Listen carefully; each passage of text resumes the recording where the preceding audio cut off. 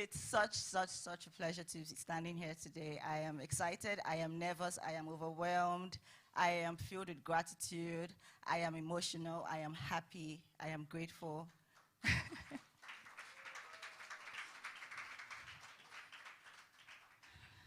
I am the product of an amazing woman. I didn't plan to give props to my mother, but girl, wherever you are, may God bless you. My name is Nkema Udiwe, like I said, and for over 8 years and counting, I have been serving women. And what does that mean is that my passion for women has put me in a position to provide a platform or create a platform by the glory of God to elevate, amplify, inspire, connect, and ensure that women from all walks of life and from different backgrounds and sectors are inspired to support one another, are encouraged to step out and step into the light. The Bible says that a city set on a hill cannot be hidden.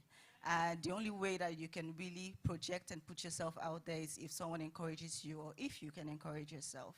Our theme this year, which is the third one, is called Equipped for Greatness. And, you know, I love the affirmation that Ria rightfully did, but I want to say that beyond affirmations, let's take action, right? You have been equipped with greatness, but guess what? You have to do the work. We are all great women, but some women are greater than others.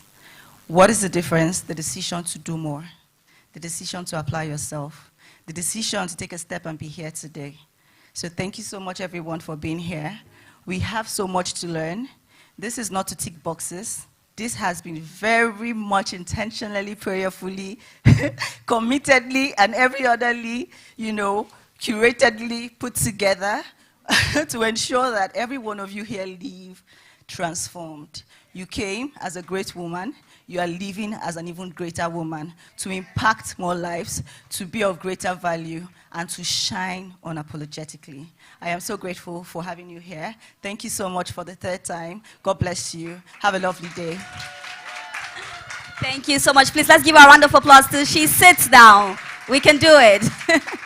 Thank you so much. And just as she rightfully said, I'll just add a little bit to it. We all have that greatness within us. Trust me, everybody has that greatness. But it's the decisions you make, what you do every morning. Are you sleeping every morning? Are you putting what you want to do into work? And that's what we're doing here today. By the time you leave this conference, trust me, I'm going to see all of you women on Forbes. I believe it. Please, a round of applause for that. So before we start our panel sessions, I would like to take our kickoff message, and I'll be calling in person of Kikelomo Fisayo Okunsaya. She's representing BAT West and Central Africa. Let's give her a round of applause.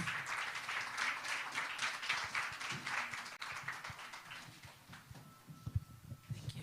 Good afternoon, ladies. I'm going to need that. Yeah, thank you. Okay, so it's such an honor to be in front of powerful women. I call you powerful women because you already have the potential for greatness in you. Somebody told me many years ago when I started my career that there's no magical external force that helps us become great. It's already in us. And as women, particularly, we already have greatness in us. And like Nkem said, all we need to do is to ignite it, to embody it, and to live greatness. I'm going to share 3 stories of powerful women who inspire me with all of us today. And I'm going to be reading from here because I wrote it down so that I don't forget the powerful messages when I was reading their biographies on Wikipedia as I prepared my kickoff notes. So please permit me to read to you. I'll try to make it really nice so that you guys don't get bored. Okay? So I'll start by sharing 3 stories, like I said. Our first story takes us back to 19th century Lagos. Imagine a time when women's voices were barely a whisper in the corridors of power. Yet one woman stood tall. Her name is Eforoye Tinubu. I'm sure a lot of us who schooled in Lagos know about her or know of her. She defied the norm, building an empire of influence in trade and politics. She was not just a businesswoman, she was a warrior, a fierce negotiator who challenged colonial forces.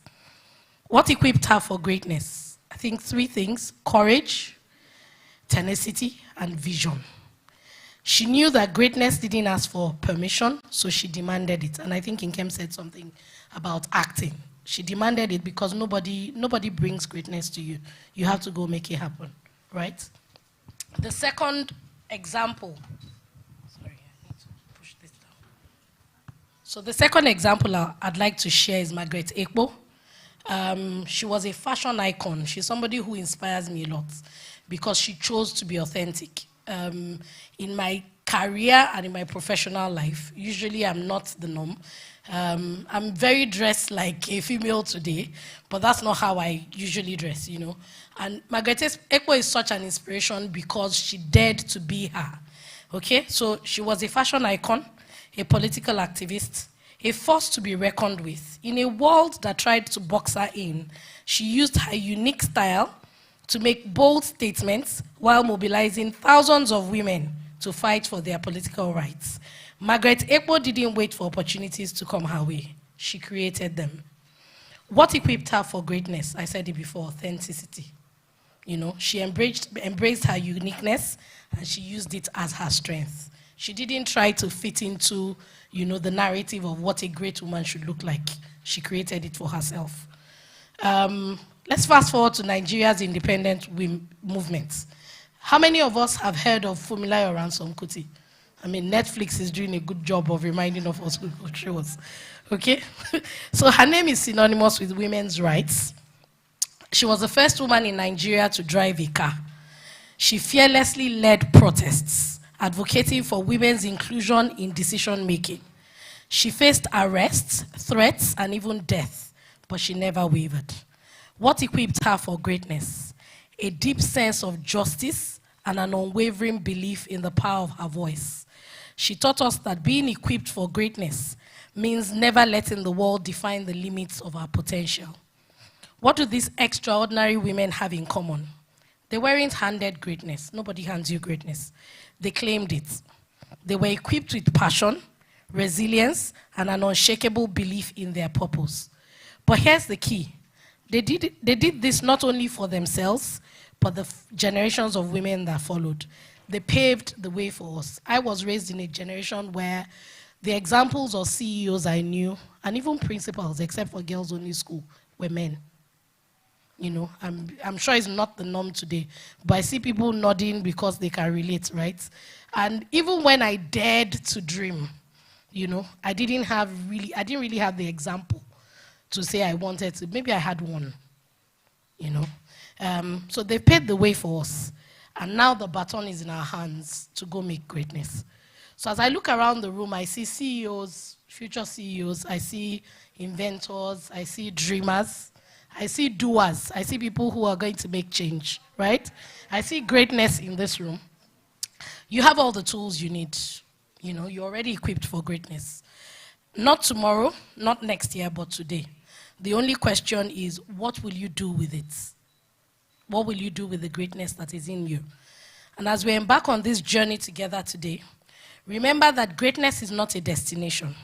It's a mindset. It's showing up even when the odds are stacked up against you. It's speaking up even when your voice shakes. It's standing up even when everyone is seated. You know, it's not the popular position to be in.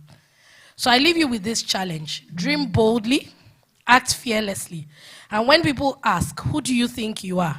Remind them that you are equipped for greatness, just like all the great examples of phenomenal women that have gone before you.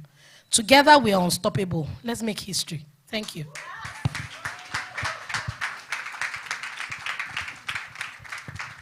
A very big round of applause. Thank you so much for such a beautiful speech. And she made a statement. She said, when anybody asks you, who are you? I'm exactly who you think I am. I'm exactly who I say I am. That's how it should be. Thank you very much. Are you ready for our panel session? I want to hear a loud yay. Are you sure you're ready? Okay, so our first panel will be talking about unlocking your creative potential. And that's very, very important because like I said earlier on, we all have that creativity, but sometimes we find it difficult bringing it to life. So if there's anything we promise you after this panel session, you would definitely be able to bring out all those creativity that lies deep within you. And to moderate this, she's very beautiful and she's a media personality, but let me tell you a little bit about her. Now, she's a fantastic actor, host, and media media producer. She is the host of Unpacked with Nay, a show where she engages and has honest conversations with people from different walks of life. She's also the founder of Nay Living, a health and wellness community. She's very, very beautiful. She's model-like. Ladies, let's welcome Angel and Nosike right now. She is going to moderate this panel. A round of applause. Sweet. That's so sweet. That's such a sweet way to introduce me. Thank you. Thank you so much. Hi, everyone. I am going to be moderating this panel. I'm super excited. Like she said, my name is Angel Anosike, and I'm very excited to be moderating this panel with some really beautiful and inspiring queens. I feel like once we get deeper into let me not say unpack, but once we get deeper into unpacking with them, we're going to just absolutely fall in love. So for our first panel session, we have Moyosore Odunfa Akibo. Moyosore is the founder and head chef of the Atije Experience, where she leads her team to curate fine dining experiences that showcase the best of West African cuisine. And our next panelist is Lara Rawa. She's a legal scholar holding a law degree from the University of Lagos and a master's degree in international business law from Queen Mary University of London. Lara is a distinguished master bartender and a certified mixologist. She serves as the CEO of Inventi Cocktails, a consulting company specializing in cocktails and as well as mobile catering services company. And then our last panel. Oh, she's not okay. So we just have both of them on this, and I think it's just going to be so beautiful. I'm so honored to be moderating this panel, and I'm so thrilled to dive into this conversation. So I'm going to start with Lara. Honestly, I feel like her story everyone's story is amazing, but for her, you are a lawyer. Fundamentally, you are a lawyer, and now you're like dominating the beverage industry, an industry where I feel like has been seen like a very negative light, but you've made your way. And I feel like what better way to start this panel session on creative potential than to hear from her. So let us know, how did you come into this and how's the journey been so far?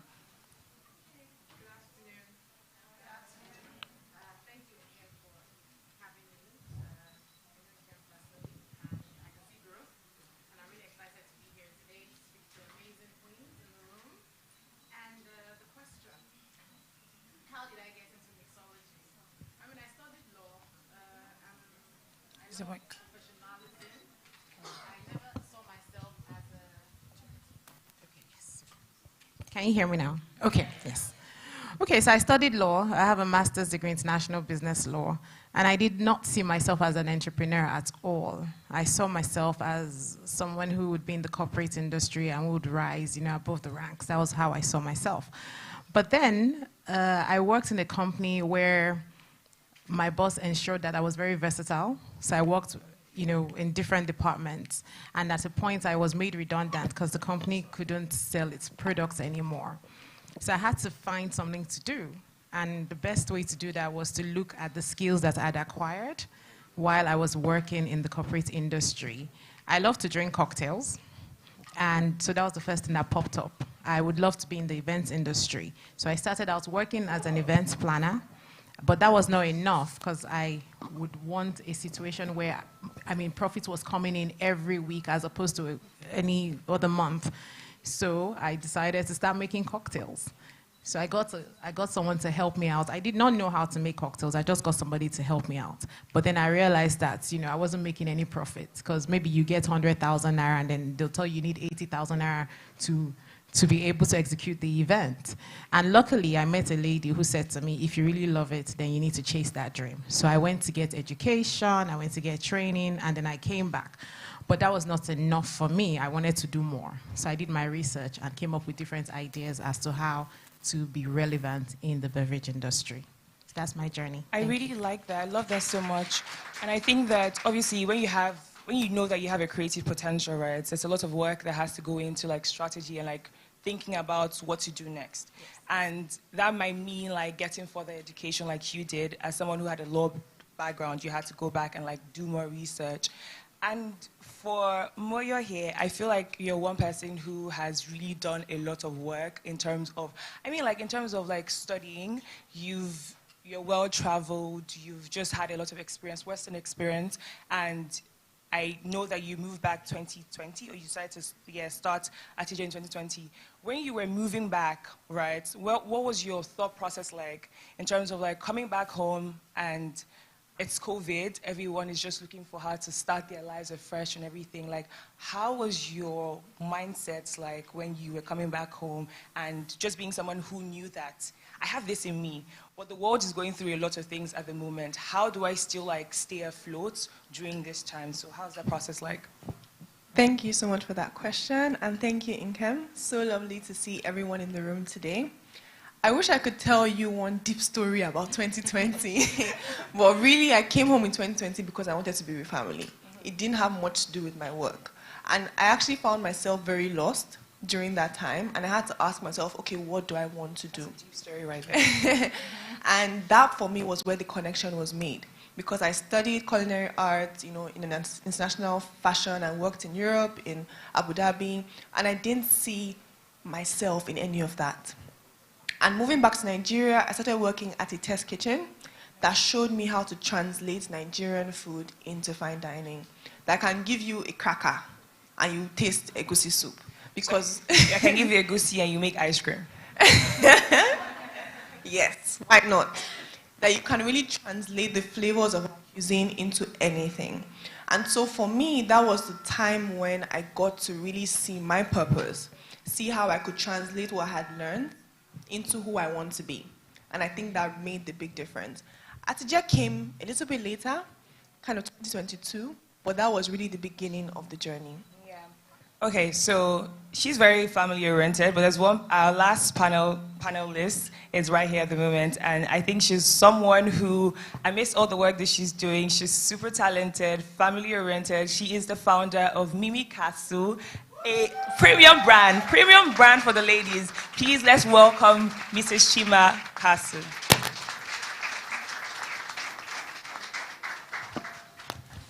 And she's repping. Can you see her outfit? She's repping. Hi, how are you? Thank you. So I'm going to throw it back because we were talking about, you spoke about family briefly. She started this conversation saying that she doesn't have a deep story, but I feel like that story alone was deep enough, and it doesn't have to be like tear-jerking or anything. That's a very wholesome and beautiful story. And I'm going to take it to Mimi now. I know that you're super family-oriented, and I feel like some people in the audience, not everyone, I have very big support from my family, but I know that some people struggle. Like when you're starting something, if you're not surrounded by people who obviously like give you that motivation, it can be really difficult. So when you decided to take the plunge and start your fashion line, did you have like any pushbacks from your family, or were they like super supportive? Thank you very much for your question. Good afternoon, everyone. And very big thumbs up to Nkem and the entire team for putting this together. And congratulations to everybody who has made it here out today. So back to your question. I find the word family very powerful. It was so powerful to me that I had to segment the word Family. Like I had to connote a meaning to each of it. So for me, it was family first. For everything that you have to do we all agree that it's family first? Thank you. Starting Mimikasu wasn't a very easy journey, but because I had family who supported me, it became something that I handled as though it was like nothing. So I'll take it back to when I started, or when I decided to go into learning tailoring. At the time, I had just finished from secondary school, and I was thinking, what do I want to learn? What do I want to do? I decided to go to a roadside store to learn tailoring.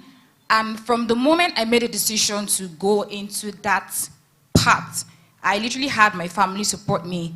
So after that time, I started working with Jumia, and I remember I was working in 9 to 5. I was running a master's degree, and I was still making stuff for the brand, and I was selling them on Jumia. It was my mom who would always help me out, like with market runs. She would always help me to take the tailored pieces to to the market to have them all locked up. She was doing so much for me. She would take them to the drop-off center. There was literally nothing she didn't do for me, and that's like still takes it back to family. Then secondly, the first store I had was my father's living room. He allowed for me to bring in tailors, people from different denominations. He housed them. At some point, my mom was even feeding them.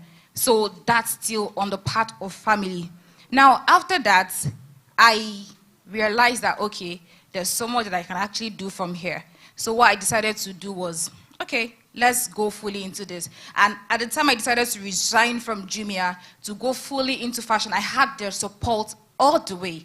So that's why I'm very big on family, because without them, it probably would have been like a very, very hectic journey. So that's what I have to say on family. Yeah, and also like when I think about like your track record in terms of like working at an e-commerce store and all the work, I think you interned at Maya Tafel as well. Yes, please. So I think for someone to walk on that path, that means you already kind of like saw the vision, right? So you knew where you were going, yes, and you knew that you had to take like practical steps, yes, right? To walk me through like when you decided or when you knew that you had this, for lack of creative potential, like you had it in you, right? Like how did you now decide, did you have like a plan in terms of like, okay, I'm going to work at Jumia for this, I'm going to intern at one of the biggest fashion brands, like, and then I'm going to start my own? Because I feel like there's a lot of learning that has to be done, you know, to start anything. And oftentimes we just think that, oh, I have this dream and it's going to happen, and not realizing that like we actually have to do like work on that people and learn. So just walk me through that process. Okay, so I knew I was going somewhere. I had a plan, but you can only plan as much. It wasn't detailed.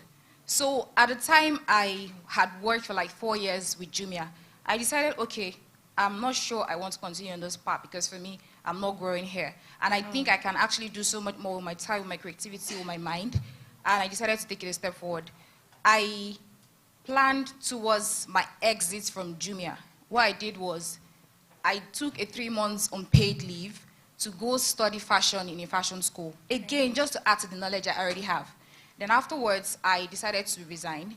After I resigned, I went into a competition, Nivea competition, where I had the opportunity to intern with my Atafo because I won.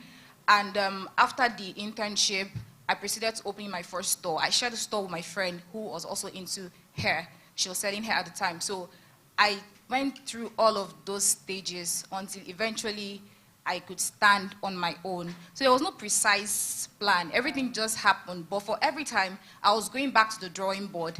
I knew where I was going to. I didn't need validation because I knew what I wanted. And for everything I did, it was intentional, it was deliberate, it was on a path to that end goal, which I wanted for myself and the brand. I really like that. I love that. I love that so much. And I feel like if you're listening to this conversation, I hope you're getting inspired. And as you're listening to them, if you guys have any questions, please just scan. There's going to be a link on the screen. Just scan and then just have your questions ready. So when we're done, you can just ask them. I'm going to move back to Lara. Honestly, hearing her speak, I'm also just thinking about, you guys are like, everyone on this panel has similar, I feel like I've listened to a podcast that says that the success is very intentional, and if you look at all the success, everyone's success stories, there's something similar, and listen to everybody speak, you guys have like similar values just resonating through you. And what she was saying about like not having like a plan but knowing where she wanted to go, I think it falls back to you as well. Like you were practicing law. I'm not sure if do you still practice? No, I don't. Yeah, you're practicing law and now you decided to take the deep dive. Did you have like any hesitation? Like was there something in you that was like, oh my God, I can't do this? And if you did, how were you able to navigate getting out of that mindset? So this is quite interesting. Like I said, even when I started my business, I went back to a 9-to-5. And I had the nudge that I should really focus on the business. But I stayed out of fear. So I don't know if I'm speaking to anyone here today. So I was really scared. And I said, and I just had my daughter then. So I said to myself, okay, if there is the uncertainty and then there's this fixed income, at least if I manage with my fixed income, I'm safe. If I leave safety, and come into uncertainty. How am I going to survive? And then one day, at work, they said, well, we thank you for everything you're doing, but I think you should leave. And it was immediate. And this was maybe 2 days after my daughter turned 2.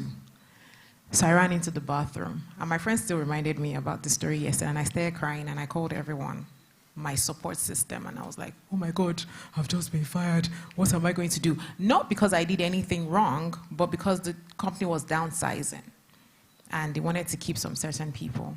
So I started to cry. And everyone around me started laughing. Like, thank God. Finally, eventually. Oh, now you focus on your business. And I was like, are these people serious? But sometimes, we need to have faith over fear. Because the truth about success is you need to believe in yourself. And you need to have a vision. I had a vision. I had so many visions. But fear was holding me back from taking hold of my vision, from realizing, from making it come to light. It was just fear. But once that push came, once I went out of that space, I can say to you, the sky, I was doing different things. I was in the cocktail industry, but I knew we could do more. I knew we could work with brands as opposed to just consumers, you'd give cocktails to. I wanted to work with the global brands. But I had to find something that would bring them in. So I started my research. This was when my law experience kicked in. I did my research, and I found that there was something that they were doing in London. And I was like, oh my goodness, we go to London on holiday. Why can't I go for this? Let me see what they're doing. So I sent them an email. I may be speaking to somebody here as well. Send them an email. I did, and then they responded and said, yes, we have volunteers. We would not pay for you to come, but you can be part of the team. I said, say less. I'm coming. So I went. While I was there, and this is also important, you see, when you come to a gathering like this, don't listen for the sake of listening. You need to write things down.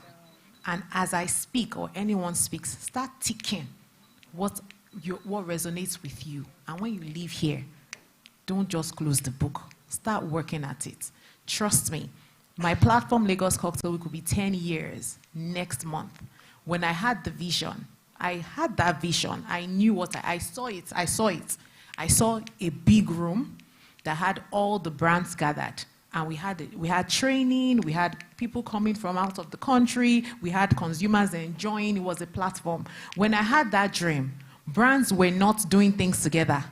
If you go and meet Diageo and say, oh, come to where you're having Pernod Ricard, they will tell you, if that brand is coming, we will not show up. That was what was happening when I started. And I was like, how do I break this barrier? Consistency. Just keep at it. The world will adjust. And that's exactly what happened. 4 years. In fact, guess what? This room used to be where I used to hold my bar battle, this room. Now, I cannot even try it. Now we do it at Balmoral. And even when we wanted to move from the small Balmoral to the big Balmoral, the first day they were setting up, I did not show up because I was scared. I said, Lara, are you sure? Just do that small one you're doing. This one, who will fill up the room? Where would the consumers come from? But someone, that's why they say surround yourself with mentors and allies. An ally called me, Lara, why aren't you here? I said, I have a headache. My back is aching me. I had lots of excuses. And he said, will you get out from your house now and come here? And then I went. And guess what? It was beautiful. So if I was scared, this vision won't be 10 years next month. Nothing will happen. Brands will not, they won't move. And that's the truth. So I don't want to take too long so that others can speak, but please, it's important that you have that vision and let nothing stop you. That is my advice. I I know I'm on this stage, but I'm listening to them talk and I'm getting emotional. I'm a very emotional person because I can just see all the work that you've done in the last 10 years. I'm so proud of you. I've been to Lagos Cocktail Week a couple times, and I know, seeing that you started here, and I've been twice at the Balmoral, so I know how big it is of a platform. So well done, well done, well done. And my takeaway from that is consistency. All of them consistency. But I'm going to take it back to Moyo. Moyo has an all-female team, right? Or most of them are females. So we have an all-female kitchen team. Yes, Some of them are actually in the audience today. today. Shout out to our TJ Experience staffer team. Hi. Okay, so when you're building an all-female team like that, like how do you source from, like, for people? Like, you want to obviously bring together people who understand your vision as a creative. Like, how is that process like going through that? I honestly have to say that I think I've received so much grace when it comes to people. I didn't start off wanting a fully female kitchen team, that's the truth. I had, people that came, and the kitchen is a very male-dominated place in professional settings. So we had male interns that came and went, and somehow, I really cannot explain how it happened. We just had really good women in the Atije kitchen, and it became a thing. And I think what has happened is that it's something that we all draw strength from. For me, when I was working, coming up in the industry, I was often only the only woman, maybe one of two, in like kitchens that are like 500 people strong, because it's like a big hotel. And so for me, women of Atije, as we call ourselves, is a very empowering experience, because we get to work very hard, but we still get to extend grace and empathy to ourselves. And when it comes to building the team, they know that it's really about working together and working hard, supporting each other, having that teamwork in an industry that is not very forgiving, right? And we've been joking these few days. Some people have been saying, I'm not a woman of us, I'm a girl. I'm a girl, don't stress me. But we are women, Yes. We are pushing those boundaries. We're showing people that women can. It doesn't matter what people have said about you. It doesn't matter the things you've heard or what you've seen, that you don't see representation there. We're women, we're black women, we're Nigerians in Nigeria doing the thing in the kitchen, Yes. representing who we are through food. And one thing I love is the diversity. Yeah. Also, I did not, it just happened. But, having women from all over the country, sharing their experiences, sharing their food culture. I've never been to Kogi, but from that person, you can draw so much strength and inspiration. So that has been so beautiful. And I'm so grateful for them. They know. Oh, you guys. They know. Love that so much. I'm just going to take you back to the kitchen, right? So, have you made the desserts like the egusi with ice cream before? So we actually served it last night. We had a private dinner for 10 people. Let me just tell you what the dessert is. Please. And it was inspired by one of our chefs. Her dad loved egusi soup. Wow. So she just came, she was like, Chef, I want to do an egusi dessert. Me, I was like, okay, let's start. And from what you were saying, the first day we served that dessert, I was like, God, please. Some guests were even saying they felt that they should just stop a palate cleanser. Let them not spoil their palate at the end of the day. Like, they were like, this palate cleanser was good, let me not. But that dessert has been a showstopper. Wow, I can't wait to So try the base is a gari crumble. Gary? Yes, gari in a crumble. Then we made an egusi ice cream. Egusi is creamy. If you've ever toasted egusi and just eaten it, it's actually creamy. So egusi ice cream. Then we have a strawberry chili jam, because what is egusi soup without pepper? Then there is iru in the dessert. Okay. Yes. So dulce de leche is like condensed milk. So sweetened condensed milk. We now added some dried iru there. Then we did a egusi brittle. And somehow it doesn't sound like it will work, but trust me, when you try it. So how many people want to try it? So how we get to dessert? We can arrange this. Don't worry.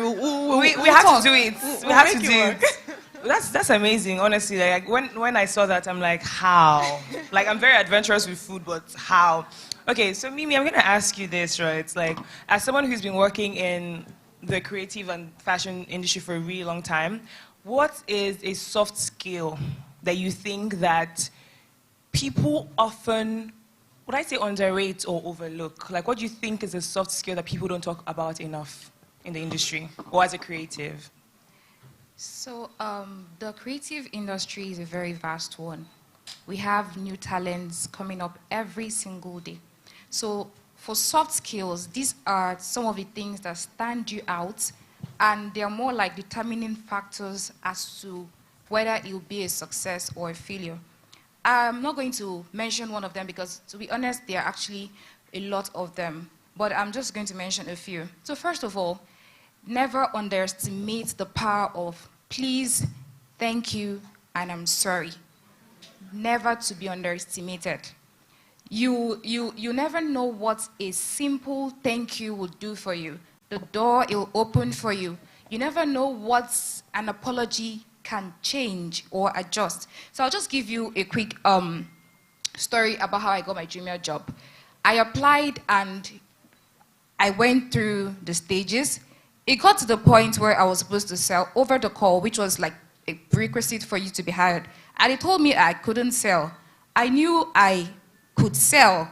So I got an email saying, oh, we regret to inform you that you're not hired. And I said, okay, in my heart of hearts, I know I need this job because I can potentially build the market for what I want to eventually become. I sent an email to HR and I said, thank you for having me in the first place. I really appreciate this opportunity to even get through the interview stage. And guess what? After I think 2 days, I got an acceptance offer. And I kept asking myself, what did I do differently? I got the job, and 2 months later, I was bestseller. Like I was literally topping the charts. I was winning the incentives. And barely 6 months into the job, I got promoted. I became a full staff. And from there, I became a team lead. It was just upward from there until I left Jumia, right? So what am I trying to say in essence? When clients support you, when people refer you, it's important to acknowledge and say thank you. People do not owe it to you to tag you on their posts. People do not owe it to you to refer you. When they do this, it's simple, oh, thank you for the referral. Oh, you're tagged. Just place a comment on that post and say, oh, thank you for the tag. Don't overlook and act as though, oh, they were supposed to actually have tagged you on the post. Some people send in their pictures. Let it look like they did heaven and earth for you because they sent in those pictures for you to use, for them to even allow you to use them for your other purposes. I mean, I think it's a big deal. So it's important never to underestimate the power of please, thank you, and I'm sorry. Next is, it's important to know when to say no. When you're coming up, you get a lot of opportunities. If it looks like you're promising, you get a lot of people coming to you for collaborations. You do not necessarily have to accept everything. Know when to stop, know when to say no. It's important for you to also have terms and conditions. Do not ghost on anybody. Trust me, ghosting is an irresponsible way of telling somebody, I am very, very incompetent. You don't ghost on people. That's like a soft skill that people underestimate. If you know you cannot do the job, do not take on the job. Because at the end of the day, what people remember is, you told me a yes. They don't want to know why you no longer cannot proceed with the yes. They only remember that you came back to tell them no. So it's very important to know when to say no. Now, thirdly, it's important to document everything. Keep receipts. No matter how familiar you are with this person, make sure to keep receipts. Trust me, you're going to need it. If you're in business, keep to your terms and conditions, because when you stand for nothing, you fall for anything. People know the truth. People know what is wrong and what is right. But when it doesn't look like you have policy in place, they can always come back to drag you for even the smallest things. So I'll give an example of one time where I kept receipt and it actually helped me at the end of the day. I went into partnership with this particular brand, and it was time for setup. And I had to, as though I saw something coming, I had to tell the people who were in charge of the setup to please make a video of this space, because we made a refundable deposit, which you stand a chance of losing if anything goes wrong in the act of the activation. And as God will have it, towards the end of the activation, we're told, oh, this happened, that happened. So because this happened, you no longer get access to your deposit. Thankfully, we had receipts. We had the video. All we had to do was to present the video, and at the end of the day, we got our refund back. So also important to note, it's professionalism. Stay professional. Do not use the term, you cannot leave 1 million for fine girl. Do not address your customers as though they are your friends. They can end up being friends, but keep it professional. Keep to your words, keep to the delivery timeline, and I'm sure with that, the sky is your starting point. Oh, I love that. Guys, if you have any questions, there's a QR code on the screen right now that you can scan to ask your questions, because we're going into that pretty soon. So for my final question for this panel is to Lara. So I feel like you are in a very male-dominated industry, and also an industry that has just been seen alcohol, this like in a very negative light. What would you say to someone in the audience who is trying to do something that's so different from what everyone here is doing, something unique? But what would you say to somebody who is trying to do something different, or they feel like how they look or the fact that they're female, would limit their chances of just being great? What's something that you would say to them? Okay. So I didn't want to forget. That was very important to me because, I was working in a male-dominated industry. So for anyone who's working in a male-dominated industry or in an industry that's got negative stereotypes, my first advice would be to own your authenticity. It is your greatest strength. So be you. It's really important. So I wrote it down so I don't forget. I said the journey might be challenging, but you belong in every space you step into. Yes. And it's very important that you surround yourself with mentors and with allies, people who believe in your vision, and people who push you towards that vision. Is really important because sometimes you want to give up. Different things are going on in your life, and you feel like that vision is going to be very unrealistic. It's so easy for us to think, to think that these things are unrealistic, but the truth of the matter is nothing is impossible. Nothing is impossible. And we should always celebrate our wins, no matter how small. I learned that the hard way. I feel like most times people always come here and tell you about the good things and how, everything is beautiful, but nobody really tells you about the negative side. And when I say the negative side could even be a personal thing, something you're struggling with, something you need to work with. There's been so many times, and Kem is here, I will call in Kem and lament. And I'm sure she's looking at me like, but you're doing well. She will say, Lara, I'm like, no. And that's the thing about it. It took me a long time to celebrate my small wins. Why? Because once I go past that hurdle, I've set another barrier. I've set the bar. That's where I'm going. So I don't even wait to celebrate the one, I've achieved. I don't see it as an achievement. I'm like, that's not it. Okay, we've done that one. We need to move on. But then I find that when you take time out to reflect and celebrate the small wins, then the fear will not be there. Because, I was saying to my friend here that I'll soon start preaching and quoting scriptures. But but the truth of the matter is, we need to celebrate our wins. It's really important. The Bible says we overcame them by the blood of the Lamb and the word of our testimonies. So when you testify to the goodness of God in your life, it will give you that confidence, knowing that, when 5 years, last year, just think about it, last year, if you're a business, if you own a business here, last year, or even if you don't own a business, if you're a professional, last year, just look at the things that happened to you. Take stock. And then take stock of 2022.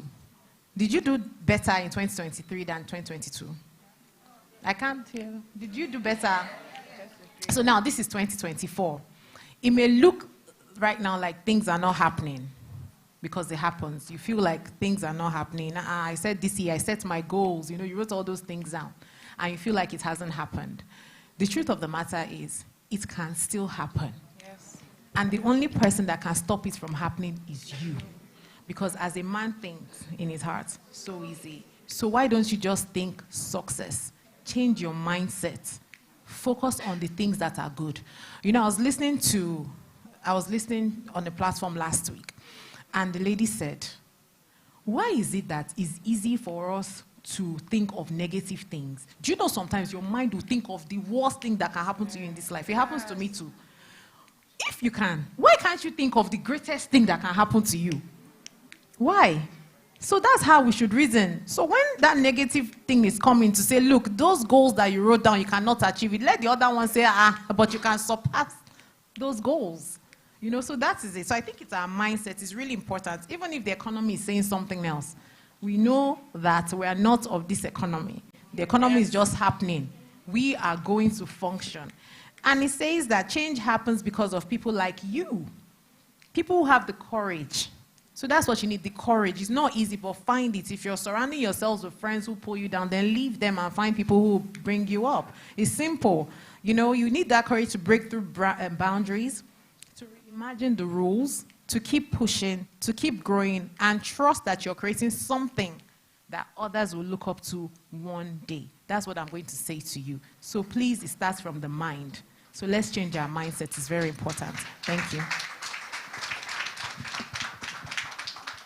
I have nothing else to say. Honestly, I feel like that's just like a perfect summary to everything that we've discussed today. It's really all in the mind. I feel like you can do anything once you put your mind to it, and every single person on this panel has just been a testament to that. So thank you guys so much for this conversation.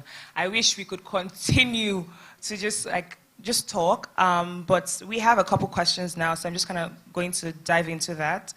This is my favorite part, actually, because I feel like we get to hear the thoughts of people who are sitting. And I pray that, like, as we're listening to this, you actually take what they are saying to you and put it into good use. So the first one says, "Hi, Mimi. Thank you for your speech. I love you, and I'm a fan of Mimi Katsu. I am disconnected from my family, and I need support for my dreams. What do you advise?" I want to tell you that I love you too. Oh. So the thing is that families always come around. You need to try to find a balance between their worries and your dreams. They're probably not coming around because it doesn't look like there's a plan in place.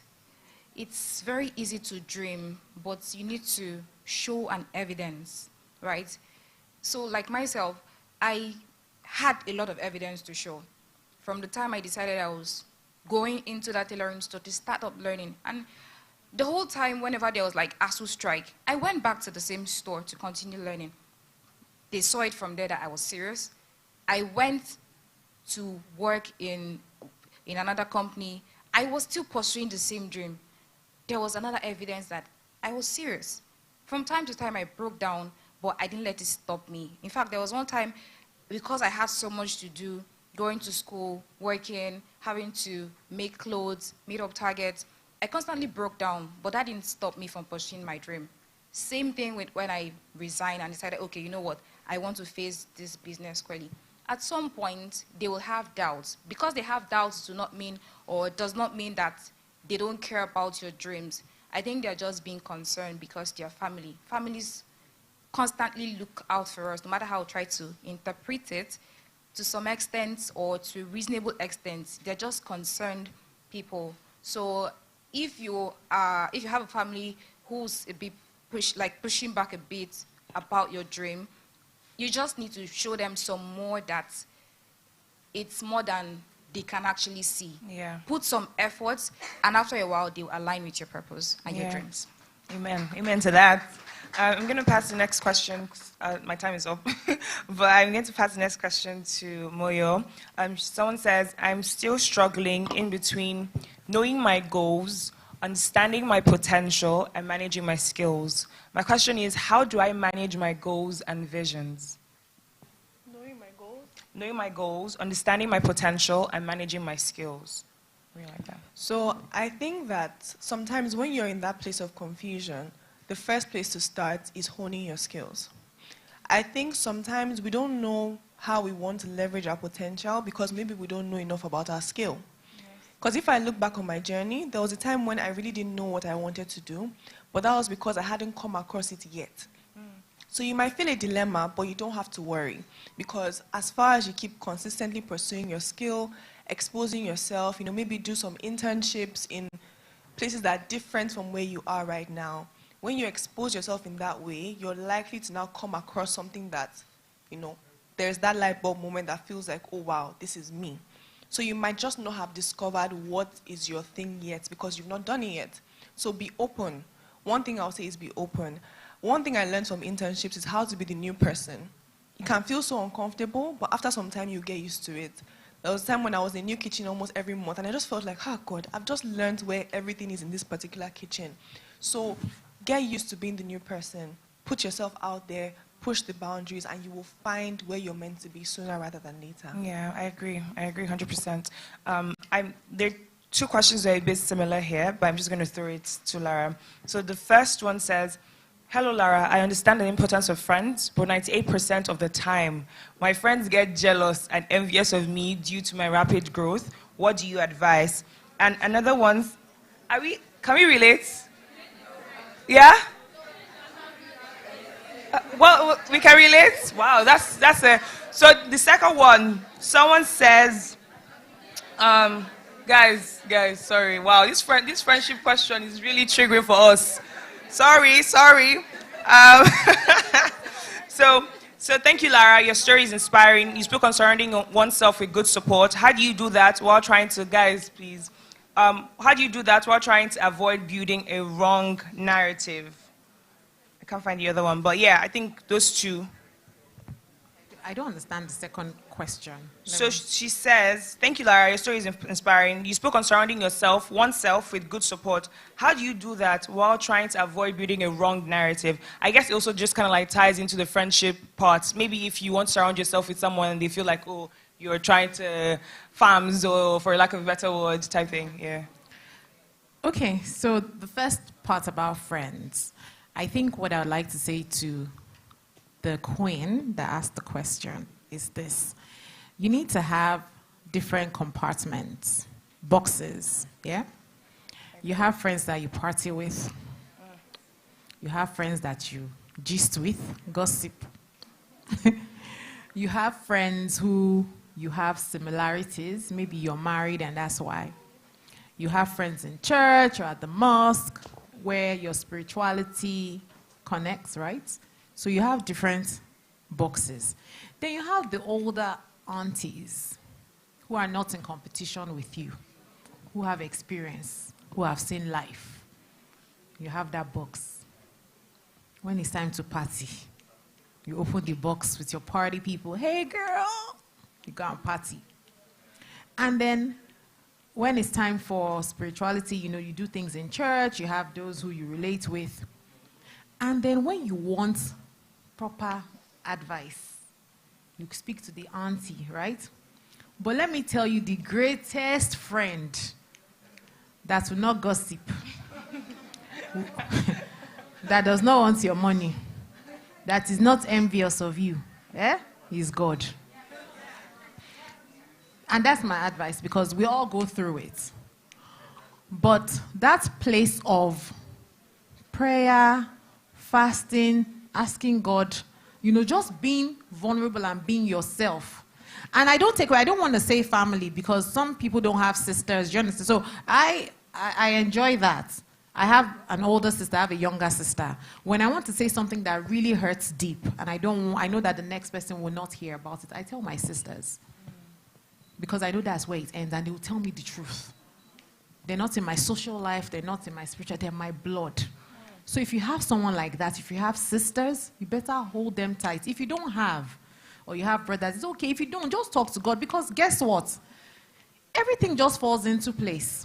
And that's why I say that sometimes we come here, we'll tell you, because I also, you know, I go through that sometimes where I want to say some things, but I just want it to be with me. I don't want to share it. So I have my quiet moments where I pray, you know, I talk about it. And then I find that once I've said it, you know, the next day, everything gets better. Things get better. It always gets better. When everything feels like it's rough and everything, just go and eat. Eat food, lunch, drink water, watch TV. Don't think about it, then go and sleep. I'm telling you, when you wake up in the morning, when you think about it again, trust me, it was not as bad as you thought it was the day before.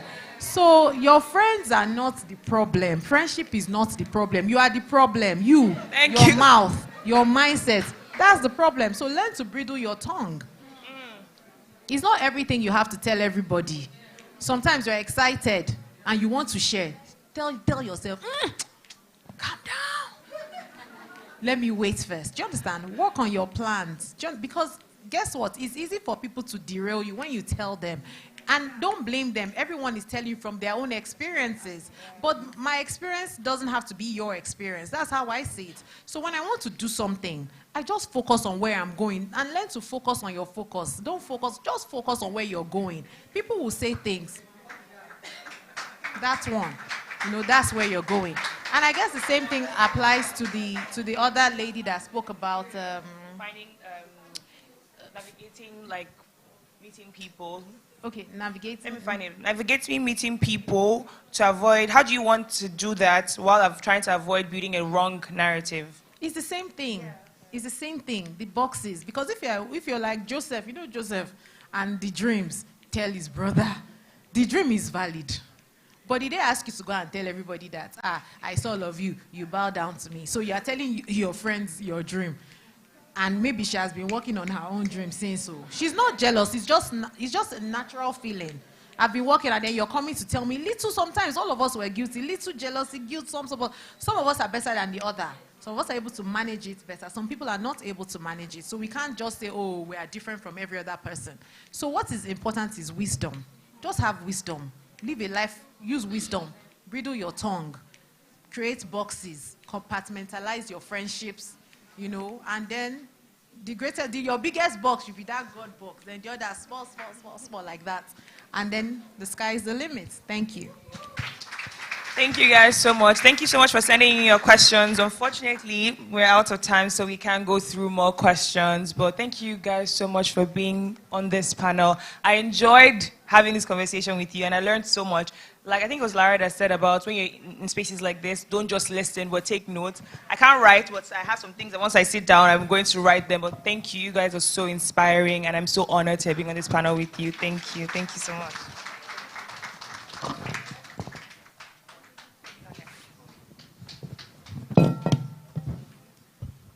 What a beautiful session. Please, let's put our hands together again. A lot was learned. And trust me, Nigerians are so creative. What do you mean by a goosey? Honestly. So you know what? There is one soup I have in Ghana. Light soup. You do dessert with that. Probably I'll bring it up for you. And a big shout out to Mimi Kasu as well. I am wearing Mimi Kasu today. A round of applause for me, because I'm wearing Mimi Kasu today. A round of applause for this panel session. So beautiful.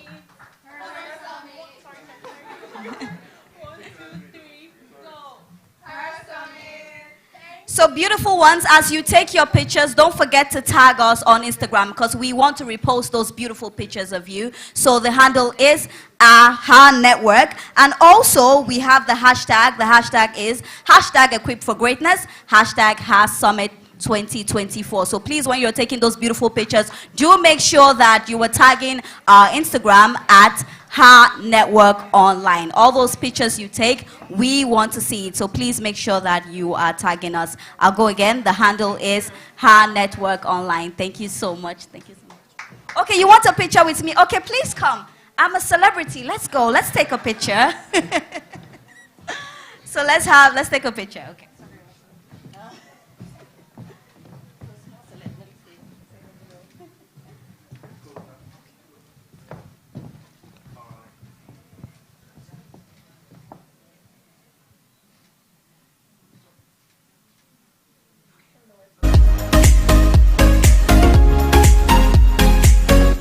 Beautiful. Thank you so much. God bless you all. That was really, really nice.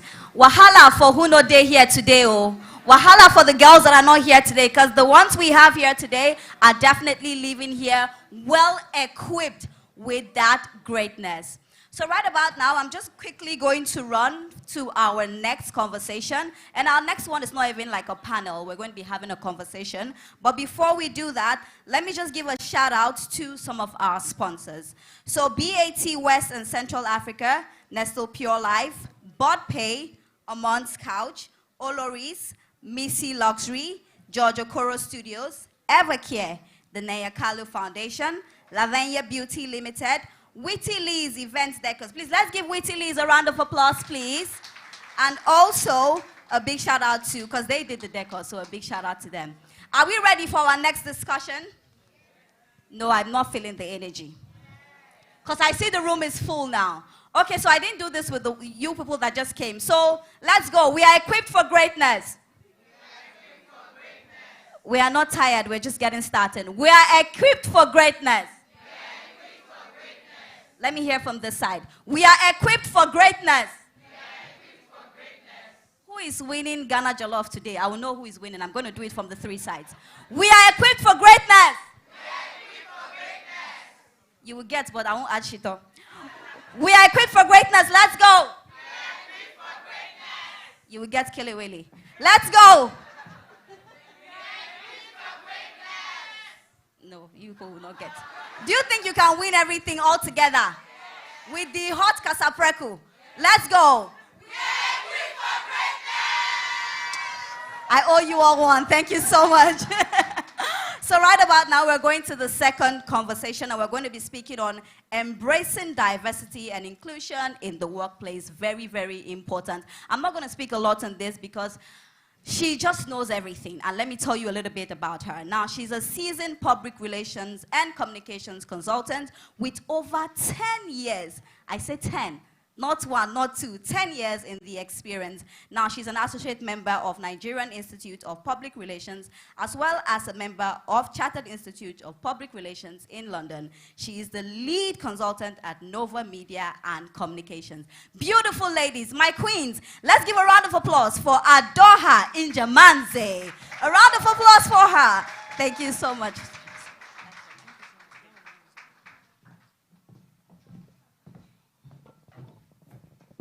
Good afternoon, everyone. I'm sure a lot of you saw me outside. How are you doing today? So everyone is looking very bright. I have to go and look at myself again, because... Okay, so today we're going to have a conversation with an amazing woman. When I say amazing, I've been so inspired by her career.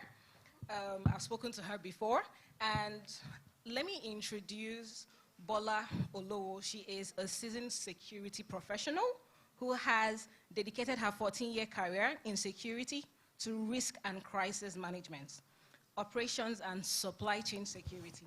So her background in law has been instrumental in navigating complex situations and developing robust frameworks. She currently serves as the head of risk and security, West and Central Africa at British America Tobacco. Please give a round of applause to Bola Olowo. We can do better than that, please. Come on.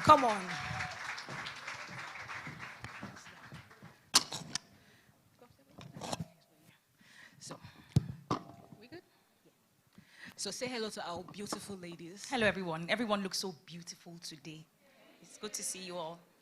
So one of the things we're going to discuss embracing diversity and inclusion in the workplace, and it's a conversation that has been consistent, over time.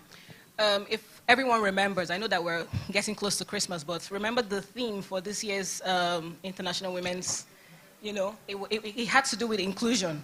And so one of the things that we talk about in the workplace is, what are the qualities that define an inclusive leader?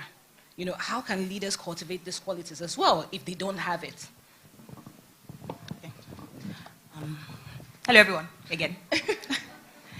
So before I go into that, I think it's important to say something quickly. Not everyone has these traits in them, and they don't naturally come to everyone, right? Some people are born to be inclusive leaders. It just comes naturally to them. But for others that find themselves in positions of leadership, you either get to learn to do that through education, training, practicing as well, and applying them to real life situations. The most important thing here that I wanted to say is just one word, actually: intentionality. Then I can then go into the qualities as well. In no particular order, but that's as they are important to me as well. The first one would be courage for me. Find yourself in a position of leadership. It means that you've been trusted to serve and you've been trusted to lead. how do you display some level of courage as well while you're doing that? The next one will be commitment, but I'm going to talk on courage a little bit. You are showcasing your humility. You are also challenging what is currently obtainable at that particular point in time within your organization or outside. Now, leadership doesn't necessarily have to, be limited to just the corporate world, right? Remember that you're also a role model and you are letting your vulnerabilities out there. You are challenging, the status quo while also showing your imperfections and allowing people to contribute or to provide some can improve. There's another one here, right? Okay. Thank you. Sorry about that. So, you're bringing your own vulnerabilities, your strengths and your weaknesses to the core for the world to see, without any fear or favor as well. Your commitment as a personal objective to inclusivity, how are you as an individual? Obviously, it's going to align with whatever your business is, whether personal or your employer's values are at that particular point in time. There's cultural intelligence, as well, and awareness. You know that you are managing a diverse team of people that are coming from different cultures or countries, different backgrounds. They have different orientations. How sensitive are you to that? And it could be for the most trivial things, as well. It could be with regard to just remote working, an awareness of a bias, whether it's conscious or unconscious, and what you get to do about that, amongst other things as well. I'm just going to limit it to that for now. There's something very important that you mentioned in your answer, which is courage. And, there are a lot of women here. This is an event for women. And I think in my experience, I've found that a lot of women, sometimes we have that problem with courage and confidence, right? And it's one of the qualities that you've mentioned. How can women build that confidence and courage, to step up within the workspace? I think the first tip I'm going to give to everyone would be, it starts from within. It could be the little things such as affirmation. Talk to yourself and believe in what you say as an individual. If you look at yourself in the mirror every morning and you say, I'm born to lead, you're a leader. If you look at yourself in the mirror and you say, I can do anything I set my mind to, then you can do it. If you look at yourself in the mirror and you say, in 5 years, this is exactly what I'm going to be doing, there you go. You're already well on your way to doing that. That's the first bit. If you do not believe in yourself, how do you exude that level of confidence, as well? A lot of people also require some level of help, which is also fine as well. You can talk to people, you can listen to tapes, podcasts, a whole lot of other things. There's so much material out there. The internet has an endless world of opportunities for you to explore, in terms of encouragement. There's mentorship, there's a whole lot of other things. But the most important bit is that it starts from within. It starts from you as an individual, and with a lot of self-assurance, which needs to be built and developed over time for those that it doesn't come naturally to. So, a round of applause, please. Come on. So, we've talked about it from the individual aspect, right? Now, let's get it from the organizations, right? So we have a lot of women leaders here or aspiring business owners. Now, how can organizations, effectively measure the impact of their diversity and inclusion initiatives, to basically improve the business performance overall? Okay. The regular textbook response to this would be benchmarking. Okay. Right? What is everybody else doing, and what can I don't want to use the word copy. So what learnings can I take, from that? That would be the natural textbook answer. But when you look within, from a corporate or from a business perspective, again, either as a business owner or as an employee, the first bit would be setting core goals and setting core goals and KPIs for yourselves as a business and as a leader. How do you incorporate these into your values, and how are they exuded, through your leadership, through the guys that are sitting at top level management who will then cascade this downwards? How are the KPIs reflective of your D&I agenda? How do you also measure these with regard to Okay, let's talk about the basics. Hiring. Yes. Yeah. Right? Hiring, how are you tracking promotion as well? Are you doing very well in that regard? How many females, for instance, have you promoted in the last year or 2 years? How many people have left the business? What are the reasons? And has an assessment been done as well to understand the reason why? Are your exit interviews being done well? What's the root cause of this attrition for the women? And then what initiatives are put in place to encourage these women and make it look a bit more attractive as well in terms of solutions? Then, most importantly, how are you reflecting and what lessons have you learned from all of these assessments and how do you apply them, going forward? The most important thing I think is to take a step back at some point and reflect and then try to re-strategize if your plans are not going out well for you as an organization. So, can you share an example with us of how diversity and inclusion have led to innovative solutions within your organization, and if what are the challenges and obstacles that might have come up in the course of that initiative? Okay, cool. I'm not going to advertise British American Tobacco here, but the first thing every staff would tell you when you walk into that building is that BAT is a great place to work. It's not a mantra, it's not a thing. Well, you're selling them, Sha. Exactly, I'm selling them. So I'm not going to do that at all. But as an organization, and then I'll talk about myself as an individual. Absolutely. As well. What innovations are coming to the fore? Employment is open to all, whether or not there's your mixed race or you're African or you're not African.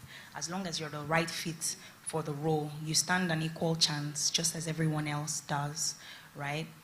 In terms of innovation, there's loads and loads of think tanks that are thrown open to the public, lots of initiatives encouraging people to try to join the team, as well. I'll give you an instance from an individual perspective as a leader. Is there anyone in this room, I'm going to throw this question open to everyone, is there anyone in this room that's doing exactly what they wanted to do 20 years ago? Hands up, please. Or 5 years ago. No, we'll narrow it down to 5 years. Is there anyone doing exactly what they want to do? Okay, sweet. Is there anyone that's doing what they wanted to do when they were 5 years old? I want to be a pilot. I'm 5 years old. I'm a pilot now. Anyone? No? Just one person. But I'm really happy for you. You stuck to it and it manifested. Wow, that's huge. Okay. I work in the security field. For the most part, these roles are specialist roles. But how do you then become a specialist as a security, in security? You don't just wake up one day, right, and then become a specialist. I'm a lawyer by profession, and I stumbled into security purely by accident. And I'm here today doing what I do. My wig and gown, they're somewhere gathering dust, They're somewhere gathering dust. So in terms of innovation, there's the part where you need to, it's not just about from within. What do you see when you talk to different individuals? In my team, I have people that are IT professionals. I have geologists who don't know the first, or who didn't know the first thing about security 10 years ago, 20 years ago. I have people who also have the right attitude to work and the willingness to adapt, the willingness to learn, the willingness to be innovative because of the workplace and the environment that we've created for them, not just as a business, but as from an individual perspective, as a leader. Their voices are heard, so they are encouraged as well to come to the table. They are not afraid to speak. They are not afraid to share their ideas. They look forward to collaborating with the rest. It's an open space, right? We are preaching freedom through responsibility as well as a leader. So people are generally open to giving ideas and also receiving them, as well. That's in terms of innovation. In terms of challenges, I just list two. The first one would be ways of working, for the most part. Everybody here is guilty of that, myself inclusive. You're used to doing something as an individual and it's just working for you. So you're just comfortable with sticking with that and you're not readily prone to adapt to change. And everybody knows that where we're at now in the world is not where we were 10 years ago, 15 years ago, 20 years ago. We're not going to be in the same place in 5 years' time as well. So as a person, you face the challenge where people are just not inclined to change normally. So how do you then cope with that? You have to then develop strategies to make things look a bit more attractive, to people as well. That's on the one hand. And then on the other hand, in terms of challenges, it's the culture.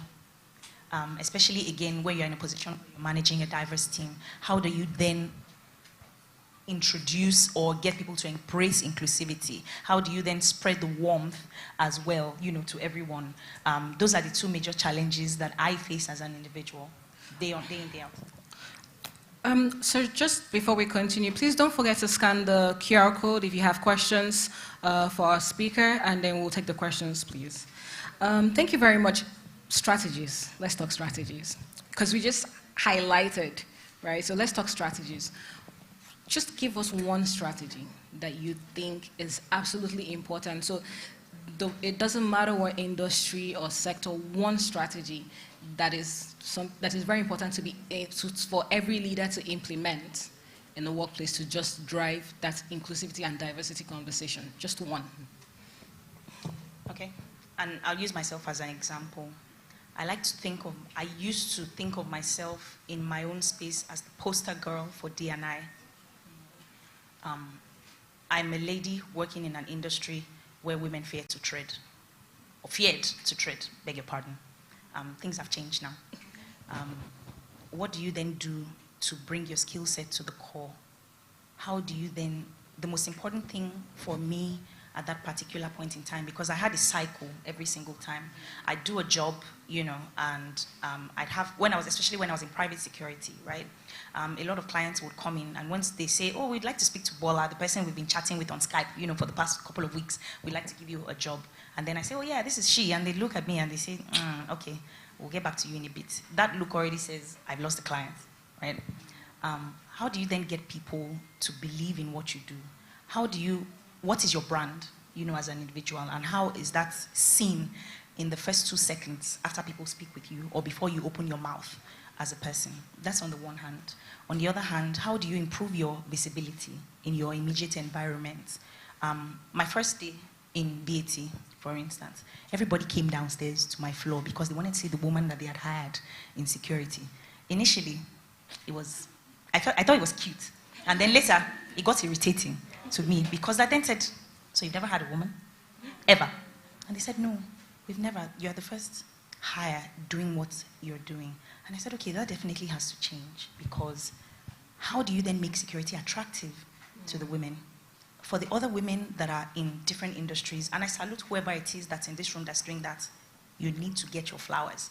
But how do you then make it attractive to people on the outside? And how do you maintain and sustain the level of motivation for the junior ones that are upcoming as well? So the first thing I'd say from a corporate stance would be visibility. How do you then improve your visibility? If you're doing the right things and no one is seeing it, what effect does it have, really? If the right people as well are not seeing the things you're doing, of what use will that be?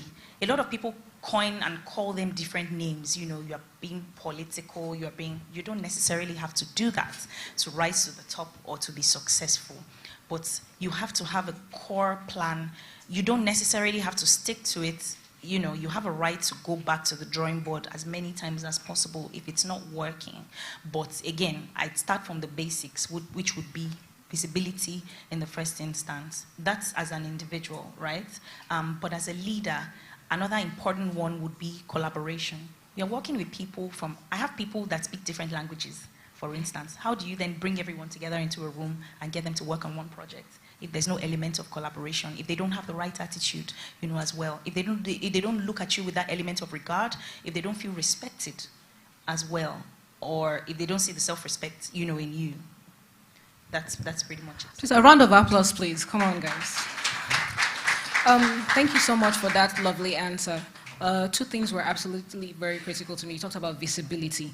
I think visibility is something that a lot of us struggle with as women in the workplace. And it's despite whatever sector we find ourselves.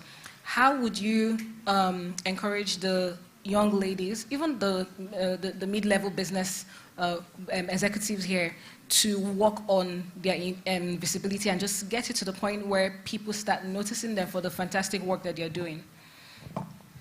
Okay, there's no hard and fast rule. I'll be very honest with you. But it's dependent on a number of things, right? Can everyone still hear me? Yes. Great, okay. How do you improve visibility? if you can stay right here in this room and you are confident that conversations can be had about you and the work you do in rooms that you have no business in, you have the right level of visibility. So how do you get there? That's the important question. How do you have the vote and the support of people that can have those conversations on your behalf? I've had an instance where somebody wanted to hire for a job and he was on an airplane with someone and they were having a conversation and the person said, oh, by the way, I'm looking for a manager to do this for me. And the person said, okay, do you know Bola? And he said, no, I don't think so. He said, okay, I'm going to give you a number and you need to speak to her. And that's how it happened. We met for coffee. The next day, I got a question. When can you start? That was it. Because, and I said, so we're not going to have a chat, no interview, nothing. And he said, do you know who I spoke to about you? There was a conversation that was had and the person said a few things that could not be ignored. How do you put yourself in that position where people can have conversations about you? It could be from your mentor. It could be from a sponsor, for instance.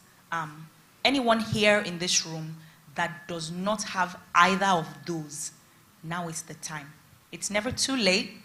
And for those that are in a position of leadership as well, I'm charging everyone as well in this room. As individuals, what are you also doing to help the women? In 2024, 2025, no woman must be left behind. So what are you doing as an individual to foster that, as a leader? What are you doing to foster that as well? But back to the ladies. But back to the ladies, how do you then ensure that these kind of conversations are had on your behalf, where someone can sit and say, I'm her biggest cheerleader, I've seen the quality of work that she puts out, I'm very confident that she's ready for this role, I'm very confident that you can put her on this project, I'm very confident that she can lead this kind of team, I'm very confident that you can send her to another market, or you can send her to this, or she's ready for a promotion, you know. How do you then set yourself apart? Apart from your own personal qualities, you know, that come through, apart from your own personal brand, apart from the excellence that you've delivered, apart from your consistency, apart from a whole lot of other things. So I'm charging the ladies in this room that if you do not have a mentor, if you do not have a sponsor, if you do not have a coach, today is the day. I know that this room, I'm sure there's so many leaders in this room. There's so many leaders online. There's so many people who you admire, who you've heard stories about, who you've read things about. You've watched their podcasts. You've heard their stories. Approach them. The worst thing you get from either of them is no. No does not kill a woman. And you move on to the next one. And the next one. And the next one. Until you get it right. And there's no such thing as limiting yourself to having just one mentor. Who says you can't have 5? Who says you can't have 2? I'm learning from this person's personal experiences and I'm taking learnings. I'm also learning from the next one. Different perspective. It's all for the pot of stew. I hope that answers. I don't know what else to say. So just to take our final question, our final question before we move to the questions from the audience. I hope you are asking your questions because she can't just leave like that too. I'm side-eyeing some of you. Right, just our final question. Thank you so much for sharing such a wealth of knowledge. Final question. What is the conversation moving forward for diversity and inclusion in the workplace? Okay. What's the conversation? What are your core values as a company? How are they reflected as well in the people? Are the numbers right? Employers in the building, employers in the room. Please answer. Entrepreneurs in the room. What are your numbers saying? I'm walking into offices that have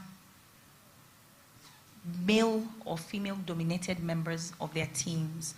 A man would say, when I was coming up in the security industry, one of the companies I worked in, we were all females in the team, from legal to HR to everything. And someone walked into the building one day and said, you seem like the only man here, apart from the guys in operations that are out in the field.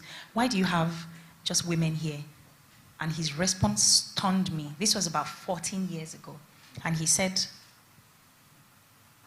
I want to run an exercise by you, and I need you to imagine it as well. That's the only way you'd understand my response. He said, you hire a man today. No offense to the men in the room. He says, you hire a man today, and he's already thinking about the next paycheck and the next better opportunity. You hire a woman today, and she's thinking about the kind of value that she can add to that team. She's coming in here, and she's trying to get grounded and settled, and how she can add value and the kind of growth she can achieve. She's loyal to you. She's loyal to the job. She's loyal to the team. Why shouldn't I have an all-female team? That was the answer to the question. So back to this. What's the conversation that should be had these days? How are the objectives? What are the objectives that are being set? What is the level of commitment as well that the company has to promoting diversity and inclusion? And are the numbers right?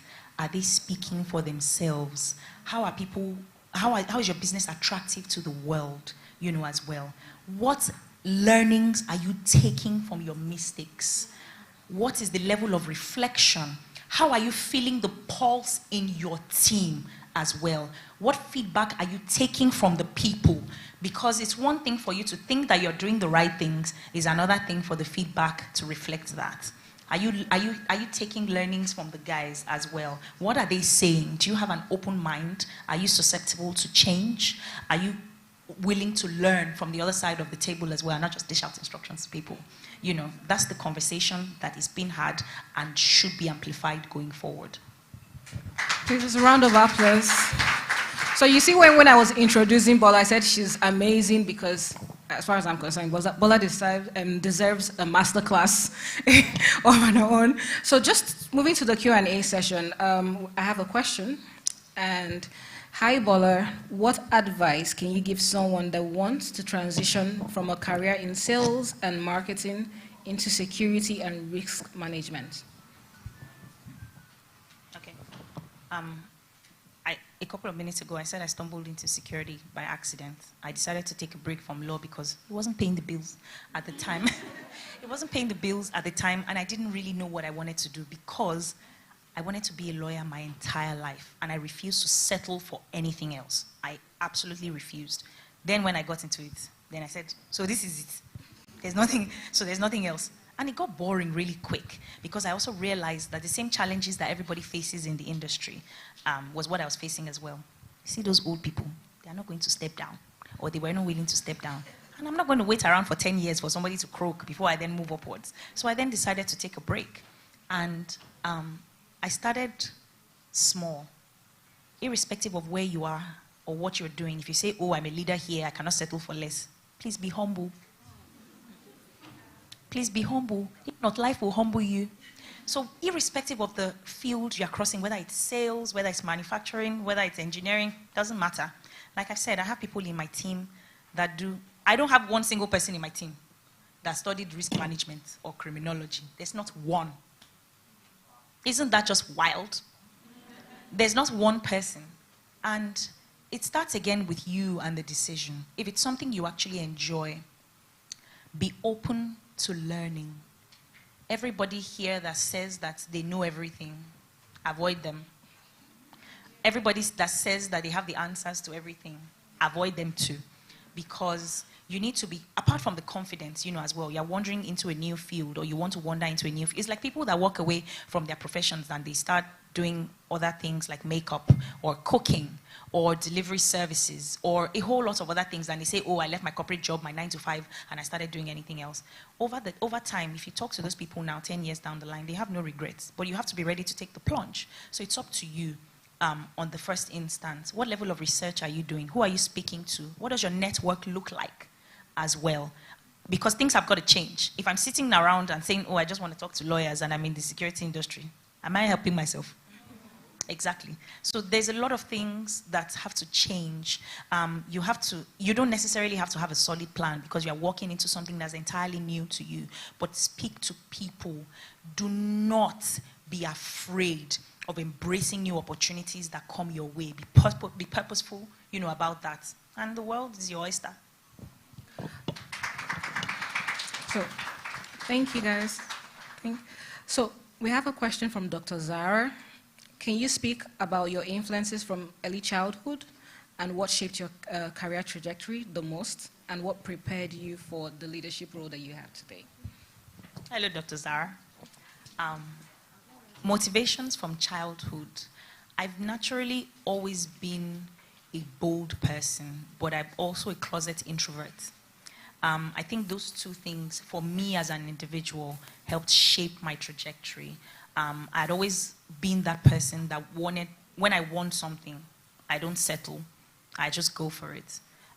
Unless somewhere along the line, something then happens. Before I decide to change my mind, I would have explored every possible alternative there is. And I'm not ashamed to go and start from scratch. I'm not afraid to fall. I'm not afraid to make mistakes. What's the other part of the question, please? So, what prepared you for the leadership role? My personal brand as a person is a commitment to excellence. That's my personal brand. There's no hard and fast rule, and there's nothing that says that your personal brand must remain the same thing for the next 20 years. It can change as you move through the course of your career and the course of life, depending on the level of motivation at that particular point in time. Do you know that your team can change your personal brand? The team that you manage can change your personal. It could be anything at all. Your family could change your brand. Depends on the level of motivation at that particular point in time. My personal brand at that time was a commitment to excellence. I had a few setbacks also along. You see this thing I said about visibility? I always thought I was doing the right thing, but then nobody knew what I was doing. So I got stuck. What prepared me for the most part was I decided to become open-minded to a lot of things. I also was ready to be a teacher as well. I was okay for the longest time in my life being that individual that stayed in the background and was happy to push everyone from behind the curtains. I was the person that was never seen but heard of. Something has to change. And I decided to make a very drastic change. A couple of years ago, for instance, someone said, "Oh, I need you to speak at this international event." And I said, "Oh, no, that's not me. I can't do that." And she said, "So how's the world going to get to know what you've done? How is the world going to get to know what you do?" I was still a mid-level career recruit at this particular point in time. And I said, you know what? It's not a bad idea. Maybe I should actually consider it. I was shocked with the level of feedback that I received after that event. And it then began to motivate me, as well, to begin to, if I could make this impact in one person's life, imagine what I can do to 20. A round of applause, please.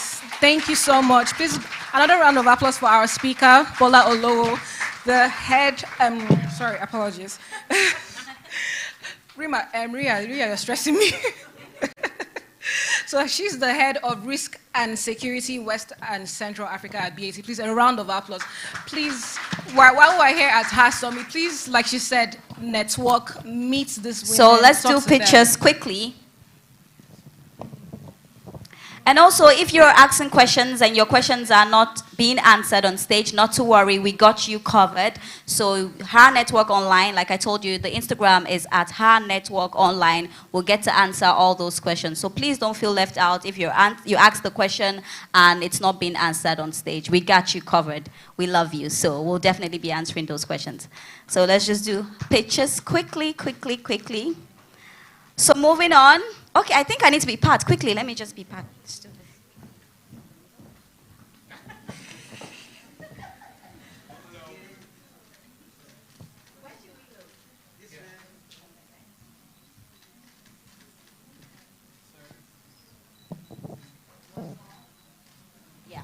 All right, so I'll say it again. If your questions are not being answered on stage, do not worry. Our speakers will definitely answer on Instagram. So just make sure you're following at Her Network Online. Her Network Online, that's the Instagram. And also quickly, all those beautiful pictures you're taking, I see a lot of selfies happening inside. Please make sure that you're tagging us and you are also using the hashtag Equipped for Greatness. Right about now, we're going to do a spotlight. Are you guys ready for a spotlight? And it's going to be a spotlight of Nestle water. I'm going to be inviting Oluwabukola Oyedokun, and she is Category Development Manager, Nestle. Please, a round of applause. No, wait. I want them to really clap for you. So go and come again. So let's officially welcome you. Please come on stage. Let's give her a round of applause. Round of applause. No, don't be shy. Let's go. Thank you. All right. Hi, everyone. You can tell I'm shy. Okay, so we're going to do a bit of questions. So if your blood runs blue, you're going to get very pretty bags from Nestle Pure Life. So whose blood runs blue here?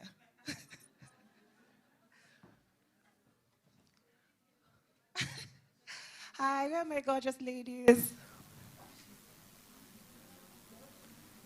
No, so I have questions to ask. So after the questions.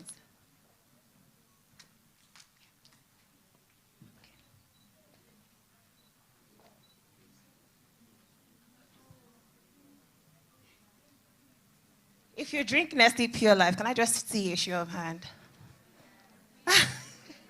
Are you drinking Nestle Pure Life today because it's served, or you actually drink Nestle Pure Life? Okay, so let's see. Okay, so we're going to see. Yes, please. So I have about 12 questions here. So I have about 12 questions here. He wants me to get on stage. So if you just want to answer the question, just raise show of hand and I'll hand you the question.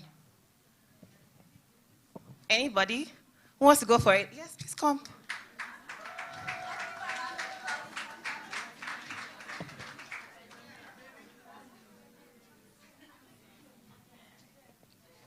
Yes.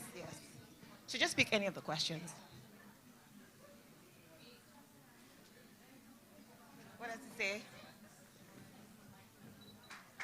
So what does it say? These are very easy, curated questions, by the way. So if you really drink Nestle Pure Life, then you know the answers.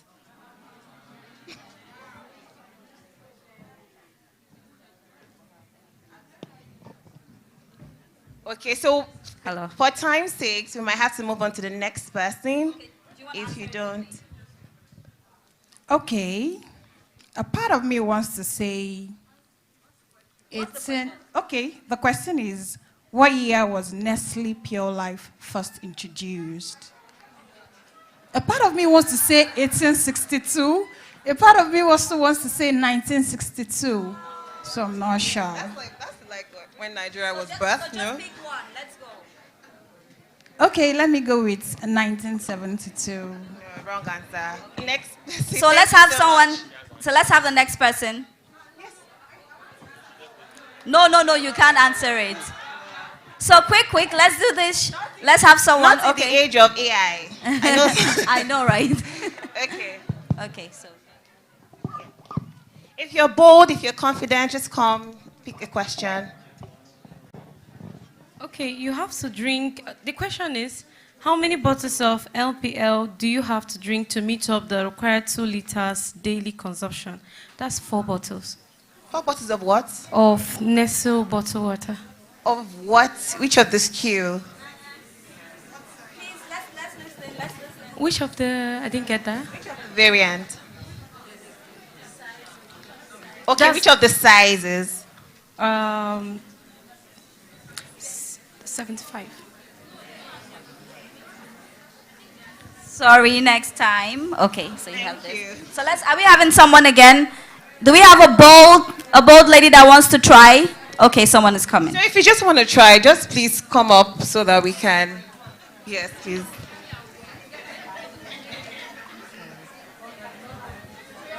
So what does the question read? What is Nestle Pure Life current slogan? Very easy. Very easy. What's the slogan? Pure Life? That's the brand name, no? No, I know. I have to know it.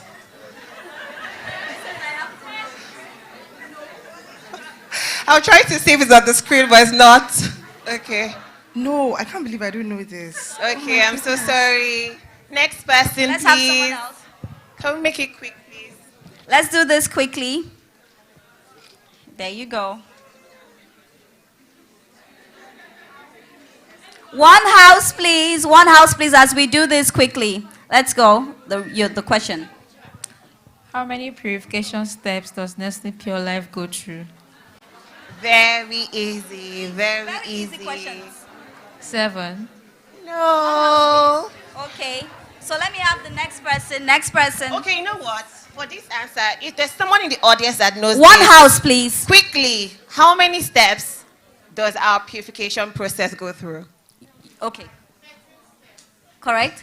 Correct. A round of applause, a resounding round of applause for her. Okay. There you go. You win your gift. All right. The Nestle Pure Life variant with zinc is called. Sorry, next time. Let's have our Thank next you. person. Next person.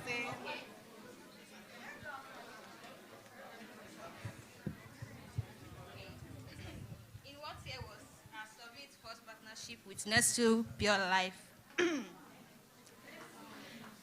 2023. Correct? A round of applause. Correct? A round of applause. Whoa, our first winner here. A round of applause. Let me have it. All right. So, who is next? Who is next? Okay, let's go. Let's go, girl. So, I hope you get an easy one.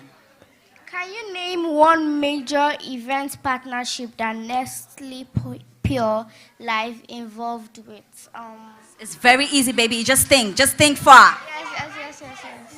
It's very easy, baby. Let's go. Her summit. Let's go. Round of applause for her.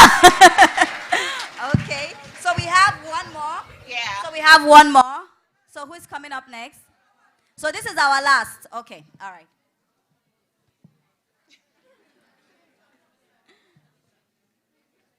How many variants does Nestle Pure Life have? No. Offside. No. It's gone. It's gone. Pick another one. You see, they've spoiled your market. Sorry. In what month? I don't know the month. The Pure Nestle Life released its current new look. Let me think. The month. January, February, March, April, May. Yeah, E for Okay, effort. let's just PTR for the next one. Okay, let's have something. A round of applause. A round of applause. Thank you so much for everyone that participated. Thank you for Can we engaging. do one more? It's fine. Okay, let's One just do one last one. Do we have anyone? One last. Okay, come. One last one.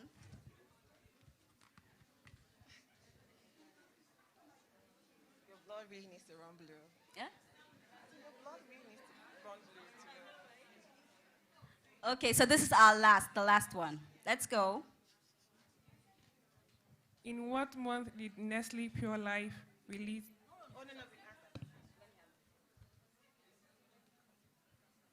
True or false, Nestle Pure Life focuses on providing purified, mineral-rich water. True. A round of applause. That was very easy, right? Thanks to everyone that participated. Thank you. Should Thank I you. answer one? Okay, sorry. You people don't love me. But don't forget, there's a Nestle stand outside as well, so you can go take pictures, post on Instagram, tag the brand, and then the pictures with the highest number of likes or views will get something. So don't forget, there's a stand outside. But we're about to go into something very special. We're about to do a giveaway. All right, thank you for engaging in that, very brief question and answer. So I'm just going to speak a little bit about our brand. So at Nestle, our water is sourced from carefully protected underground deep wells. I've been to the source. It's remarkable. It's beautiful. It is well protected. For us at Nestle, we are we're all about delivering pure, safe water for healthier generations. We have 2 SKUs. Nestle Pure Life Regular, which is the blue cap. We also have Nestle Pure Life Green, which is also called Protect, infused with zinc. In December, actually, that's when we launched our 50% RPT and our new identity. December 2023, we launched a new look, and we launched 50% RPT, which is recycled polyethylene terephthalate. This means that 50% of our bottles come from recycled plastics, and 50% comes from virgin plastic. And we're very, very concerned for consumers. We're very concerned for you. We're very concerned for your health and well-being. I want to just concern for you. We're concerned for the earth, which is why we've launched this. And so there's so much more that we do at Nestle Pure Life. Do well to follow us, okay? Yes, yes, yes. Just to show how, we're very, very concerned and, about the planet. We want you, I'm just going to show you this.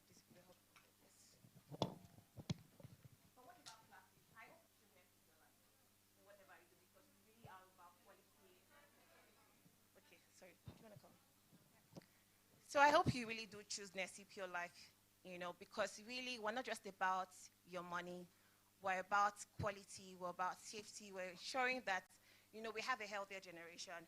And so for us, like I said, we're not just concerned for you. We're also concerned for the planet, because as you may know, it takes about 20 to 500 years for one plastic to dissolve, and it never really goes away. So what I encourage you to do is to squeeze. This is what I do. Be a force for good. Squeeze like this and just dunk it.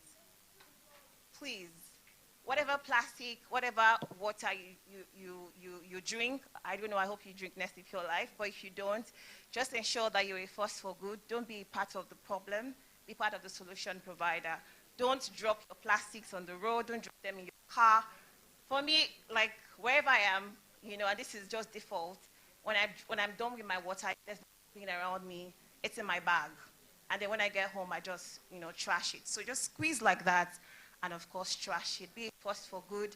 At Nestle, we like to say things like, be a force for good, really. Be an ambassador, be a part of, what is happening, good things are happening. Be a solution provider. I'm really, really proud to be, thank you so much. I'm really, really proud to be in this room full of gorgeous women. There are lots of powerful women. I've learned a lot from the last speaker. There's a lot, to really learn, and I hope that everyone here is doing things afraid in their field. I'm doing it afraid, as you can tell, or you may, but I'm doing it regardless. So what I would say, just to wrap it up, whatever you do, choose pure hydration. Choose a brand that you can trust. Choose a brand that you can trust. Choose a brand that is hinged on safety, that is hinged on purity, that is hinged on quality, that is concerned for, you and your family, concerned for the planet, concerned for your immediate environment. Choose Nestle Pure Life. Thank you. All right, thank you very much. You heard her live and directly. Choose Nestle Pure Life. And congrats to all the beautiful women that won gifts today. Big congratulations to you. So we're about to do a massive giveaway. Can one house, please? There's a massive giveaway. Something beautiful is about to happen. I promised you guys exciting times, and that's definitely what I'm going to be delivering. So I have a bag company that's going to be giving out bags today. So some of you are going to be going home with great little mini bags. I can see the excitement. There you go. Equipped for greatness. You guys are forgetting how we do it. Equipped for greatness. Okay, right about now, I'd like to call on Christiana Baz. They specialize in midi and mini bags, and she's going to be doing a giveaway. I have some random questions that we'll be asking as well, but I'd like to call her on stage. Please, ma'am, let's give her a round of applause as she comes on stage. A big round of applause.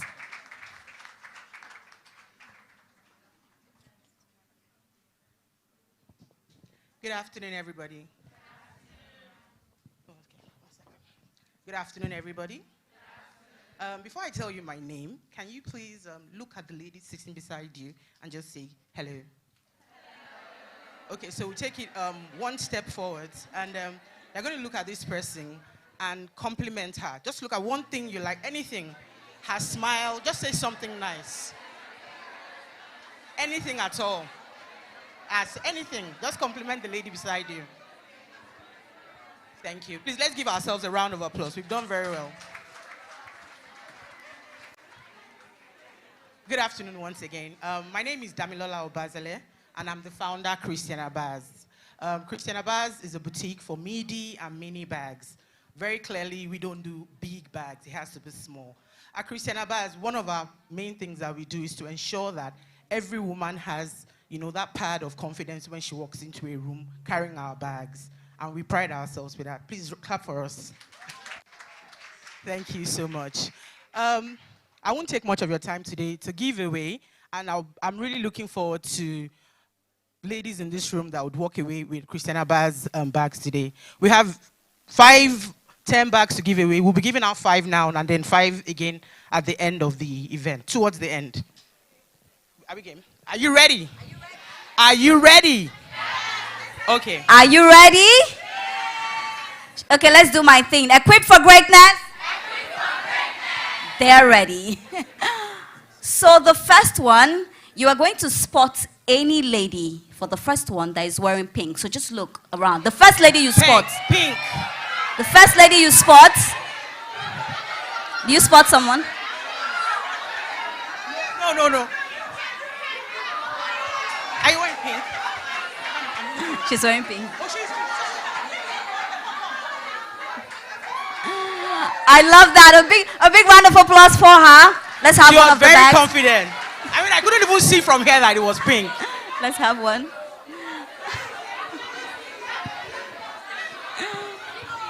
Okay, one house, please. One house, please.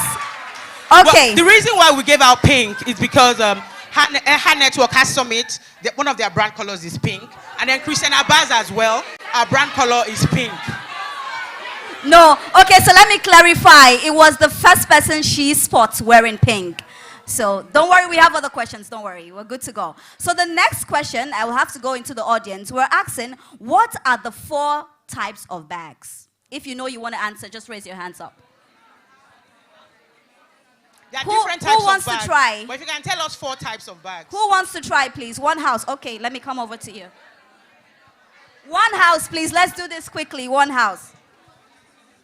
Thank you. Okay, so we have midi bag. Or is that? Oh. Okay. Want to try? Okay. Please, one house, please. I'll come to all. Don't worry. One house, please. Shoulder bags, tote bags, shoulder bags, tote bags, clutch. Okay, clutch. I think those are the ones again. Who wants to try? Okay, let me come to you. Okay, thank you very much. We have the clutch bag, we have the sling bag, we have the what do they call it now?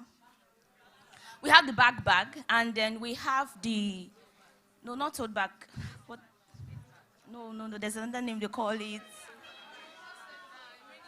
Not tote. That's the handbag. We have the handbag. Okay, I said the clutch bag.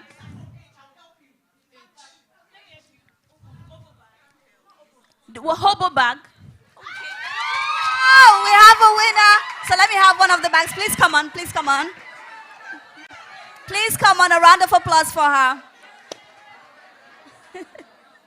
No, please come on stage so you can. Please, let's have quick pictures.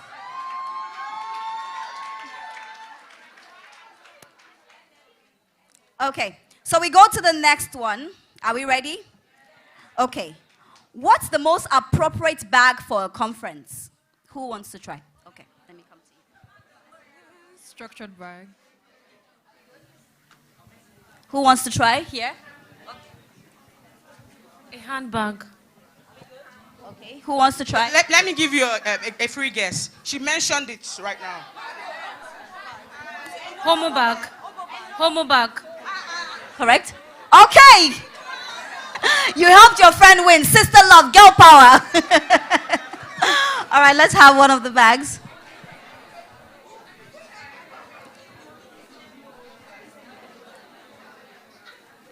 So I'll give you the honors of asking the 4th questions because we're giving out 4 now, and when we come back, we give the remaining. So I'll give you the honors to ask the other question. We need to take tea break. When I came, I said to compliment the lady sitting beside you. Can you tell me 6 things you can compliment in a lady? 6 things. Every woman wants to be complimented. Wait. Okay, let me come to you. A hair. a dress, a nails, a shoes, a bag, a makeup. Finally.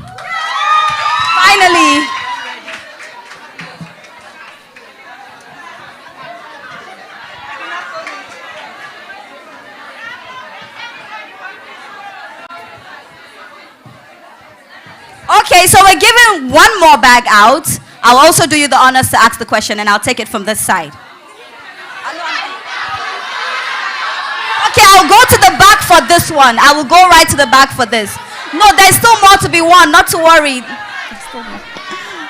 Okay, so one house, let's do this quickly. So ask the question. Okay, very quickly, for different kind of bags, can you just tell me 2 fabrics? Just 2 fabrics for a bag. I mean, when I say fabric, what can a bag be made of?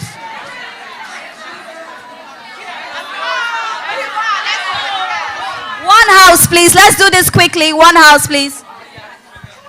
Leather. We can have a leather bag. Then we can have. She's not listening. Are we good with her answers? Are we good with her answers? She said leather bag. Sorry, I didn't hear. Can she say it again? I was distracted. I said leather bag. And?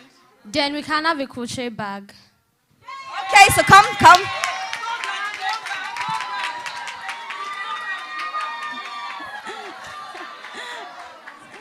Okay, so we still have more. So we still have more, but we'll be giving that out much later in the conference. So quick one, Board Pay is giving away free media visibility to 10 female-led businesses. For more details how to enter, visit the Board Pay stand in the tea area. Right about now, we'll be taking a quick tea break just to pep you up for the next session.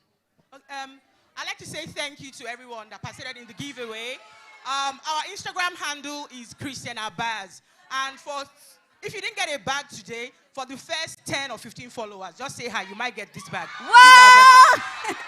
Thank you so much. So our tea break is just for 10 minutes. And also, I just want to state it again, Board Pay is giving out free media visibility to 10 female-led businesses. For more details, just go to their stand by the tea area.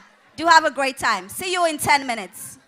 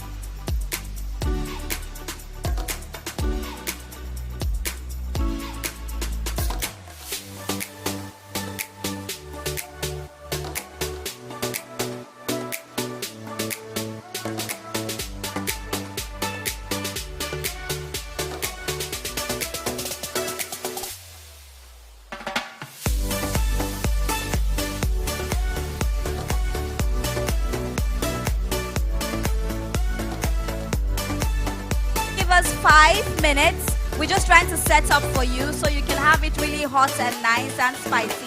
So please just give us 5 minutes as we set up. 5 minutes and we will be ready.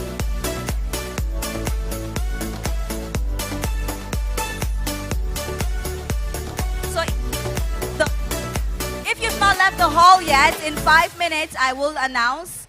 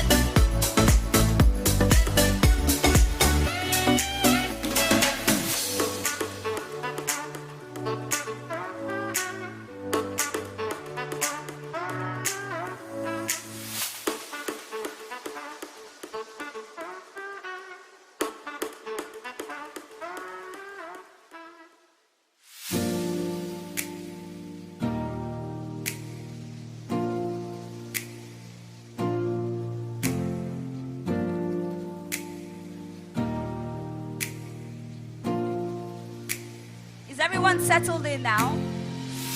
Are we all settled in now?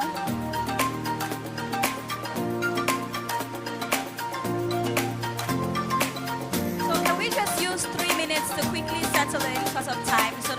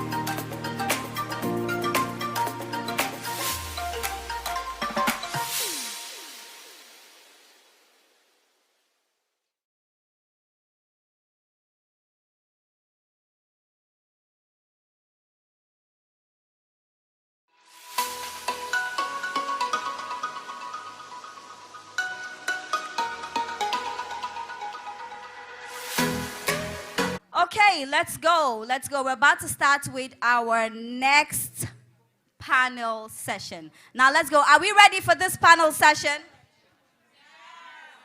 You know I have to feel the energy. If not, it's not going to work. There's still a giveaway. Don't worry. There's a lot. Are we ready for the next panel session?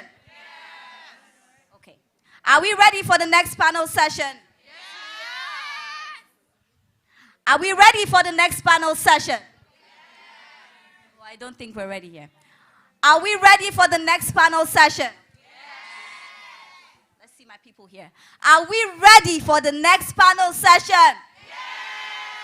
They say Nigeria, no, they carry last. Thank you very much. So we're about to go to our next panel session, and this is very, very exciting because it's something that I've said. I remember when I came from Ghana, I didn't know anybody here. I needed someone to mentor me. I needed someone that would say, Ria, you can do this. And over time, I was able to get people that believed in me and believed in my craft. So for this panel, we're going to be talking about the power of mentorship and sponsorship. Trust me, no matter how hard you think it is, you need somebody to trust you. You need somebody to say you can do it. And you need to have somebody that you answer to, somebody you're going to be doing. Are we ready? I want to call on the moderator. Are we ready? Okay. And to moderate this panel, I'm just going to read something quickly about her. She's the Chief Commercial Officer at BoardPay. She brings over a decade of experience in the fintech industry. She holds a BSc in Economics from University of Ibadan and a Master's in Public International Affairs and a Diploma in African Studies from the University of Pittsburgh, Pennsylvania. When you talk about fintech, you definitely talk about her. Queens, let's welcome Unini Campbell. A big round of applause for her. Please, no, wait back. They need to clap till you get on. Let's keep clapping. Let's do it. Let's do it for her. Let's go. Let's go. You can come. Thank you so much.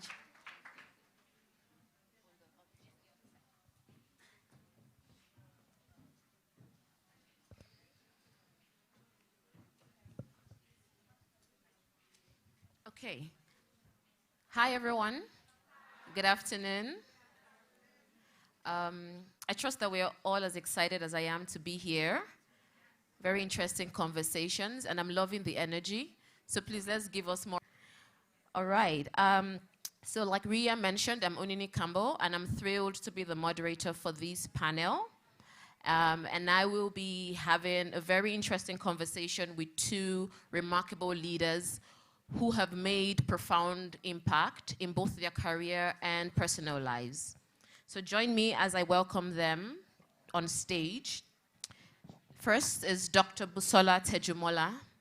Dr. Busola Tejumola is the executive head of content and channels for West Africa at MultiChoice, with over 17 years of experience in the media and IT industries.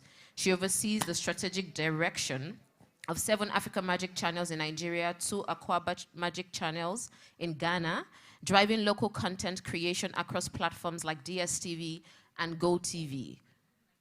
Recognized as one of the 100 most influential people of African descent in 2021, she has played a key role in Africa's media landscape, notably leading the production of Big Brother Naija and the Africa Magic Viewers' Choice Awards. With a PhD in Management Information Systems from Brunel University, her expertise spans content strategy, consumer insight, and revenue growth through innovative content streams. Dr. Busola is passionate about empowering African youth and women, actively mentoring young professionals and leading initiatives to advance women's leadership in the industry. So ladies, join me in welcoming Dr. Busola to stage.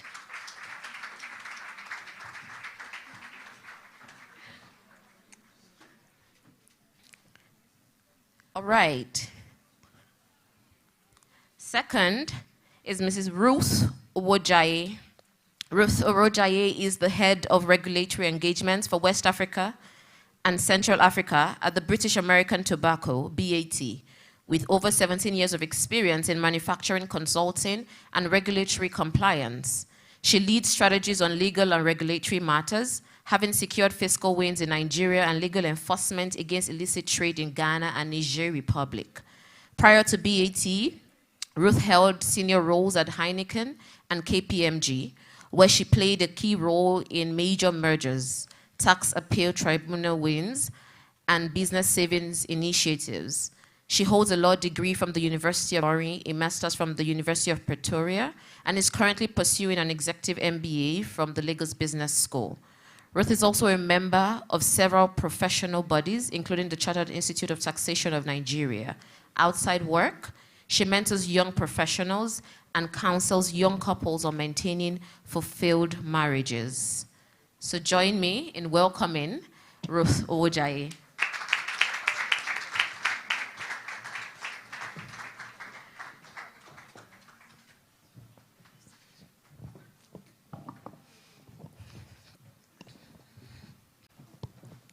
Awesome. So, I mean, with this CV that I just read out, I'm sure we're eager to dig in, right, and get a lot of learnings. Okay, thank you both for joining us. So just to mention that this is a 30-minute session. We would start with hearing and listening to our panelists, and then we would have a few minutes at the end to take questions and answers. There's a code that's put up on the screen. Please do well to scan and then share your questions as the session progresses, and then we'll take them at the end. All right, let's dive in to discuss the power of mentorship and sponsorship. I mean, I really love this topic because it's been quite critical to my journey and my career growth. However, for the longest time, actually, at the start of my career and real life, I didn't know the difference between mentorship or sponsorship or even just vertical friendship. You know, they're just people that are like your big friends. How do you differentiate that? And I'm sure that there are a few people in this audience as well that are trying to figure that out at this moment. So that leads me to my first question to you, Dr. Busola. How would you differentiate between mentorship and sponsorship in your own career? And in your opinion, would you say one is more important than the other, or are they equally important? Okay. Good afternoon, everyone. Good afternoon.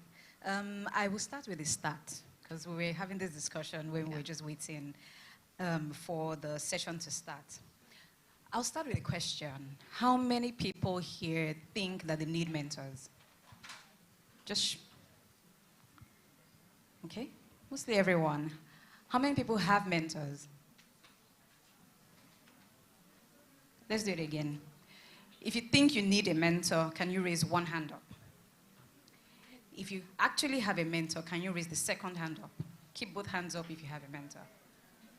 Okay, fantastic. We're in the right room. Because the stat says that 76% of people think that mentorship is important, but only 37% have one. So where is the disconnect? For me, I'm thinking, is the disconnect between identifying or defining what a mentor is? Because I'm sure many people have older friends in the industry, in their industry, in their lives, who they run to for advice on things. So are those your mentors or are those your friends? Right? For me, in my career, I see mentorship and sponsorship as very important and critical to your success in your career. A mentor is someone, or mentorship is about guidance. Really, it's learning from someone, it's, someone giving you advice, offering you feedback from their own experience. However, sponsorship is more action-based. So a sponsor would advocate for you. A sponsor will create opportunities for you in rooms that you are not in. They will always find opportunities, speak up for you, identify and communicate your strengths in rooms that you aren't in. So that's the difference. A mentor will be there throughout your professional journey, offering you advice, offering you guidance, offering you wisdom, and learnings from their own experience. But a sponsor is the person who would actually create opportunities for you. A mentor can be a sponsor, vice versa, right? So they are not mutually exclusive. But I think that's the biggest difference between a mentor and a sponsor. Awesome, thank you. Thanks for I like that example, right, where she said the mentor would guide you and, just walk with you on that journey, but the sponsor is action-based. That's very powerful. That is, every step that your sponsor will take will be to either open a particular door or create a particular opportunity, right, and things like that. Awesome. So, to my next question, so now we're clear on what the difference is and that they're equally important. Now, there are people in this room who are saying, so I've heard this before, how do I actually find a mentor? So is there a list I'm supposed to get on where somebody will pick me? Do I just go on LinkedIn and find all the women and all the men that inspire me and start sending them messages? Like, how exactly do I do this? So, Ruth, would you mind sharing with us maybe just 3 key strategies that have helped in identifying and finding a mentor? Thanks for the question and good afternoon, everyone. So, on mentorship, basically, before you go ahead to find a mentor, you need to identify what you want, because it's all about you, really. What do you want, So basically you look at yourself, okay, for instance, I'm a lawyer, so let me use myself as an example. I'm a lawyer, I want to grow in my career, I want to become the head of legal, thereabouts. So you say, I'm a first year or second year lawyer. In 5 years, I want to be this. So what are my skill gaps? What don't I know how to do so well now? Where do I need help? So you need to identify the gaps where you think you need to upskill yourself to become, for instance, the head of legal. So you need to do that self-evaluation. Then when you do that, then you now look outwards. Who are those who are already who already have the skills, that can, who can guide me, like she said. Those who can guide, who can advise. Because, in your career, you want to do well. You don't want to always goof. So, and that's the reason why you look for a mentor who can guide and advise. So you go and source for a mentor. And from my career journey, I would advise that don't just have one mentor. Try and find 2 or 3 that talk to each of those skill gaps you're looking to. So maybe one woman, one man. And this person doesn't even have to be a lawyer if, for instance, you're a lawyer. Just somebody who can guide you on, for instance, in the workplace ethics, how best to excel. So find the people who can help you fill that gap. Do you have a gap with presentation, for instance? Is there somebody else who is doing it so well? That person can mentor you on how well to do presentations. So things like that.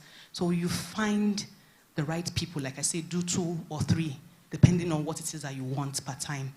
And I think above all, in trying to find this mentor, you need to try and build genuine relationships. So I think for me, that point is around trying not to be transactional. Okay, this person can help me with presentations. He just helps me and that's it. You need to find mutual benefits to to yourself and your mentor, not just trying to get something out of that person. What are you also ready to offer to this other person? It's not only about you. Because, for instance, your mentor, has other people he or she is mentoring. They're doing so many other things. They're going to create time to add value to you. So what exactly do you also bring to the table? So you can have people who will mentor you, do all that. What is the value you're bringing? So you must also think about that. Also, what I've noticed over time is that your mentors usually become friends for life. Usually, so what exactly are you going to be, in quotes, friends for? Beyond just being a mentee or having a mentee-mentor relationship. So think about these three things, in trying to find the right mentor for yourself. Oh, yes, please. I wanted to add something to what you said, Ruth. Thank you. That transactional thing you said, it's so important. Building relationships and not just making the relationship transactional. Would find that subconsciously we all somewhat do it. So it's something particular you need from this person, and then you go for it. And once you get what you want, you keep it moving. Sponsorship doesn't really work that way, or even mentorship, right? So the people that you have taken from, they would have a perception of you, right? They would have a perception of you, and so trying not to make it transactional, I think it's really key and critical. If you don't take anything away from that, please take this away. But what I also wanted to mention was being excellent at what you do. That's where it starts from. Excellence, the strength of a relationship with a sponsor or a mentor is really one, your work ethic, and how the value of the contribution, like high contribution. Sponsors are typically attracted to high flyers. No one wants to sponsor someone who doesn't deliver, who doesn't have results. What are we sponsoring? Right? Why am I in a room saying, oh, Ruth is the best, if she's not the best? Because what will happen is, because of my influence and because people respect what I say, they will give Ruth an opportunity. Sorry, Ruth. They will give Ruth an opportunity, and then Ruth comes into the room, and she's mediocre. You're not mediocre. She's, she's mediocre at what she does, and everyone, the expectations and the actual, the reality don't really match. One, it casts a doubt on even your sponsor, because they start questioning your sponsor's judgment. Like, is this excellence to you? Right? So firstly, be excellent at what you do. Learn to know how to communicate what you are excellent at. Sponsors will only always align themselves with high performers. So before you go about looking for a sponsor, look, for you to be looking for a sponsor or wanting a sponsor, it means that you want to progress in your career. It means that you're ready for the next step. Right? So if you're not able to articulately communicate that value that you're bringing and demonstrating it, you have to be consistent. It can't be, today I'm good, tomorrow I'm not so good. That's not, a sponsor will find you. You wouldn't even need to look for one. Again, like I said, sponsors are attracted to high flyers. Most sponsors will find you. You just find that someone from your company or someone will just keep asking after you. I keep saying, what are you doing? Well done. You've achieved so much. Tell me more about what you're doing. Tell me more about what you're doing. A relationship that would transcend just being, a sponsor. Yeah. Ooh, thank you. That's a very important point. And I think mentorship, sponsorship, at the core of it is a relationship, right? And with relationships, who are we dealing with? People. I'm a person. The other party in the situation is a person who has that person has their own goals, right? Their own fears, the things that are also important to them, the same way that I do. So when I seek out that kind of relationship, I must be willing to acknowledge that, to give while I receive, right? So I think that's quite important. And since you just, spoke to this, my follow-on question actually ties perfectly. In building these relationships, and like you said, sponsors will look out for high flyers, when you're building this relationship with your mentors and things like that, how can someone who's looking to do this build these strong relationships without compromising their values or authenticity, right? Because when you're building this relationship, like I said, there are people. So that person, while there's something that would bring us together, I have to offer you and you have to offer me, there might also be certain differences. So how would you, could you give some color to how you would advise or you've dealt with those kinds of scenarios in building these relationships while maintaining your value and authenticity? Yes, a mentor is there to guide you and offer advice and wisdom and all of those beautiful things that we've said.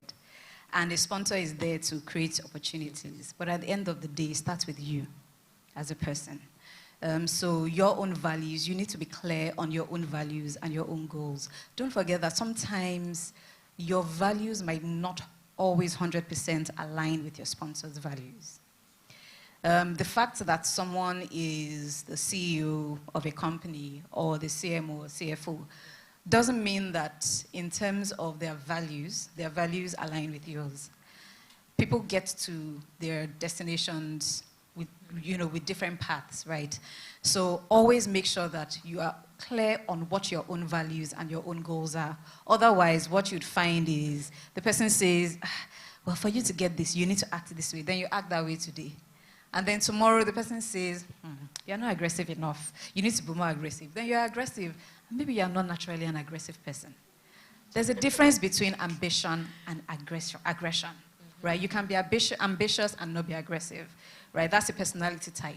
I'm not an aggressive person, but I'm very, very ambitious. And so I would chase down what I want in a different way than someone who would walk into the room and bulldoze their way through. People would get to where they're going differently. Now, if that goes against your values, or if someone says, look, you need to go and report this person. You need to show this person in a bad light. Like they bring out the tactic books. There are books on war, and tactics, and strategy. If that is not your, and I'm not saying there's no benefit in those, there is. Because if you watch all these medieval movies and films, don't watch it for them slashing each other's heads. Watch the strategy and how they think.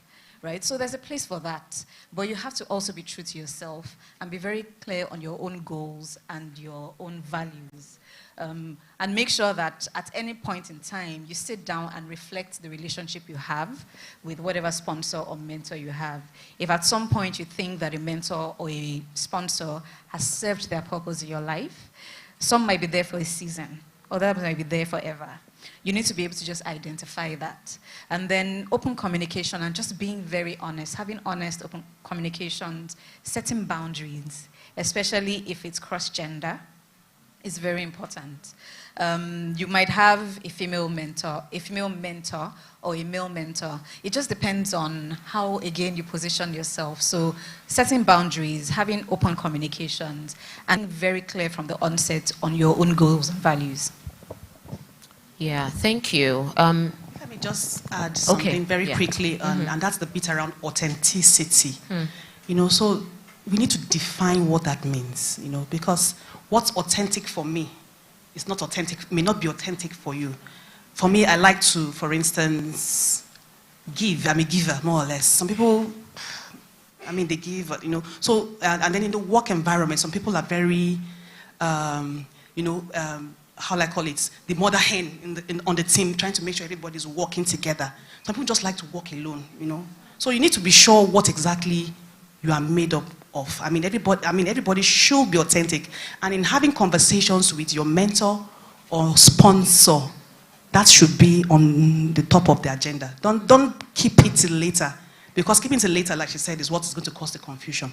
So you must tell them, this is how I like to work. My boss is in the room, and she also says to me, Ruth, you are like this. And I say, yes, that's how I am. And she's kind of different in some other ways. But ultimately, what we do is to work together to achieve the same results, So you must define what authenticity means to you. Don't try and be what you're not. Because that's trying to be like her when you're talking to that mentor. Yes, I'm guy, You're trying to be like him or her. Then tomorrow now, when the chips are down, you'll be like, but I'm not really like that. But you didn't communicate it. So make sure that you have at least your top 3. What makes you you? What makes you what you are? What makes you wake up in the morning, excites you? Put it on the table, you know, so that in trying to identify, and that's also very important in trying to, because once you know who you are, you try also to find people who kind of align, you know, to some extent, not necessarily all the points around your authentic self, because it makes the conversation easier. You need to find somebody you can talk to openly in a transparent manner, you know, that's for the mentors, you know. So you must be able to communicate that so that, you know, there's no drama. Don't say because, oh, this woman is so popular on LinkedIn and all that, I want her, she must be. She may not just be the person for you, you know, at that point. So let's get that clear. And then on this point on sponsorships, you know, so the mentor will guide, advise. The sponsor most likely doesn't have that time for that kind of thing. All he wants to see is the results. So whatever cycle you sure you're doing the best that you can, and that your best must be the best among the best. So that whoever these guys are, wherever they sit, the ladies, the gentlemen, will like, these roots, she's really doing a good job. Oh. And then they may not even ask you directly, they may go and ask your line manager, these roots, it's like she can do small projects too.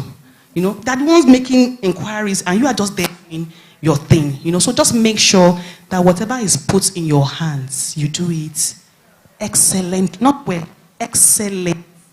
In fact, don't sleep until that thing looks perfect. You're not sure, ask colleagues, review. So at the end of the day, your output speaks for you in the rooms that.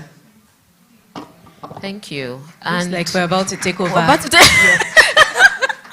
and I'm about please to please have a personal brand. Your mentor can talk till they are blue in the face. If 1, 2, 3 people cannot somewhat corroborate what that person is saying, you will give them more work to do. Because now it will be a tough job for them to say, but Busola can do it. And everybody will be like, really? I've never seen her in that light. You've never seen, she can do it. And they're like, really, are you sure? And then they will put you through a lot of tests because they have never seen you in that light, because you have never shown that light on yourself. So please create a personal brand. And this isn't only for your company, because it's beginning to sound like we're talking about in your organization. Create a personal brand. Put yourself out there, articulating what you are known for. Be known for something. Even if it's one thing, be known for something. Because it's from there someone who's sitting in China or who is sitting in South Africa would be Googling best hair braiders or best whatever it is in Lagos, and your name will pop up. Because you have spoken about yourself, you've talked about yourself. Or if someone is in a room and your name is mentioned, they'll be like, actually, which happened yesterday? Where's our host? She came to meet me now that, oh, nice to meet you in person. I said, your name popped up on my feed yesterday. I actually went and I looked her up thoroughly last night. So it was amazing to just see her in person now today. And what did she post? She just said, I didn't even know she was the host for today. She just posted wearing a Mimikasu, is it Mimikasu? Suits today. I like the brand. And so I'm like, interesting. And then I see her, I click on her link, and I'm there on her page for the next 10 minutes, looking through everything she's done. I'm like, okay, presenter from Ghana, how come I've never seen her? Interesting. In my mind, I'm already thinking, how do we collaborate? How do we work with her? What can we do together? She was not in the room. She wasn't in my room, at least, right? So I'm there thinking, and then to just put an icing on the cake, she actually walked up to me today and said, hi. Hi, I've been meaning to meet you. I've been looking for you. I said, where have you been looking for me? I've been looking for you. And I told her, but coincidentally, I looked you up last night. Clink. We've clicked. Whether we work together or not, you know, is secondary. But now we have made a connection. And I'm hoping that we'll just keep that going. Because it's not really about us ever working together. It's keeping the conversation going, keeping our communication warm. Because the day I'm in Ghana, or the day I need someone who would do certain things that I now know that she can fill the role, she'll be top of mind. She'll be the first to say, actually, wait, I know someone.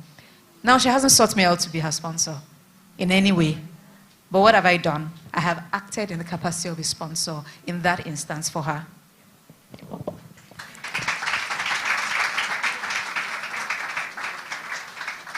So, Before I go to the next question, there was something that kept coming up from what both Dr. Busola and Ruth mentioned, that aside from, you know, trying to just even build a relationship, there's the bit around who you are.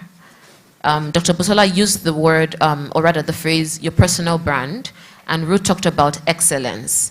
So I know many times in conversations I've heard things like, I mean, well, this is my own self, or rather this is who I am or how I am. It's different. I can't be how you want me to be. And to say that there is a difference in terms of personality, where, okay, I'm a bit more introverted, you're a bit more extroverted or a bit more aggressive, and there are certain things that have standards, right? So when it comes to standards, standards are standards. Excellence is excellence. Right? If you're introverted, excellence is still excellence. If you're aggressive, excellence is still excellence. And so there are certain things that everyone will be held, right, to that standard. And it's important that we differentiate it for ourselves, and even when we have the conversations with our mentors or with our sponsors, so that we're not confusing somebody is pushing me to excellence with, oh, you're trying to change me, right? Because it's not the same. And when Dr. Busola was talking, she talked about establishing boundaries and, you know, made mention of even in situations where we have cross-gender relationships, and that really ties into the next question. I mean, there are, you know, questions or conversations around how do I establish, you know, this mentorship? What do I do? Now, you have industries where the leadership is probably predominantly male, right? And I'm using male because it's a room full of, you know, of women. So how would you, what are your thoughts on cross-gender mentoring? And, you know, especially in those kinds of industries, how would you advise ladies to navigate the unique dynamics that it presents? Yeah, thank you for this very important question, you know, and this is really why we the women always form this kind of meetings to talk about how we can, how we call it, break the glass ceilings, you know. So for me, I've been privileged to work in environments where it's male-dominated. So when I was working Heineken, in all the factories, you can count the number of women who are there, you know. And of course, women, we have ambition, you know. I also work currently now in BAT. At the factory level, it's mostly men as well, you know. And then there are women who are aspiring as well to do better than what they are now, you know. So it's not I mean, being in a male-dominated environment has its advantages, you know, and of course there are some cons which I'll talk about. And the advantage of that is that because you work with men and women don't think alike. I mean, that's a given, we all know. But they can bring to the room conversations, give you perspectives that helps you understand how to navigate such an environment. So they're actually very key partners in trying to find, I mean, to get a mentor, you need to find somebody who can guide you, navigate you around these men. Because, I mean, we know the men, but in the work environment, it can also be very stressful for the women and all that. So the men have their uniqueness that they can share, so that such that when you're trying to also do your work, you have that at the back of our heads. We, the women, can be very sometimes, you know, emotional. But like we say, excellence is excellence, standards are standards. And sometimes the men do it better. Sometimes, but of course we the women, we have our way of also doing these things, you know. So the men bring value to the table, and it's good that you have men, if possible, as sponsors. And like I said, they'll give you the values, help you, I mean, they listen to you, I mean, the issues you have, and they give you examples from their perspective that helps you, you know, I mean, lock in that, that issue, you know. So it's great to have men. If you ask me, I have a couple of men who are also formal and informal mentors, and they're doing great, helping me navigate. But, there's the buts, you know. Like we say, when you're having conversations with your sponsor, you must be very clear. You must have clear expectations. I mean, what are you trying to achieve?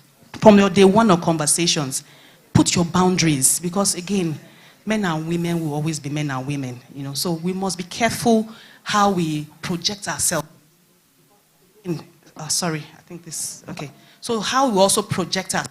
Be very, what do you want out of that relationship? Put it on the table, such that, and then you'll be very professional about, I don't know how to explain it. I mean, we the women, you know how it is. We say one thing and we mean the other. So you must keep it very professional, clear objectives, and then in having all those your mentor-mentee meetings, keep it professional. Stick to the topic. Have meetings, for instance, in the boardrooms, open conversations. So people, again, because there's also the bit around perception. People, when you have a male mentor, people will say, it's like there's something going on. People just assume things. So don't allow people fill in the gap for you. Keep it professional. And for instance, I mean, another example, another person was telling me about a mentee who was reaching out to her mentor at 8 or 9 p.m. on phone at home, married man. Why? Why do you want to talk to your mentor at the time? He can wait till the morning. Because again, it's the kind of things that causes confusion in the minds of male mentors. So we must look at all these things and make sure we guard against them. Protect yourself. I mean, like she said, give yourself a brand. Be that person that people look up to you and say, this woman, she's up there. Don't allow the male come in between, because you have an objective. You want to be better. You want to grow in your career. Sponsor, could also be a male. And sometimes in those male environments, you want him to be able to speak up and all that. So you must be careful in all your conversations. Like I said, keep it professional.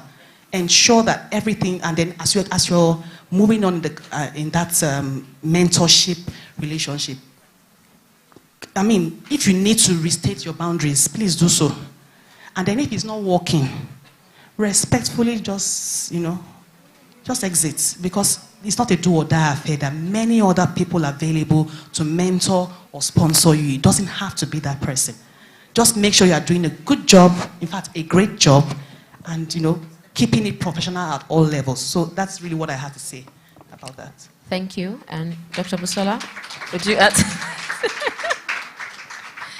It's an interesting question about cross-gender mentorship, sponsorship. Because somehow, and when we were talking earlier, we both said, I'm like, actually, most of my mentors are men. And my sponsors, they actually are men. And I've never really given it a thought. So I'm wondering, what is attracting me to male mentors? I think it's the perspectives they bring, the insights that I get from them, and the perspective they bring. Nothing wrong with female mentors. I always call me statistics. So research indicates that mentoring relationships that are mixed gender are more likely to provide career benefits. So there's nothing wrong with having a male mentor, a female, or a male sponsor. It says that he actually provides very high benefits. For the gender diversity, it says that 69% of women who have a mentor choose one of the same gender, compared to 82% of men. So I'm just saying that there is a balance between having both men or female gender. I guess it depends on the personality. It depends on what you are trying to achieve and your goals. I would, at some point in my life, gravitate towards entrepreneurs, mentors that are entrepreneurs, and mentors that are CEOs. Because innately, that's how I want to think. And that's from when I was much younger.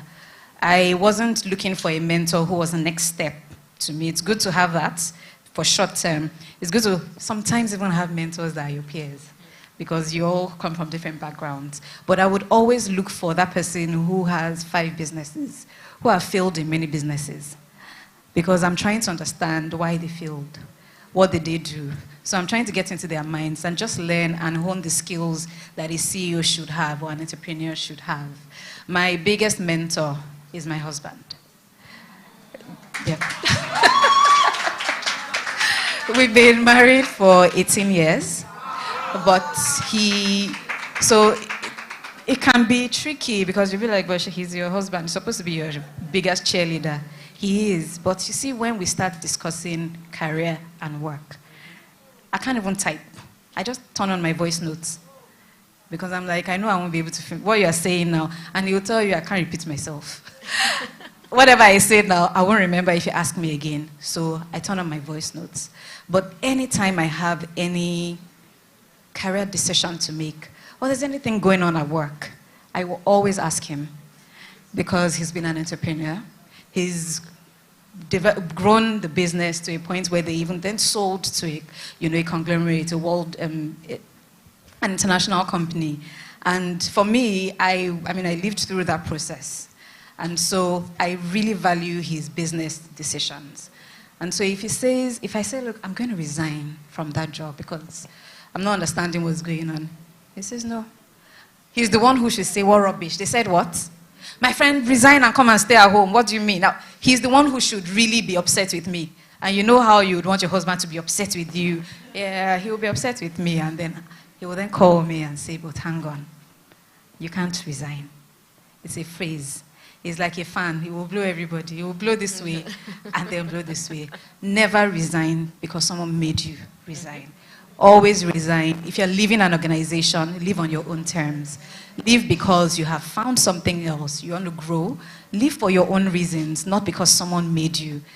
So if you leave because of someone and you go to another company or organization and you meet a similar personality, what do? You keep moving around. So at that point, it's like the pot cold water. I'm like, okay. And so and I'm using my husband as an example because that's a typical case of blurring the lines, literally, right? But when it comes to career and business decision and wisdom and advice on professional journey, I would go to him readily in a heartbeat and ask, if from your point of view as a CEO, what would you do? Or what I'm doing, if you were my CEO, what would you think? And he would say, no, don't do it this way. Or actually, you need to push further, right? So yes, my husband is one of my biggest mentors. My boss is one of my mentors as well. That was a natural relationship. That one, nobody asked questions. Again, I say sponsors are attracted to high flyers and people who deliver. So if someone who you're working with, be it your boss, be it anyone from any industry, just really realizes that this person might have something, they will naturally gravitate towards you. The gender at that point doesn't matter. Good. And then everything she said. Yeah, I picked that, which is, at the end of the day, does the gender really matter, right? Because what are we looking for? There's a goal. There's a reason why I want to be mentored or I want to be sponsored, right? And as long as that's the goal, whoever that opportunity presents, whether it's of the same gender or a different gender, I should take advantage. And we talked about creating boundaries. And I believe that would happen regardless of the gender as well. Of course, now the nuances of the boundaries would differ, right, which is natural. But then at the end of the day, it's to take advantage of what we believe that the other person can offer us and that we can also offer.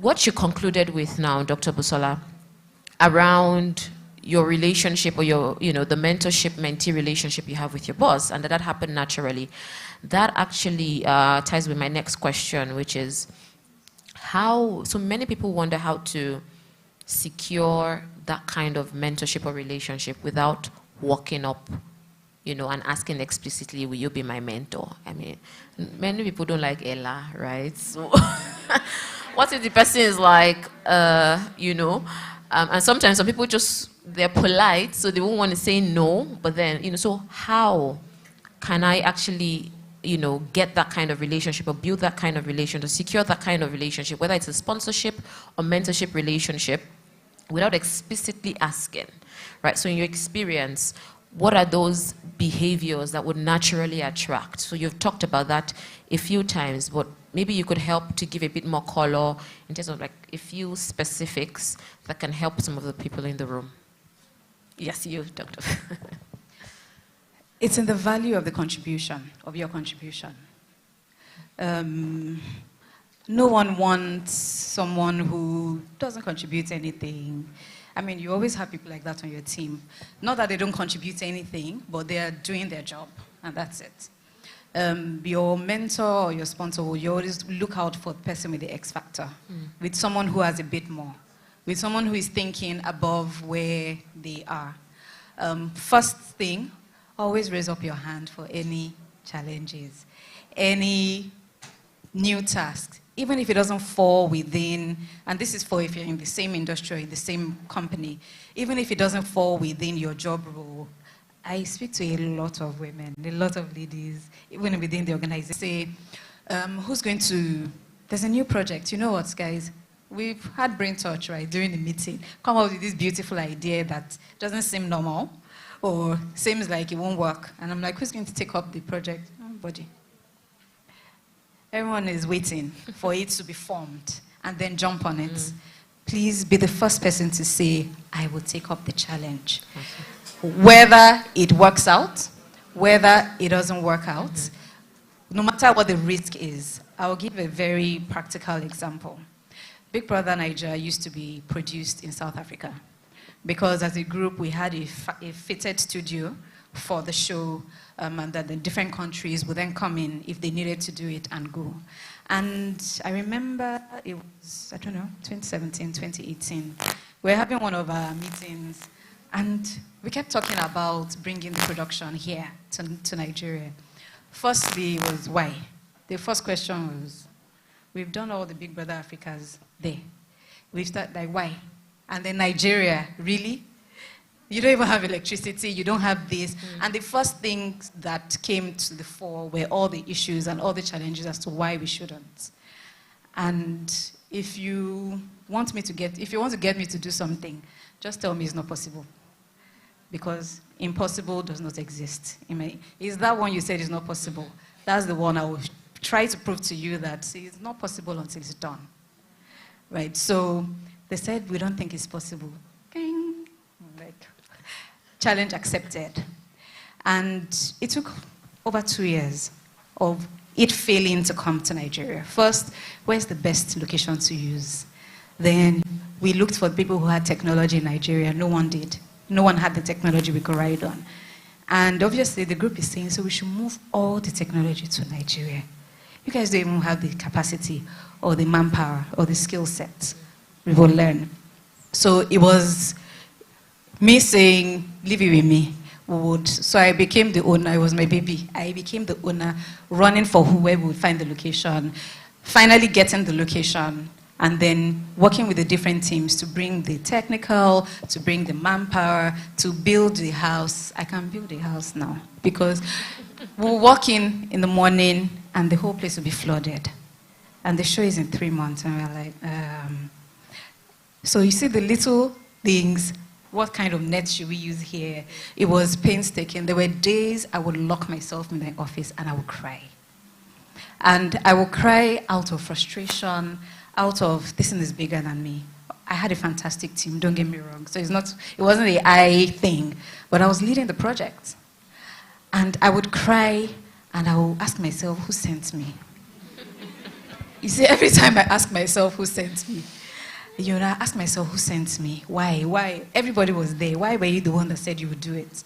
But then you wipe your tears, you open your door, and you keep it moving, right? And through that process, I learned to ask. So if my team comes and they say, we have a big problem. First question, can money solve it? If they say yes, then we don't have a problem.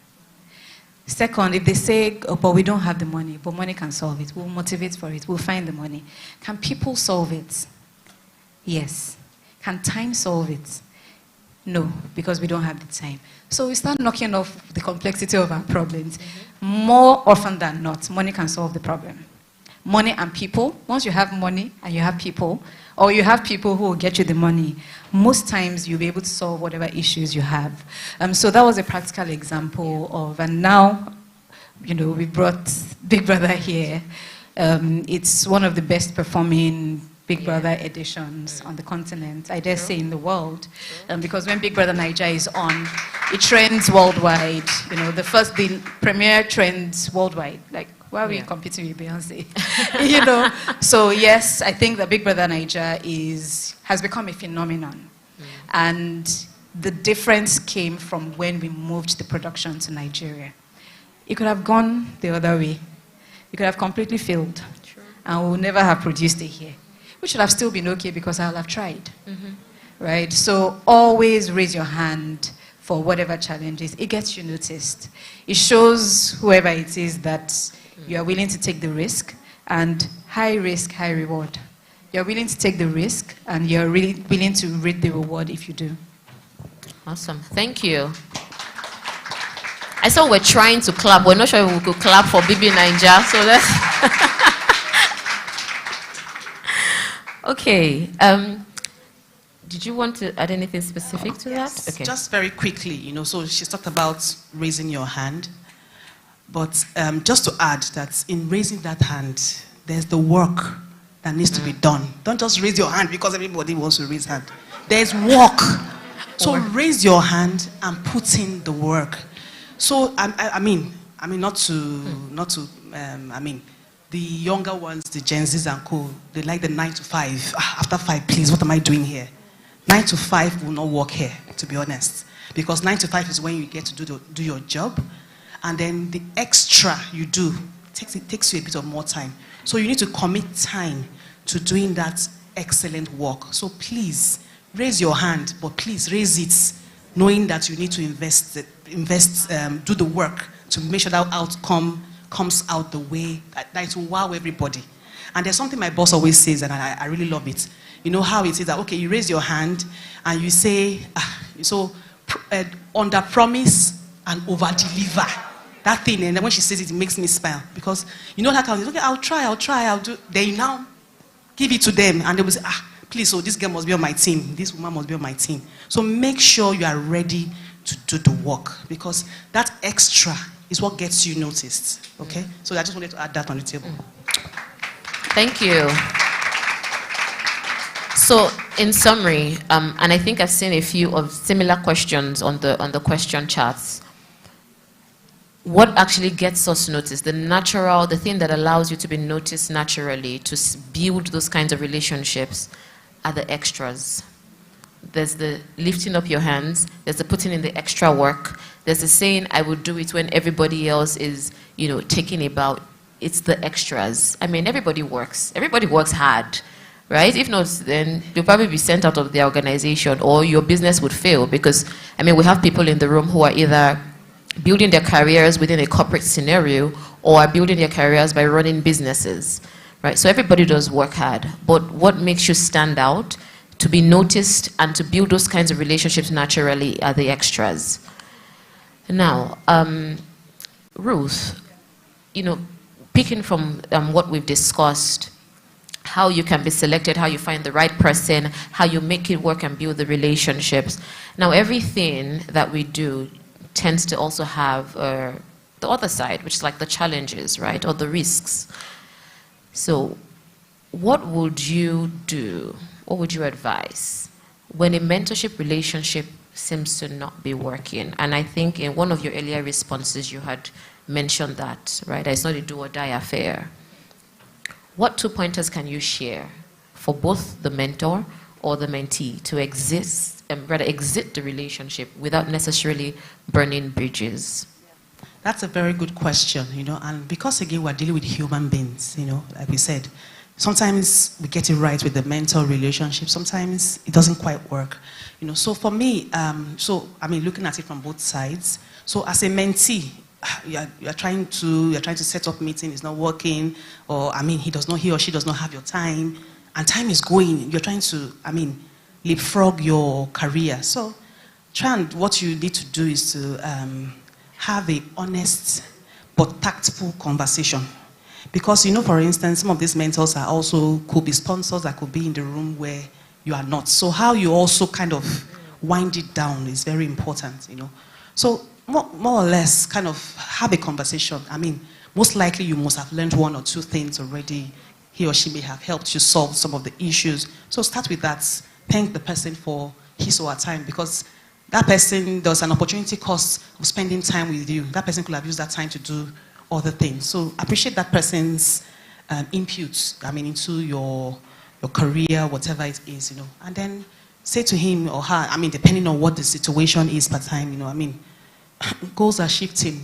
You're trying to focus on something else, and so if you could recommend some other person, you could see. And most likely, mentors who are not mentoring, they know. So they will be happy to also help you find somebody else, Because at the end of the day, it's about you. Let's not forget that. It's about you. Because the mentor most likely has made it in her career or his career, So it's about you. You want to grow. and there's a gap you're trying to fill. If it's not working here, then you need to move on. So if you've identified somebody yourself, fine, have the conversation such that, when you're walking on the corridors of the office, you're not hiding your face and all that, but you can still have a civil conversation. So ask, if he or she could recommend some other persons to you, or tell him you've already identified so and so person, what does he think about that person? That's if the person's in your organization. And just have it. So he or she will get the hint. But it's also how you package, as women, we know how to do this thing, package it well, and then let it go. And then mentors, I think we as mentors also have a responsibility to our mentees because they look up to us, to support. We also, if for instance, I think I don't have the time, I'll be honest enough to say so. I'm not going to be able to, in this period, support you. But I think so and so person, I can recommend X person, to you and all that.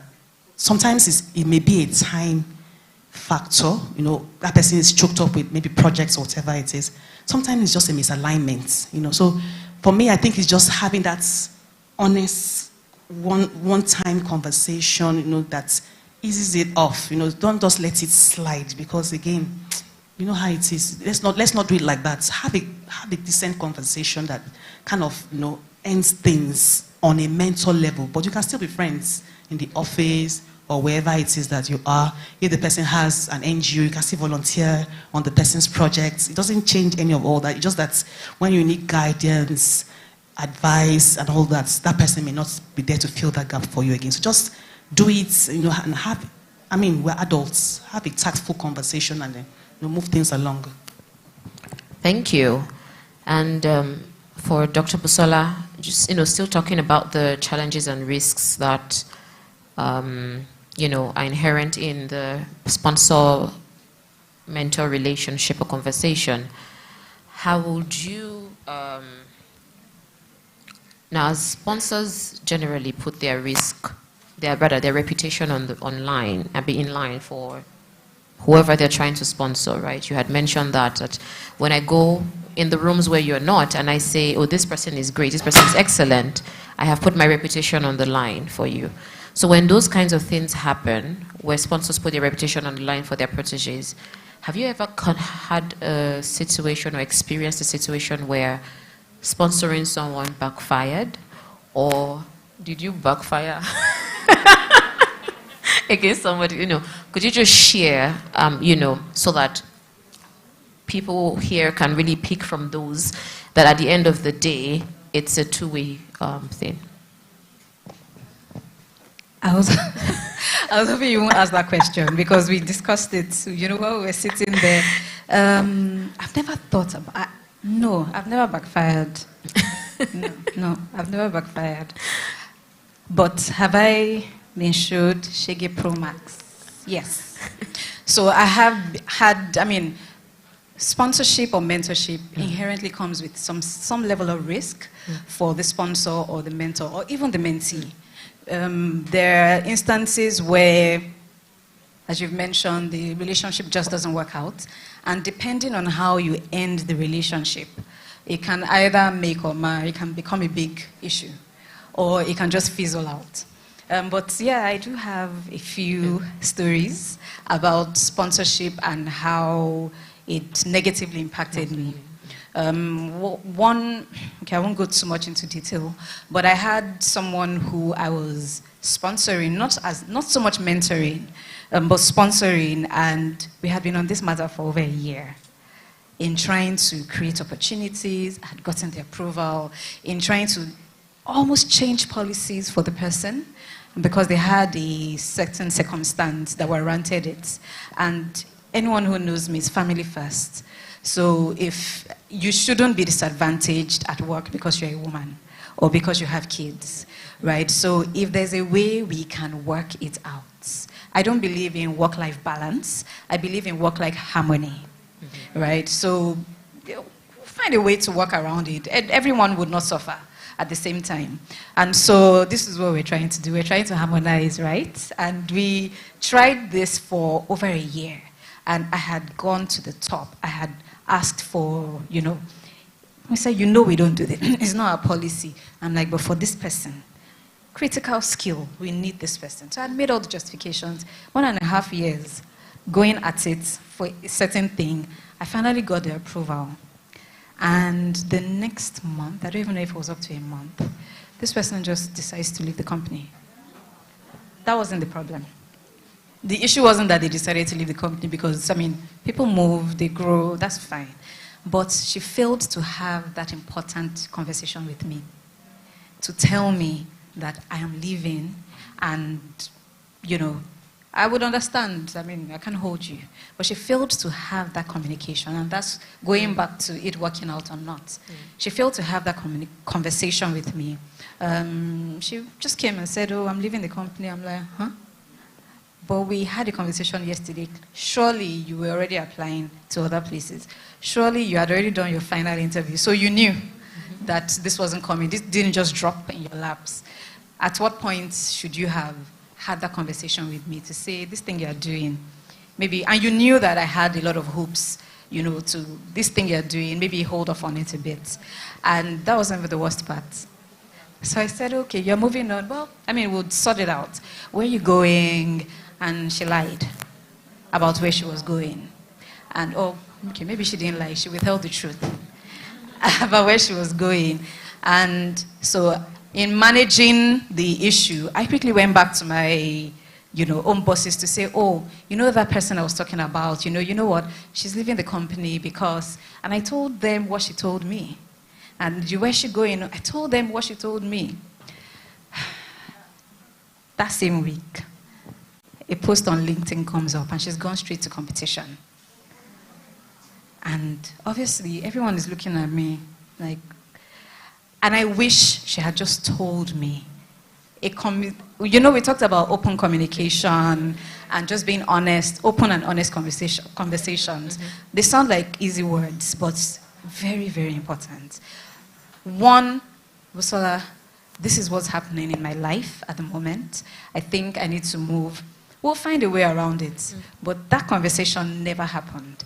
It did put, safe to say, that policy now doesn't exist for anyone.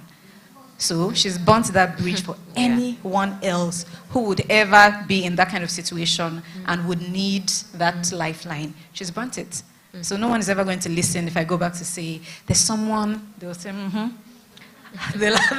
how the last one happened, right?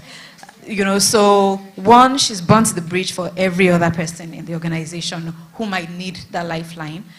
Two, they're looking at me and it can cast an aspersion on your sponsor if you're not truthful in your relationship. Because again, the judgment of your sponsor starts getting questioned. So then they start looking at you, so even this decision this person made, is she sure? If you say, well, I think this person can do the job, they'll, at the back of our minds, wonder, let's do our own checks. Because is she sure? Right? So yes, there are risks. And it can also happen to a mentor, a mentee as well, right? Where they are dropped or thrown under the bus. That happens. But mentorship and sponsorship does come with its own risks. What we should then do as a mentor or a sponsor is not let that define you or define your future relationships with your sponsors or your mentees. Because what will then happen is I'll then start looking at everyone. This has happened to me like 3-4 times. But what will then happen is you then look at everyone with anything they say, you don't believe them. You know, they say one thing, you read 5, 6, 7 things into it, right? Which at the end of the day might not even be fair on the other person. So I think as sponsors, we shouldn't then let that define our future relationships with our sponsors or our mentees. I also wanted to add that if you are in this room, you're a CEO, CMO, you know you are in management and you don't have a mentoring program in your organization, please champion it. Having a structured, a formal mentoring program in the organization does wonders. There are stats to it, but I know we've run out of time, so I wouldn't. And then finally, please, mentor someone. You are always one up than someone in life. That's the order, natural order of things in life. Please, find the way you are also looking for mentors, and we are saying a mentor will identify you, a sponsor will identify you. Please look around you and also identify someone. to sponsor, to mentor. Everyone needs some sort of mentorship. Wow, thank you. So we are out of time, and so I'm going to allow our panelists to just give us their final words. But before I do that, we're supposed to take question and answers. And let me just say that I've been looking at the questions, and to a very large extent, a lot of them were also embedded in the follow-on questions that I had for the panelists. So I figured that once they were asked, you will get your answers. There's, however, one question that I believe whoever put it here would really like to get an answer to. So I'll give that to Ruth, and then you can, once you respond, just give us your final words, okay? The question says, how do I respectfully address uncomfortable jokes from a mentor without hurting the relationship?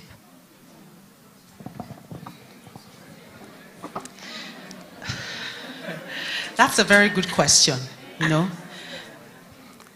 And I also was in that situation a couple of years ago. So, and I think so this was a situation about setting your expectations. And there's this thing that I learned, over the years, that when you're having a mentor, you must have an opening session where you tell him or her about yourself, what you like, what you don't like, and all that.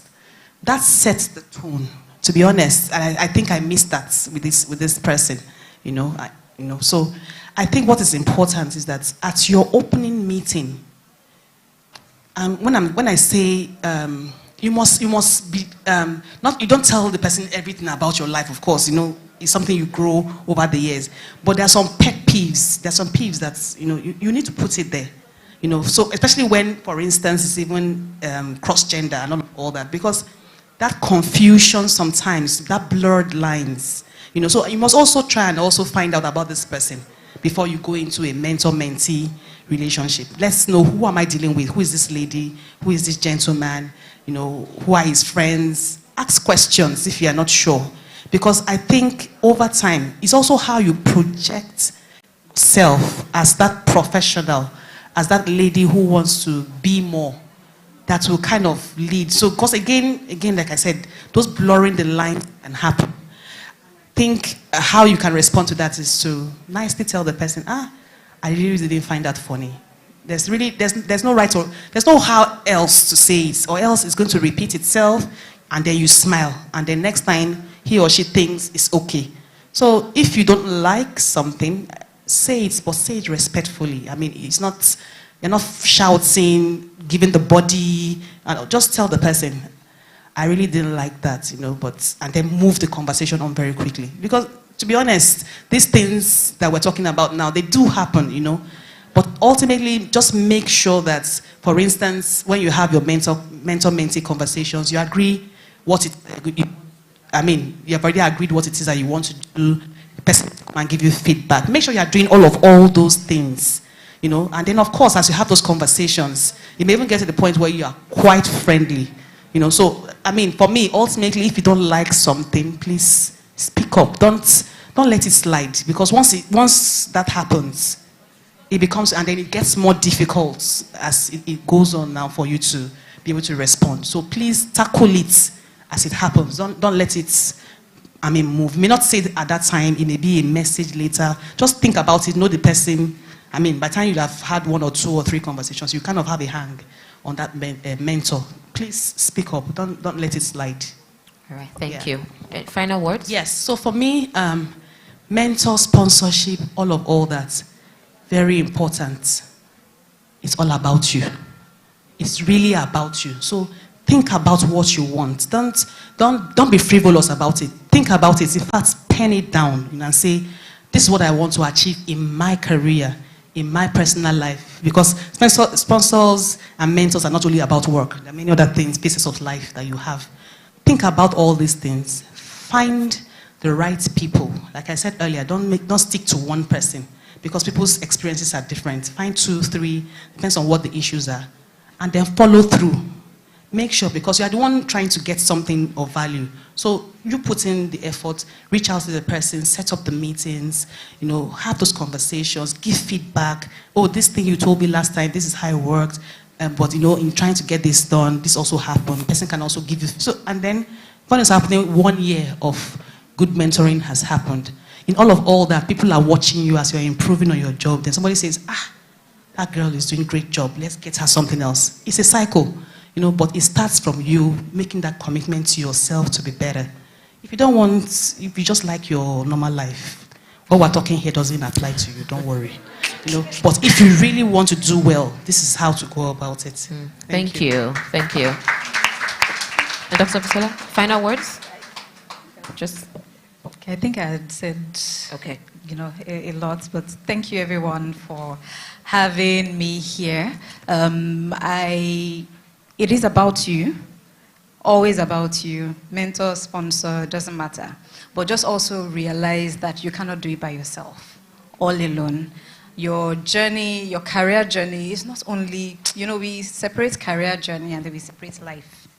Your career and your life are intertwined. So in finding mentors for your career, please also find mentors for life. How do I deal with difficult bosses? How do I deal with having kids and working? There are some softer issues that really determine your happiness in what you do and helps you also develop like a strong support system. Right, so please, while you're looking at, I need to get further and, promoted and progress, please don't leave behind your personal life, your own, personal life. And personal branding is very important. Thank you. Thank you. Thank you so much. And thanks, everyone. Thanks for, going on this interesting session with us. So please, let's do pictures quickly. Media and Communications professional with a Bachelor of Science in Mass Communication from Imo State University. She also has a decade of working as a journalist.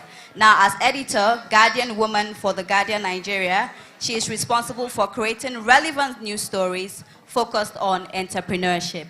Beautiful ladies, please let's welcome the one and only Ijoma Thomas Odia. A round of applause. No, there's something I like to do. Take your time so that they keep clapping for you. Okay, let's go. Let's do this for Ijoma. Let's go. Okay, and she will be speaking on leadership beyond stereotypes. And I promise you, just after this, we'll all go get something to eat. So let's enjoy this panel session. Thank you. Thank you so much. Thank you for having me here. And just like everyone, I'm going to really make this quick. I know that we are hungry and we're tired, but we're also learning, right? So joining me here on, hello everyone, are we together? So joining me here on this panel to discuss leadership beyond stereotype, two amazing ladies. Omon Odike is the CEO and managing consultant at You Connect Human Resources Limited, Nigeria's foremost HR solutions provider, founder of Great Jobs NG, Africa's pioneering digital HR recruitment platform. Mrs. Odike is also a member of the Forbes Business Council, a vetted professional networking community for senior executives and business owners who are committed to personal and professional excellence. Join me in welcoming Mrs. Odike.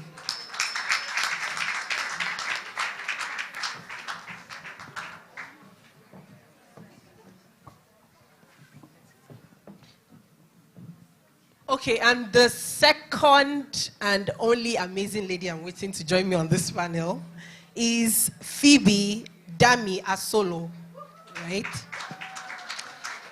Phoebe is the Senior Director of Franchise Operations at the Coca-Cola Company, Nigeria. Prior to this, she served as Director of Franchise Operations in India and Southwest Asia Operating Unit of the Coca-Cola Company. Phoebe is the founder and convener of the Virtuous Hearts Network, a daily Bible study group for young women aimed at grooming complete women in Christ as the bedrock. Do welcome with me, Phoebe.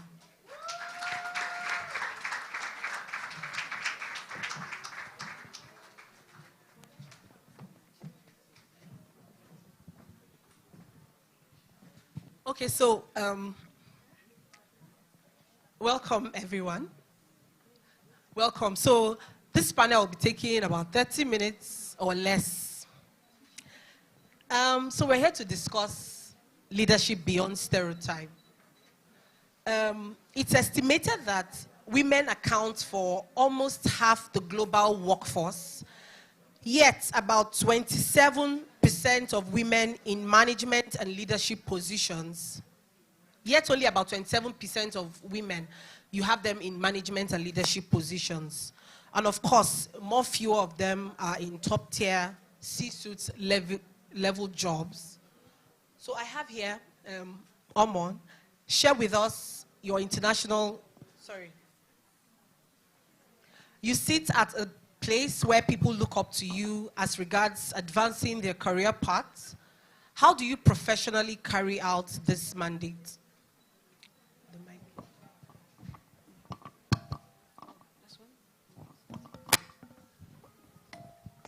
Hello, everyone. I hear everybody is hungry or tired. You can be. This is a wonderful, wonderful conference, and you must give it up for Nkem and her team. Let's clap for them. They've done a fantastic job. I think this place is very beautiful, and I think one of the very beautiful assets here is Almost Couch. So welcome, everyone, and thank you for that question. So you mentioned that we have about 27% of women in C-suite roles. Yes, it's actually a crazy thing to see. However, things are actually developing, because if you looked at 2020, in 2005, it was just only 8%, but there has been a drastic change in that statistics, and it's still growing. Now, women, we in leadership position, women look up to you. Even men look up to you too, who are aspiring to grow in their careers or even their business. So one of the things I do personally to show and lead is to lead by example. You can never underestimate the power of leading by example. When you get to that position, at least a leadership position or any position that at least you know you have people coming behind you, you must lead by example. And what am I talking about? I'm talking about the power of integrity. I'm talking about you being able to, whatever you do, you say is what you do. So you don't do one thing and do another thing. So you must lead by example. Another thing that we see that people who look up to us as we journey in our careers or our business is also mentorship. And I know the other panel who came here before me spoke a lot and extensively about mentorship. But mentorship is a very, very critical thing. If you're a leader, you must be able to mentor your subordinates or people who look up to you. And mentorship is it's diverse, and there are different types of mentorship strategies and plans. And when I'm talking about mentorship, it could be individual mentorship, and make sure that when you're mentoring the individuals, the mentees, you must have a plan, you must hear them, you must understand their goals. You can't be a mentor and leave the mentees in the dark. You must hear them from the beginning. And I think one of the panelists mentioned that she made a mistake when she started one of her mentorship program, where she didn't get to speak about herself and the other mentees speak about themselves. Then understanding and aligning your personalities and your goals is really, really critical that really happens. Because at the end of the day, if you don't even understand why two of you are being in the same room or trying to understand, get from each other, because mentorship and menteeship, it doesn't mean that one person is learning. Everybody's learning. I learn from my mentees, the mentees learn from me. You must be able to align. And another critical part is accountability. The relationship must hold the mentees accountable. Means you have set goals, you have set timelines, you have set different parameters, and you are achieving them as you go along. So mentorship is a very critical role. Another thing I've also used within my own sphere of influence is ensuring that you have learning, you intentionally do some learning programs. And when I'm talking about learning programs, remember that the mentees are always learning. You must create an avenue where they are learning. So it's not just only learning from you, but from other areas. And some of them is like my last set of mentees that I had. I placed them on a leadership program where they had to learn on LinkedIn programs so that they can actually build their personal profile. And I felt that was very intentional, because if you say you want to change careers, you want to move from this ladder to the next, what's the better way of positioning yourself aside from learning and keeping it here is your outward personal brand. So I took them to, I paid for them to go from that program so that they can learn. And this from a third party. So sometimes it doesn't actually have to be from you directly. Somebody, you can also refer them. And of course, one of the greatest intentional process that I've actually used is developing or launching Almost Couch. Almost Couch, if for those who do not know the program, is an entrepreneurship and career talk show that directly impacts women and even men around the world. But here on this show, women get to say their authentic stories. So now it's not just about almost speaking. It's about today maybe Mini Castle, it's about Nkem speaking, it's about, different women speak and share their different perspective as to how they've been able to grow from one stage to another in their different career. So it's a program that is extremely impactful. So I can tell you here, sit on the seat, where I have intentionally created a platform that empowers women to actually learn at every level in different industries. And I think that's okay for now. Thank you. Thank you. So, Phoebe, let's quickly go to you. Share with us, you worked in the international scene, in India to be precise. So tell us a bit how you were able to fit into that space, even being that it was a leadership role. How easy was it for you to fit in, being a Nigerian and also having it, at the top? Thank you so much for that question. Hi, everyone. I just want to say hello to everyone first. And just like, what Omon said, I want to just first thank everyone in Nkem and the team for this program. I think it's so fantastic. And for everyone that has come here, I just want us to do a quick exercise because I know we're tired. Can we just put our hands up? And then put your hand at your back and give yourself a pat. And just tell yourself, well done for making it to this event. It shows that you really value yourself as a woman. It shows that you really want to grow and you deserve that pat on your back. So well done from me to you. Thank you. India. If I was going to write about myself, I would have never written India in my history. But we were talking about sponsorship, mentorship, growing in your career. How did India happen? I was selected in my organization as a high flyer, and one of the opportunity areas, that we identified was to manage the business in a similar market.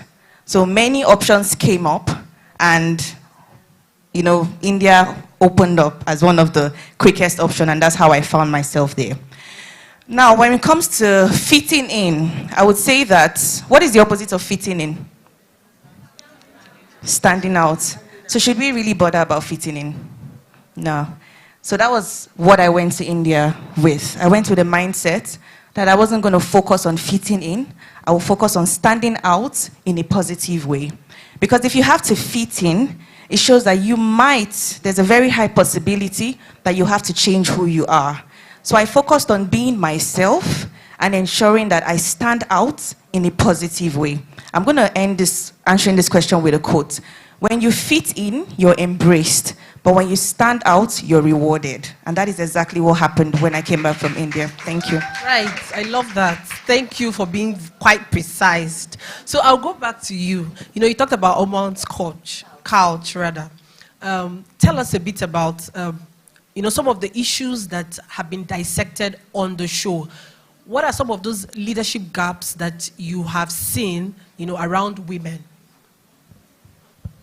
You're asking me questions that will make me talk too much. I'm a host. So I think one of the 2-3 things that resonates with all the women I have interviewed on Almost Couch is the underrepresentation of women in C-suite roles. Is really, really critical. When you talk to a lot of these women, like I can give an example of 2 women who were on my show. They worked with multinationals, very, very powerful lady, extremely qualified, had every attribute you can think of to climb up the ladder. One of them stayed in this multinational for 20 good years, was moving, but not so much compared to her peers. And she saw it, and she explained it even on the show, like it was really very painful to see the male counterparts who were doing far less than she was doing actually rise. And she was very available. If it's to travel to all the continents of the world, she was actually doing it. But still, they were not promoting her. When she clocked 20 years in the company, she resigned. You see, there are some times that you'll be in at a place and you will actually resign, not because you're giving up, but the time has come for her. So when you give up like that, or you say, I want to resign, you're taking a step to something greater, and she's actually doing something much better and greater and passionate to her heart. Then the other lady actually stuck it through in the same multinational, coincidentally, and she's actually the first woman who has taken up that executive role in that company today. So you see, these are two different women in the same organization. One actually had to leave and take up something else, and the other had to stay on, and she was given that role. So let me just, one other thing you see is also, you hear this word work-life balance a lot, or work-life harmony, as the other lady mentioned. Do you ever hear a man take a microphone and being asked the question, how are you dealing with this work-life balance? Have you ever thought of it? No man has ever been asked that. So you see, women have already been disqualified, even for being a woman. And for that reason, because of the fact that we have, and it's not a Nigerian thing, it's all over the world, it's a global thing. They see us as nurturing people, they see us as people who teach, they see us as all the different things about caring and all that, but not as professionals. But, you know, with time, things are changing, but it's going to take a long while. So let me stop there so that you can speak. Okay. So, Phoebe, I'd like to be really quick because I'm actually looking at the time. So tell us about a leadership setback that you may have or you would have experienced or challenge, really. What propelled you to, you know, move forward? What was that given for you? Thank you for that question. So I would say setbacks are frequent visitors in the leadership journey. They will always knock at your door, and in fact, they will force their way through. You know, when it comes to setbacks, you would have them. I don't know if anyone saw Elon Musk's tweets recently where he said failure is an option here. Did we see that? So we would encounter failures, we would encounter setbacks. Now, me personally, I'm black, I'm a woman, and I'm young. I'm very young. In fact, every role that I have occupied, I've always been the youngest. Even leadership roles, I've had people that are older than me reporting to me. So you can imagine how my entire career has been. One that I can never forget, I had to close a deal for a company, and I had to meet this, it was logistics in Nigerian breweries. I heard when Ruth was talking, so it was logistics, and we can cut the company name out, please. So, you know, so I met this man. I had to talk to him about logistics because we were having some concerns with delivery of a particular brand. And I went to meet him and I said, sir, you know, we're not meeting our numbers. It's almost the time to cut off to record sales. Can you just let us know where this particular truck is, what is going on? Is there anything I can do? He was typing. I'm like, sir, please, can you hear me? Like, we need to close this now. I need to report, like, time is going. And he just looked up and he said, where were you in 1972? And I'm like, sorry, sir, 1972? How does that apply to what we are trying to achieve? We have few minutes to close sales for the month, not even the day, for the month. And you're asking me where was I in 1972? I could have easily said, excuse me, sir, I don't want to, like, what are you talking about? I said, okay, 1972, please let me get back to you, but sir, please, can we just, you know, I will get back, break time, I will definitely tell you where I was. Of course, I wasn't even, I don't think my parents were even married in 1972. Do you understand? I wasn't even around, but that was a concern for me. I had to take a step back, you know, to empathize with him. Why did he ask me that question? One, he felt intimidated. Why would this small girl first of all, why are you even the owner, the person leading this brand? And you have the guts to come and meet me and tell me that the time has gone and, you know. So I understood, I had empathy for him. I understood, I found out about his background as well. He'd been in the company for years, you know. He deserved, or he thought he deserved respect. You know, I had to think back about, you know, why he asked me that kind of question. I didn't take anything personal. We're there to work. There's nothing personal about work. Let's just get our work done, right? So he eventually sent me an email, and break time, I actually went to meet him. And I said, sir, first, thank you so much for, you know, the response. Because of this information, we're able to achieve this. But I want to know, why did you ask me that, you know, question? Of course, he came back to his senses. So, of course, he did. There was no reason to ask me that question. But he's like, yeah, don't worry. I just think that morning, you know, he gave a very flimsy excuse. But I was able to use that as an avenue to establish a relationship with him. Funny enough, he became someone that put a word for me eventually in that organization, because I didn't do any clapback. I didn't do buzz boost. What was the takeout for me? I assumed positive intent. I understood where he was going with it. I didn't see it as an avenue to fight. I assumed positive intent. I was able to empathize, and I leveraged him because of his history in the company. He became my friend, and I became a data guru because I had backup based on this man. Yeah, thank you. Nice. Okay. Okay. I know we don't have only there's career women here. I believe we have people who are running businesses here. Okay, let me speak to something, because I'm running a business. So there was I give an example, not even an example, an experience. Last 2 years ago, I went for a bid, and my company is a female-led company, obviously, and all the other companies were led by men. A multinational, and the other companies have come in and left. I sat there with the CEO, some foreigners, some Nigerian guys, all well-dressed, everybody, my team. And they asked, after we had presented and talked, and I was doing, of course, I was leading the group. I noticed they were smiling in a funny way. You know, there's some read their body language and some things they didn't say. I could pick it, but I wasn't too sure where they were going to.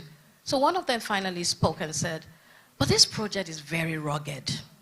This project is very difficult. Are you sure you can do the job?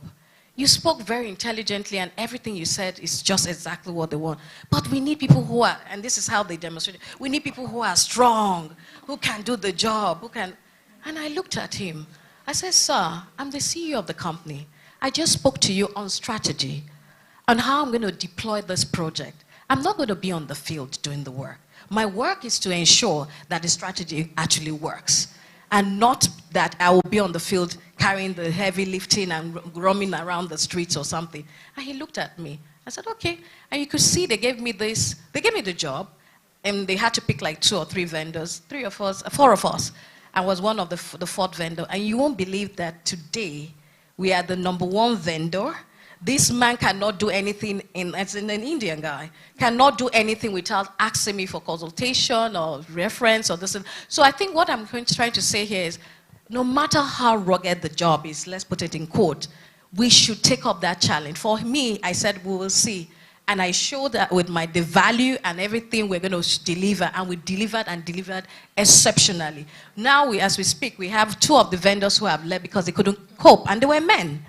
And I and one other company are still there, and hoping that we may even take up the entire job. So we need to be very bold, and we do our work extremely well as women, and we'll get the big pie. Thank you so much. Thank you so much. In fact, from what you both have said this evening, we can see so much that women are actually doing a lot. In fact, Nigerian women, we are trying. Well done, everyone. So we have about 11 minutes. I would like to start reading our questions. Kindly scan the QR code. Is it on the screen?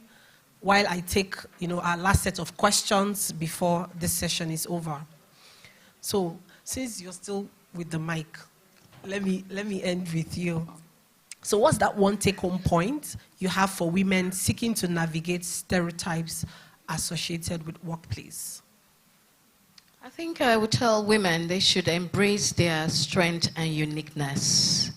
Women, we come with some strength that we don't even know we have. As long as you're intelligent, as long as you know you're building yourself, you're building your personal brand, whatever you're doing, just make sure you're doing that homework. Nobody's going to give you the job because you're smiling. I don't believe in that. Or because you look very sexual. No, please. Let's use our brains. Let's use the value that we present and we'll do the job well. That's one thing I must say. Then another one is do not downplay our achievements. No matter what we do, and I think it's something I had to learn. So it's not, I'm not saying it because I have perfected that art. I actually had to learn because I'm one person that, if I've done something, I don't talk about it. And I had to learn from people like Udo Konjo. I can mention a few names.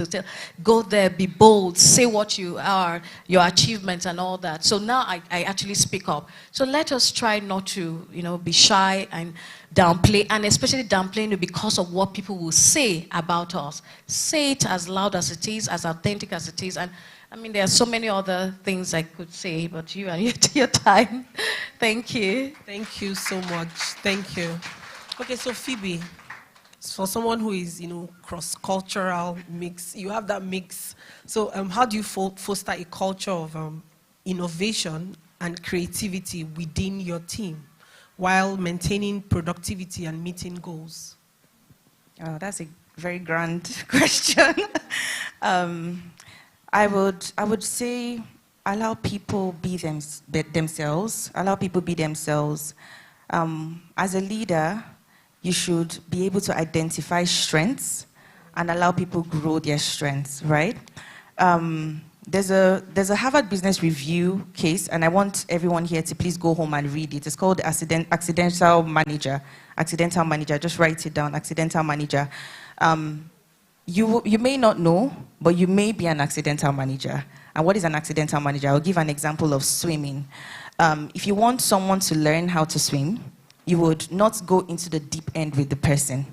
You would ask the person to go into the deep end. You would watch. You would give the person all the guidance, the cheering and everything that is needed, the coaching, and then watch the person move from the deep end into the shallow end, except the person is sinking. Then you jump in with the person. But what we find ourselves doing most times is when we see people in the deep end, and I'm just saying this, verbally, but I'm hoping that we're imagining, how this works in our organizations. When we see people in the deep end, it almost feels like, I have to, what are you doing? Why are you doing this? Please, call me now. This is update. There's no way the person can be creative. Do you understand? Allow people use their brains. A good leader is one that identifies and allows people thrive. I would use a quote from John C. Maxwell. He says a good leader is one that shows, knows, and goes. So you show people the way, you know where they are supposed to go to, and you go with them. Not that you are going in their place. You don't go in their place, you go with them. Now, as a follower, it's important for you to also communicate your strengths. Do we know our strengths? We're talking about personal brands. You can't build a personal brand if you don't even know who you are.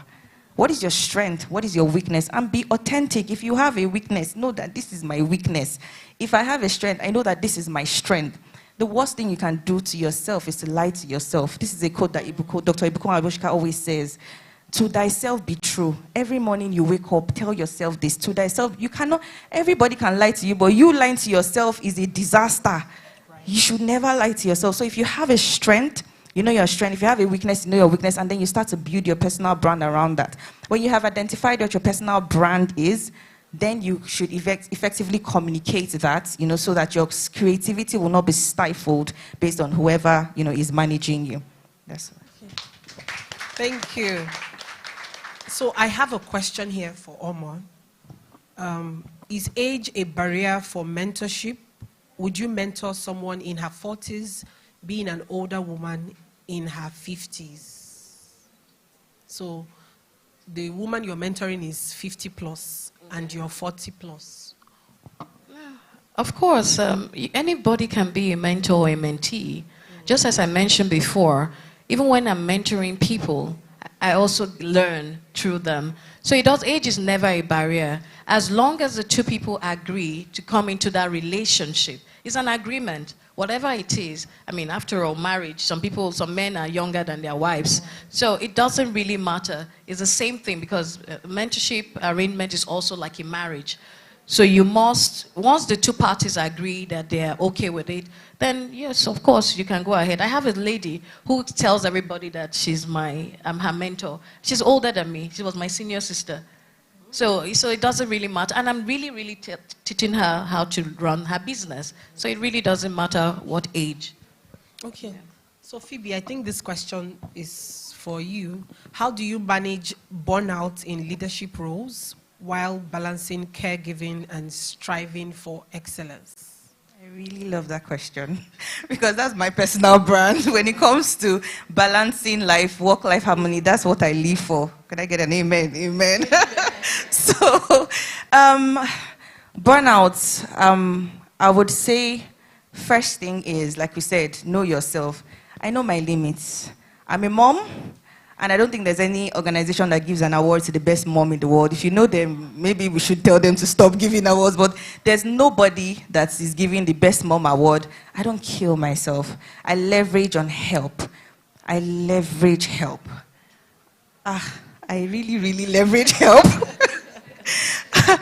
I'm going to call my sister. My sister is here, Debbie, and she's also a COO of her organization, and she's my blood sister, and she's doing really well, but most times when I have anything to do, she's the one that my child goes to. Their buddies, their best friends, so this is me publicly thanking her for all the things that she's done for me, One thing about, and again, I'm speaking to professionals, so I'm glad that this panel is balanced, right? We are 9-to-5ers, right? And one thing about us that we need to know is we're not paid for the hours that we stay in the office. We're paid for the value of the hours that we contribute, right? So 9 to 5, your value might just be that 9 to 10 or 10 to 12, It's important for you to know how much value that you can give. So for me, I ensure that my 9 to 5, I give as much value. There's nobody in my organization, in all the organizations I have worked in, that will say Phoebe's lazy. It's not possible. My personal brand is excellence. And that's what I strive for. And that's what she said, you should be able to speak, be bold enough to say it. I strive for excellence. Now, when I've given everything that I should give in my workplace, there's no excuse. There's nobody that will call me over the weekend to say, oh, you've done this, but, this. No, I finished everything in the organization. Now, I have to go back home, enjoy my husband, enjoy my kids, right? I do a lot of traveling because that's me. As you have to know yourself.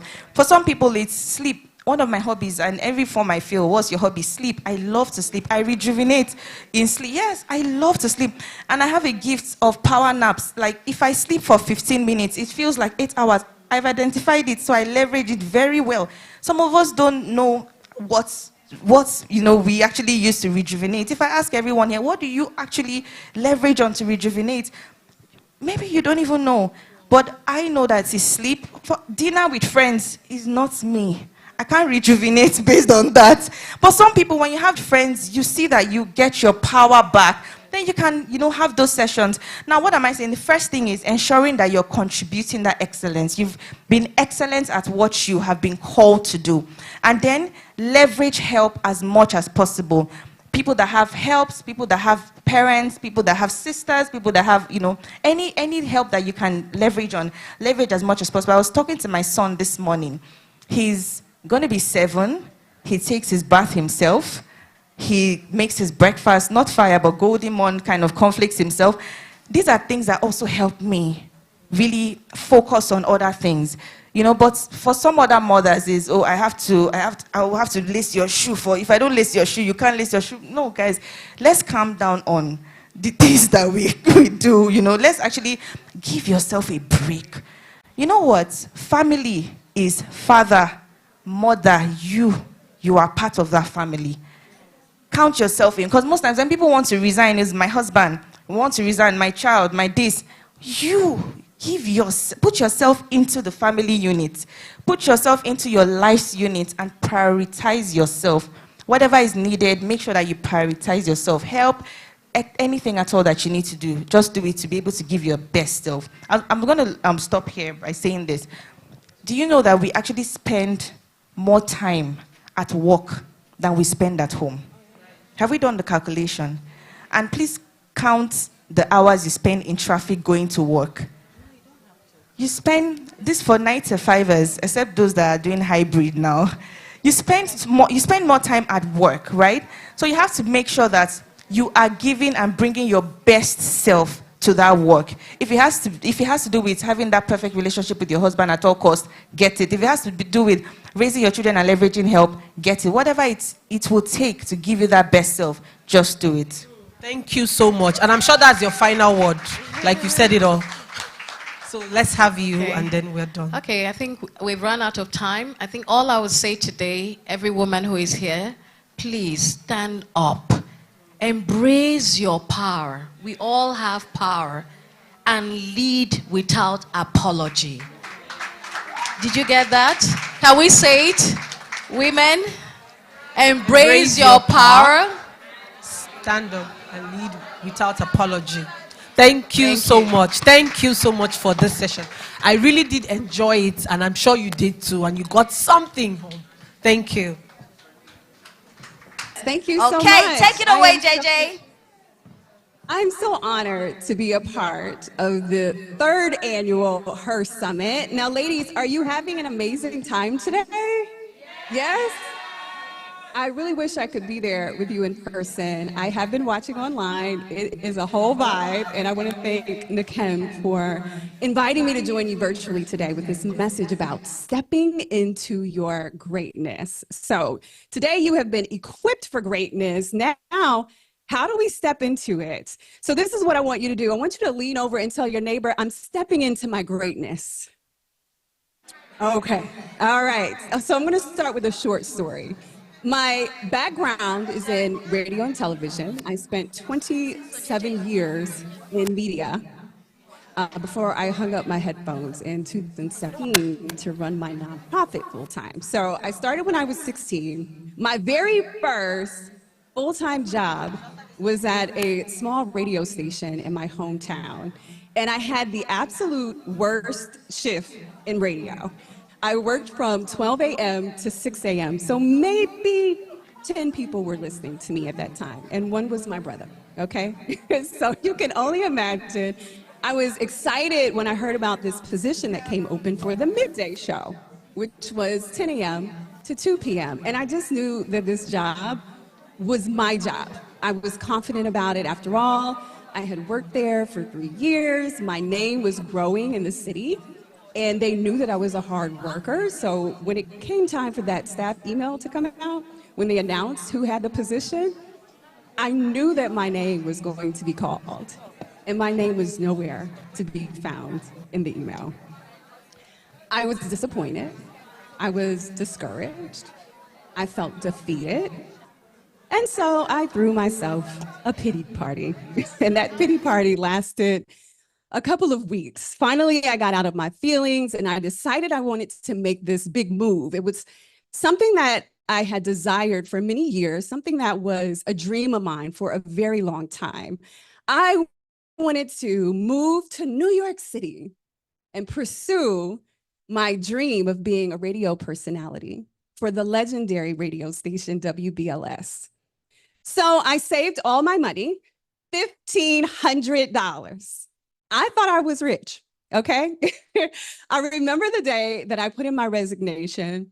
I told my supervisor, hey, I'm leaving. I'm moving to New York City. Here's my 2 weeks. And he said, you are making a huge mistake. He told me that I wasn't going to make it, that tons of radio personalities move to New York City thinking that they're going to make it and they fail. Other people told me that I would end up living in my car, that I would work at a bodega or a car wash. Just be prepared to come back home, they said. Well, after listening to all the advice that I never asked for, I packed up my bags, loaded up my car, took my little $1,500, and I headed to New York City, which was a 12-hour drive from my hometown. Now, $1,500 is all I had. Keep in mind that when I got to New York City, my rent was $1,500. So I had to get to work very quickly to earn income. I worked at a cosmetic counter at a department store for about 3 months. While I was working there, every single day, I called the radio station begging for an interview. I would send packages with my air check wrapped in this crazy wrapping paper so that it would catch their attention. And finally, one day, after 3 months, they called me. Matter of fact, they weren't really excited. It was more like, please come in for an interview, because I drove them crazy and I didn't care. And so I did. I showed up and I killed that interview, and I was hired to work part-time at my dream radio station. So also keep in mind, in New York City, there's probably about 50 radio stations. I only applied to one. There was only one station that I wanted to work for. It was the Heritage Station in the city.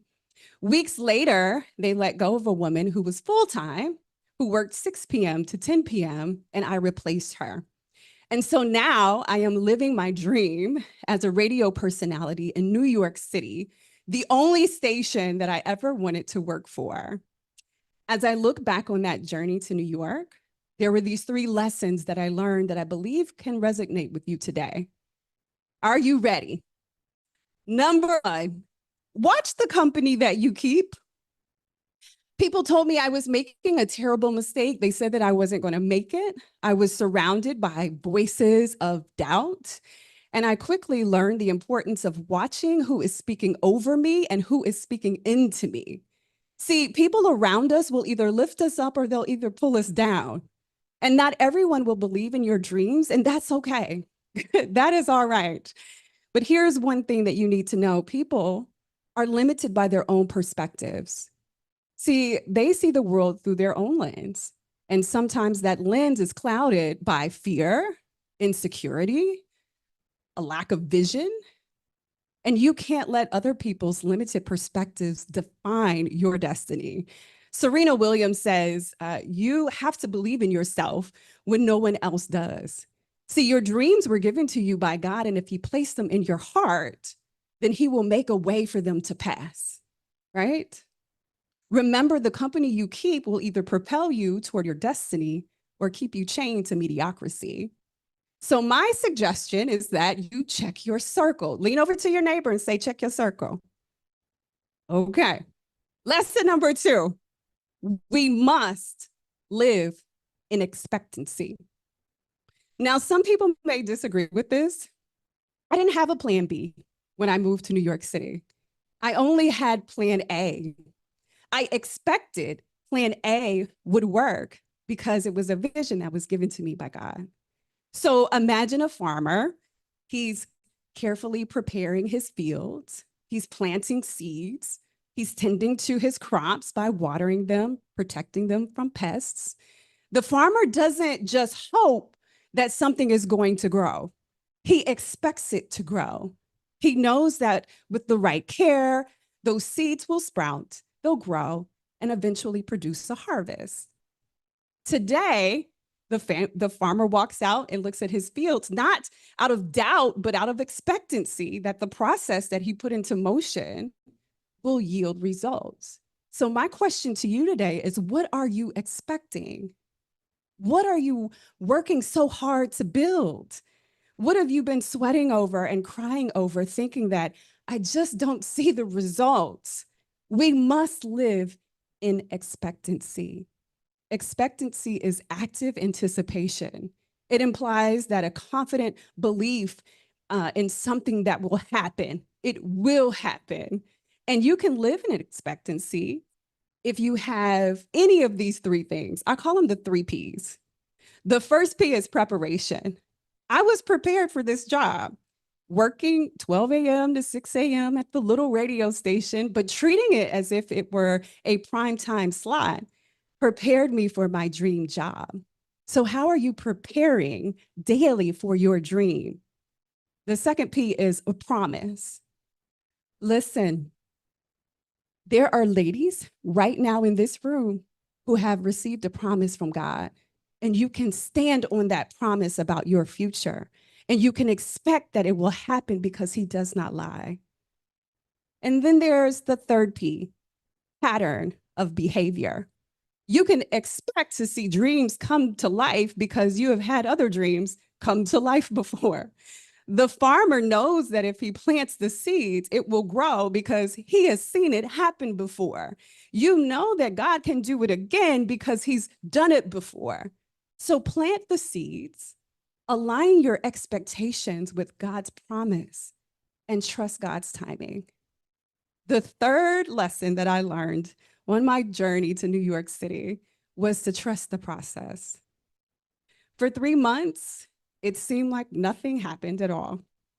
During that time, I had to learn to embrace the process. Every step, every challenge, every moment of waiting was preparing me for what was to come. Sometimes we rush the process, don't we? We just want to get to the finish line without realizing that God is using every single moment to equip us for the very thing that we have prayed for. Trust the process, even when it feels slow, even when it's painful, even when you want to quit, even when it feels like you're failing. Trust the process. Every struggle, every tear, every moment of doubt is preparation for the place he is taking you. And let me tell you this, God doesn't waste any experience. Some of us are sabotaging our dreams.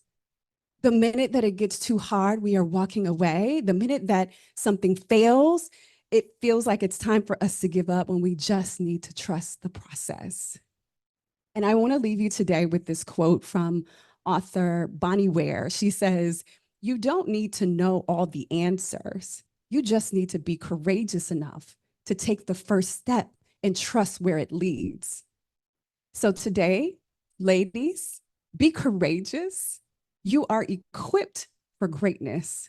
Now step into it. Thank you so much for having me today. Beautiful. A round of applause for JJ. Thank you so much, JJ.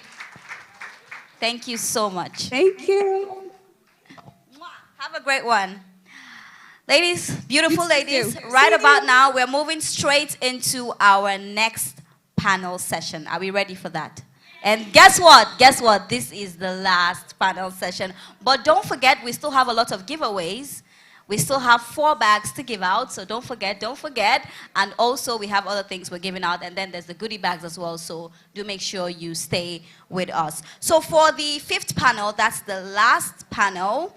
Before I do that, let me just give a shout out to our sponsors, BAT West and Central Africa, Nestle Pure Life, BotPay, Amon's Couch, Oloris, Missy Luxury, George Okoro Studios, Evercare, the Nayakalu Foundation, Lavenia Beauty Limited, and Witty Lee's Events. They did the decor, so big shout outs to Witty Lee's. And also Balloon Boutique, because when you walked in, the beautiful balloon that welcomed you was done by Balloon Boutique. So a big shout out to Balloon Boutique as well. So for our next, we will be speaking on unconventional pathways to success. And our moderator has moderated before, it's safe to say. I'd like to call on the beautiful media personality, Angel Anosike. A round of applause for Angel, second time.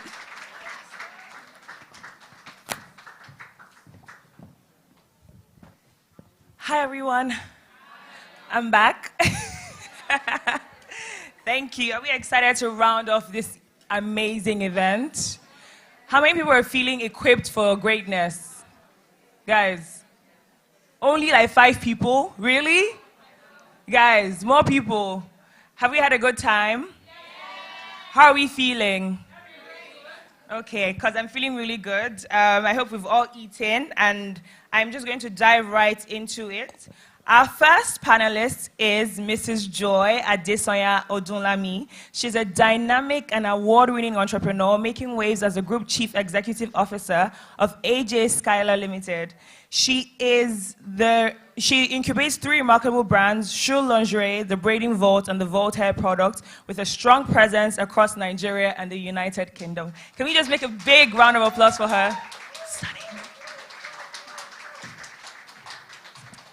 Our second panelist is Buki Olukoga. Buki joined BAT West Africa in 2010 with work experience from banking, telecoms, and investment. Since joining BAT, she has spearheaded various impactful business initiatives in her capacity as facilities manager, HR business partner across all functions, and talent and organizational effectiveness manager for East and West Africa, while being the talent acquisition SPOC for Americas and Sub-Saharan Africa. Can we give her a round of applause, please?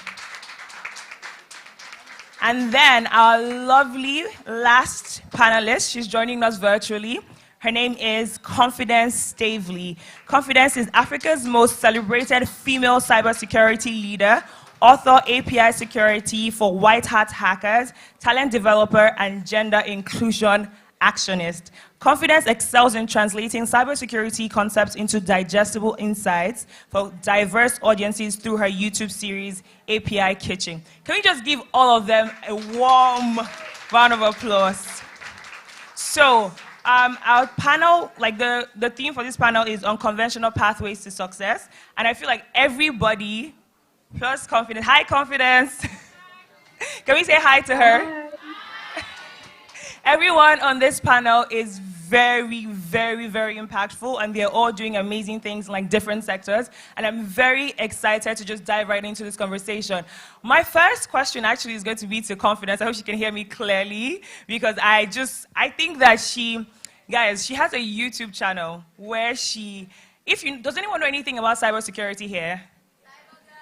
Okay, love that. Woo!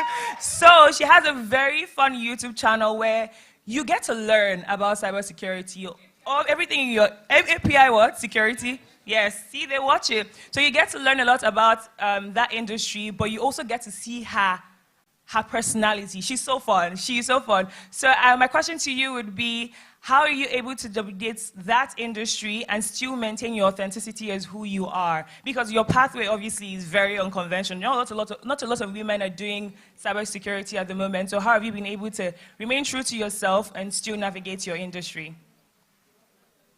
Thank you so much for that beautiful question, Angel. And I want to say thank you so much to the Heart Summit for inviting me. Shout out, ladies. Well done. Thank you for coming through and just being part of all of these conversations, preparing us for greatness, because that's exactly what we're designed to be.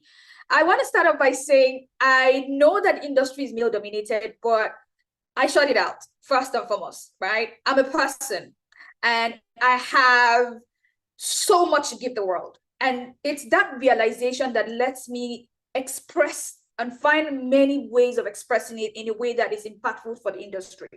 I would say the first key thing that I also do is that I concentrate on solving problems. So what are the problems in my industry? I look at them from the lenses of the experiences that I have, the knowledge I have, and I'm able to then help solve those problems.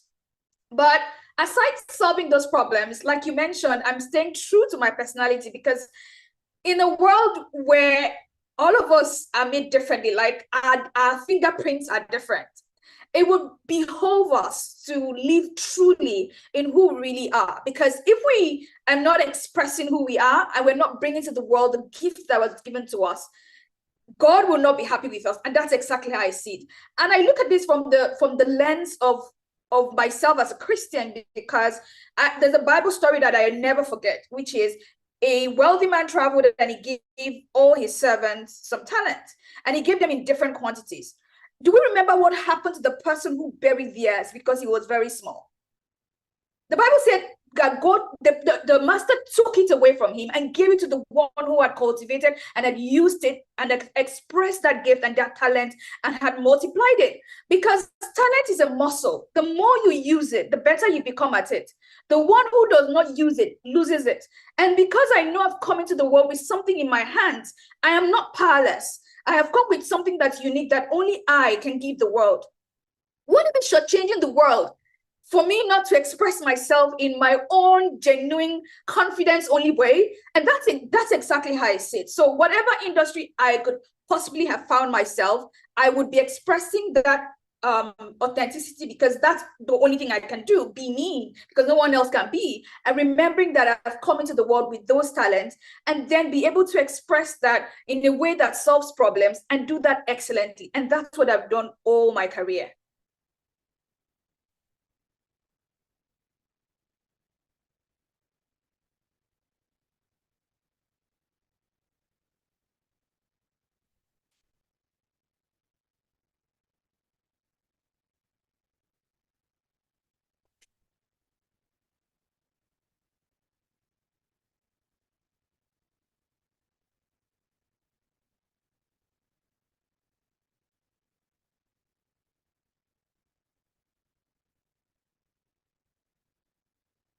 So cool. Like, she brings an element of her personality into that. So when you're interviewing for like certain roles for talent, what is like a soft skill that you look out for, or an unconventional skill that people in the audience would look and they will not think that it will get them the job? What's something that you've noticed? Hi, everybody. Okay, so this is spoiler alert, right, guys? Cheat code. So I'm going to give you a few tips. I know you asked for a skill, but I'll just mention a couple of things. But first things first, this is not just for those looking for outsiders trying to get a job, but even when you are with an organization and you are trying to grow. So please listen. And if you have your job, your own business too, I think this also works for you. 14 years plus in BAT, and you heard a bit about my profile. Before then, I'd done facilities and a number of roles, and I can tell you that I'm not your original HR person. I'm more of a radical, right? And one of the things I'll tell you is this. Most people, and I'm going to bear it here, when you're going into an interview, whether in-house or from outside, most people go in thinking, I've got the skills, and I'm just going to, and I can pray, I can fast, and I'm going to, just smash this. The reality is that you've got to do a bit of role play. Interestingly, in my 14 years plus and many steps up, I've literally had to interview for every role I've gotten within the organization, whether it was in Nigeria, Kenya, South Africa, or even in the Americas. The reality is that the hustle is real. And many people want what you want. The question is, what sets you apart? The first thing is you've got to prepare. And preparedness is not just reading things online. It's about actually standing in front of a mirror, knowing exactly what you want. What is that cutting edge factor you've got? So number one skill is actually articulating who you are, telling a compelling story.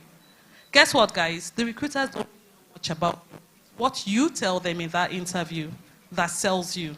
So when you're coming into that interview, are you coming just, I'm going to wow them, or are you going to let them know that I'm that person for that job? For every interview I did within the organization, and getting into the organization, trust me, I practiced like crazy. I practiced in front of the mirror. I practiced with my husband.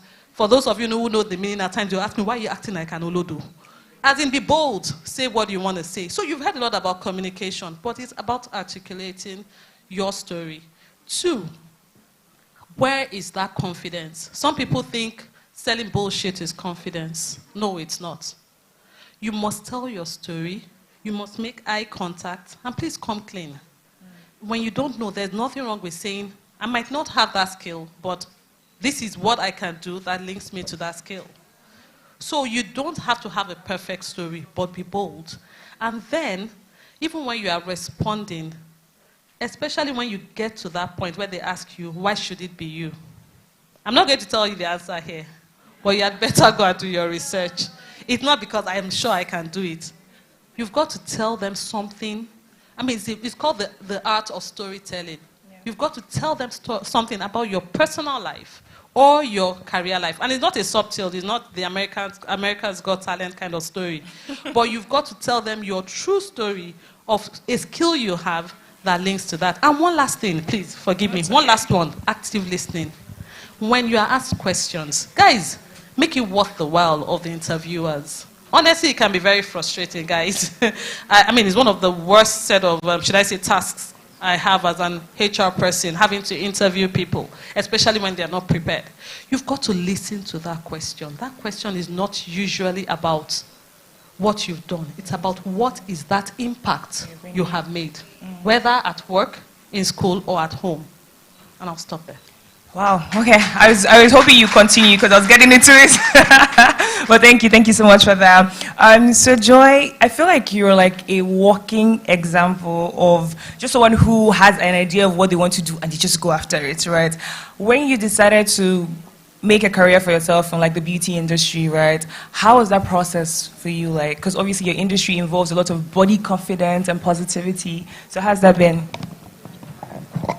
Good afternoon, everybody. It's an absolute pleasure to be here and to see everyone. And thank you, Inkem, for putting together such a wonderful event. I think she deserves a round of applause. She's an amazing person. Back to the question. Coming into the beauty sector for me was not by choice. It's probably the least on my list of what I wanted to do. But they say great ideas are born from adversity. And I was put in a position that made me look at a problem and decide that I was going to be the solution. And I think what has been important in my journey, relocating from the UK and coming to Nigeria, is trying to understand the market and understand what works in the market. Now, the Nigerian woman cares very much about her appearance. Forget there's inflation, forget there's devaluation of the naira, our hairs will be laid, our nails will be done, our faces will be beat. It is facts, right? And we could have next to nothing in our accounts, but we will not look like it. And anyone that can capitalize on that is definitely on the right track. And I found that going into an industry, I first started off with a lingerie brand. And that was born from adversity because in the UK, I widely have access to different lingerie stores. You can walk into Marks and Spencer's, you can walk into a Coco de Mer, you can walk into different brands. And then I relocate to Nigeria, and it's kind of like, where do I get my underwear from? And so you have to wait for somebody coming from abroad, or you shop online and send it to your shippers, or you go to the market, and I learned the new term, bend down select. And I realized quite quickly that for returnees and for Nigerians in the diaspora, this is a problem because we're used to a certain quality and a certain standard. So there came the first idea. Let me create a brand that people can resonate with, that is a safe space for women, that women can come into and feel that they're not being judged, they're not being body shamed, they can talk about their sensuality, and they can, find the right lingerie. So that was the first idea that was born. And then the second idea, beauty, is so funny because hair is not my thing. I promise you. I may look like this, but there's a team, it takes a village, right? On a good day, I really don't care about all those little nitty-gritty things, but my mom owned a salon when we were in the UK, and during the summer, I used to work in her salon, and I never thought in a million years that I would have my own salon. And so when I was praying to God, because I'm a faith-based woman, and I was asking God, I've made a bit of money, I need to know the next direction. I don't want to waste it on another holiday, a bag, material things.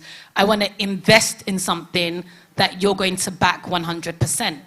And I had a dream on the 6th of January, I tell everyone this story, 6th of January 2020, a complete blueprint of the Braden Bolt, from the name to how it's going to look, to the uniforms, to the service that we were going to provide.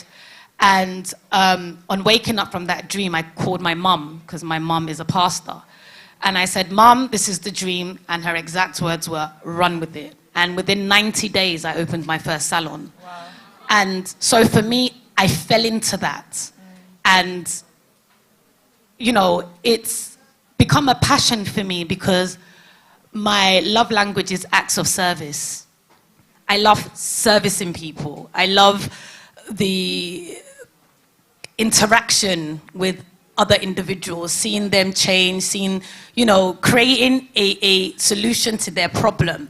And so that in itself aligns with beauty, because every woman here has a beauty problem that needs a solution. And I think that is what has helped me on my journey by tapping into the woman's needs. Yes, I love them. I love them so much. I feel like it's one of those things, you know, she could have had the dream and not done anything with it. Honestly, you could have prayed and just like, oh, I can do it next year or something. But I'm so thankful that you just went ahead with it. And I feel like in an industry that's very, guys, in an industry that's very, how do I explain it? Very, I don't know, I'm like visual and like just very dependent on looks, right? Has there ever been it, guys, please, can we try to keep it down, please? Has there ever been a time where you felt not very confident in your skin? Because you look very confident, you sound very confident, and I know that like some people struggle internally, but they're also able to like put out really good work. So has there ever been a time where you just like struggled or kind of like doubted yourself a little bit? Absolutely. I think every woman in this room has had a moment of self-doubt. Yeah, self-doubt. When you look in the mirror and you're like, yeah. Right, and for me, it stemmed from my childhood. So I was bullied in school in the UK. 25 years ago, 30 years ago, let me say actually, given 30 years ago, it was not cool to be Nigerian and be in the UK. It was not a thing. You don't give your Nigerian name, you have to remix the name. Right, so my Yoruba name was Yetunde. We had to kind of shorten it down so it sounded a little bit cool. I'm not going to say what it was. Yes. And then my mom, because my mom is she's a connoisseur in many things, and I think I get my drive from her. So my mom used to do these really African hairstyles for me. You know the thread, yeah, so I'm going to school looking like a full Nigerian, right?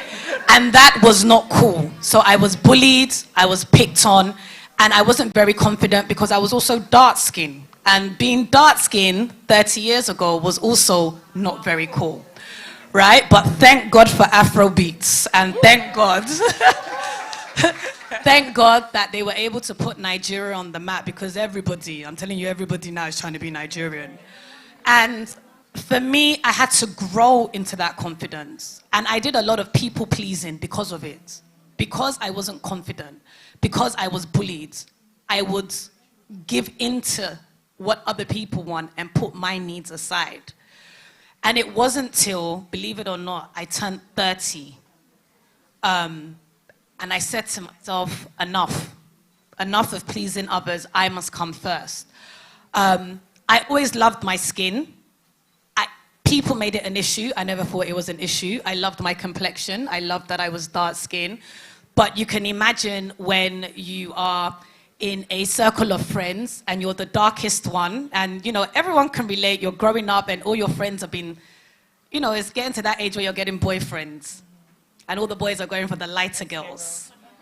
And then you're the one that's kind of sitting on you're the best friend of the girl that always gets chatted up. And so that was me, right? And then I would never forget, there was one guy I met when I was 18. And he said to me, he said, just wait until you're 25. You just wait. You see all your friends that you're looking at and you're feeling like they're prettier than you. You are a Nubian queen. And your skin, don't ever touch your skin. Your skin is going to speak for you. It didn't come at 25, but it did come at 30. And when it came knocking. You see, there's nothing you can tell me now. I'm the prettiest person in the room. Okay. Yes, queen. Hello. Sprinkle, sprinkle. Okay. Right? I walk into the room. The number one thing that I wear when I walk into the room is confidence. Forget the looks. I walk into that room like I own it. I walk into that room like you should be talking to me. I shouldn't be talking to you. I walk into that room like you should be sitting on my table. Why? Because I know who I am, and not just who I know who I am in Christ Jesus. Thank you. Period. That's it, guys. That's it. We love the confidence, and I feel like everyone, I'm sure she's not saying this from like a vain place, it's just what it is. That mindset is everything. And I think the first session we had, the panelists touched about that a lot. Mindset is everything. Even if you think that, oh, your skin is this, you can walk into the room and just take space. So thank you for that. Thank you. So we're obviously discussing unconventional pathways to success. And I don't want the first question, you didn't speak on just like the workspace. It can be like anyone in general, right? So great, let's think about this. Someone is trying to break into a new industry and they don't have any prior work experience. Like they're thinking about it and like, oh, I want to try something new. I want to be in cybersecurity. I don't think confidence is here anymore. I want to be in cybersecurity. You know, how do I start? Like, where do I start from? Like, what do I do? If I'm trying to break into a new industry without no prior work experience. Okay. So I'm going to apply my own understanding, right? Because again, I've worked in different industries. Yes. So that means I've had to learn, unlearn, and then relearn. So number one thing is you've got to have the growth mindset. You need to be humble enough to learn. You need to want to learn. So I mean, to some people, HR is HR. But I tell you one thing, there are so many subject matter, should I say, functions within HR. That's what we call the centers of expertise. And for every time you cross from one to the other, remember I told you, maybe I should just take you many steps back. I actually studied microbiology in school. Oh, me too. First degree, microbiology. I studied industrial and labor relations. So please, just look at that trajectory. At some point, I was trying to discover myself. I think we should clap for my mom, actually. She's here. Because I tell you, this woman was very patient with me. I was on a self-discovery journey. I still am. At times, she looks at me and she's like, I don't know who this is. But the reality is that at every stage, you need to be adaptable. So I spoke about learning, but you also need to be adaptable. You need to have to want to grow. You need to want to learn. You need to want to change. And let me tell you something. I said something a few days ago in a group, and I said that just tell me something is not possible, and then I'll show you it's possible. As long as there's breath in me, I'll show you it's possible. So you need to not play the victim. Be ready with your victim mindset and want to win. So ask, be humble, ask. Some people spoke about, I mean, Ruth, I think, spoke about, leveraging your network. I always tell my own friends and some of my colleagues, I say something about your network. There's what you call your hard work, right? So you need to work hard. That's established. But you also need to leverage your network. And one other thing, there's what you call the smart work. Some of us are so proud that we don't want to ask people who have gone before us, who have already kind of, charted that path. We want to, I want them to see that I've arrived. You need to leverage the expertise of people who have gone. You might think you're better than them, but at least learn the basics first. So it's all about networking, being smart to quickly use them as your springboard. And by using them, I'm not saying abuse them. Use them, which means learn from them. And I'll stop there. I really like that. I love that so much. Joy, I was going to ask you, right, someone who's running 3 businesses, like 4, wow, okay, 4 businesses. What is, I said this earlier in the first panel session about how I've seen it over and over again that people say that success has a formula, right? It's like they're setting, no, but not in that way, but in more so like in a value-oriented way. There's certain things like both of you now can share a similar value like discipline or consistency and everything. Anyone who's successful has to do the same thing over and over and over again. So what are some daily habits you think that you've, like you've amassed cultivated over the years that's really helped you in building what you're doing right now? I mean, first and foremost, it is discipline. Yeah. And I think that's the only formula that works, discipline. There's the saying, if at first you don't succeed, you try again. The problem that we have with most people is they don't try again. So they fall off the horse and they stay down, right? But I get back up and I'm like, okay, that path didn't work. Let's try this path. So I always look for the success in the failure. And I think that's the best formula that you can have as an individual. Now, you also have to make sure that what you're chasing is in alignment with the will of God for your life. Because if you are going down a path that is not aligned with the will of God for you, you are chasing an empty dream. And so you will find that time is ticking, everybody else is going ahead, and you're stuck in the same position. And it's very important for you to be able to look at, do a self-MOT. This is what I do to myself that helps. What's working? What's not working? What can I change? What do I have no control over changing? What can I let go of? And what can I give over to God? What can I hold on to? By doing this MOT on a daily basis, it helps me to release some of the tensions and the ideology that I must make it. Or when you go on Instagram or TikTok, because I think those are the two best friends now for a human being, and you see everybody else is moving. This person just brought car. This one just opened business. This one just got married. And then you look up and you look around and you're like, God, why me? God, when? You know, you go to the comment section, you say, God, when? I tap into your blessing, right? The truth is, their blessing is not your blessing, right? And their path is not your path. So you need to be able to identify the path that God has created for you. That is only when, listen, alignment comes, ease comes with vision when you're in alignment. Right? There's certain things, it's the truth. I opened a salon in 90 days because I was aligned with the will of God. Some people have copied me and they've closed down. So there's a difference. The originator and the person that feels like she can do it, I can do it, God when. Right? So you need to be in alignment. You need to give yourself a MOT on a daily basis and learn not to take life too seriously. Oh, I go through stress. I did a stress test before I came to Lagos. I went to the doctors and I did a stress test and they were like, they put it on the monitor and they said, well, we can see from the monitor, Miss Adesonia, that you don't know how to switch your mind off. I was like, yeah, tell me about it, right? And that is because I'm constantly thinking, constantly trying to figure things out in my mind. But one thing I do is, I also learn to let go, take a deep breath. Do you know what? I can't fix this. This is beyond me. Next. And it's so important when you're on your journey of success. It's a journey, it's not a destination.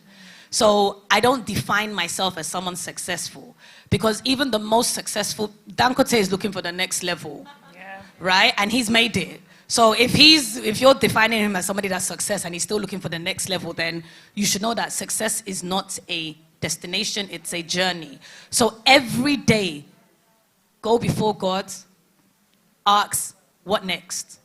What path? Look at yourself. Be honest with yourself. It's very important.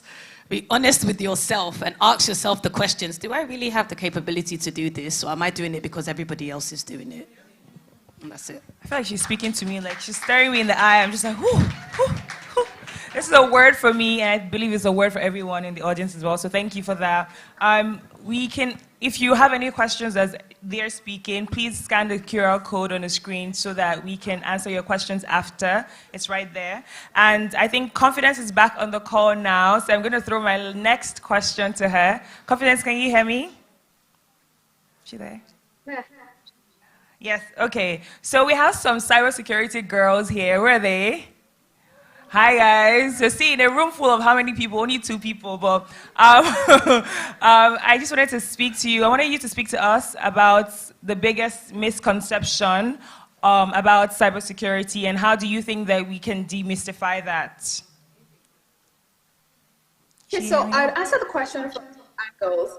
The first angle of the misconception is that I'll take it from is if you were wanting to get into the industry and become a cybersecurity professional, what that myth is from the outside. And then I would also answer that question from the perspective of people using the internet and using digital services and what misconceptions they may have about cybersecurity. So everyone can sort of relate and pick out something from my answer. So I would say that first and foremost, from the professional angle, if you are looking from outside into the industry, the misconception I often see is people think that cybersecurity is one field. It's many little fields, actually. It's like saying medicine, right? We have a generalist medicine sort of, right? And then you don't have like the pediatrician who just really takes care of children. You have the gynecologist that specialized in taking care of women and reproductive health for women. You have all of those leads. So you have the person who takes care of your teeth. It's a different kind of doctor. So that's the same way we have in cybersecurity. It's not one field. There are many parts of cyber that if you asked me any question, like, oh, I'm not the best person to speak to. So I want people to first and foremost see the industry from that lens, because I hear a lot of times people say, I want to come into cybersecurity, and the first thing they're talking about is, I want to be an ethical hacker. Please, ladies, chill, right? That's the first thing I'm going to say. In fact, those ethical hackers who have been brought into so much of the discussion because of movies and how we fantasize about hacking, they're just a small set. They're not even that many jobs in that particular part, because what they do is attack systems.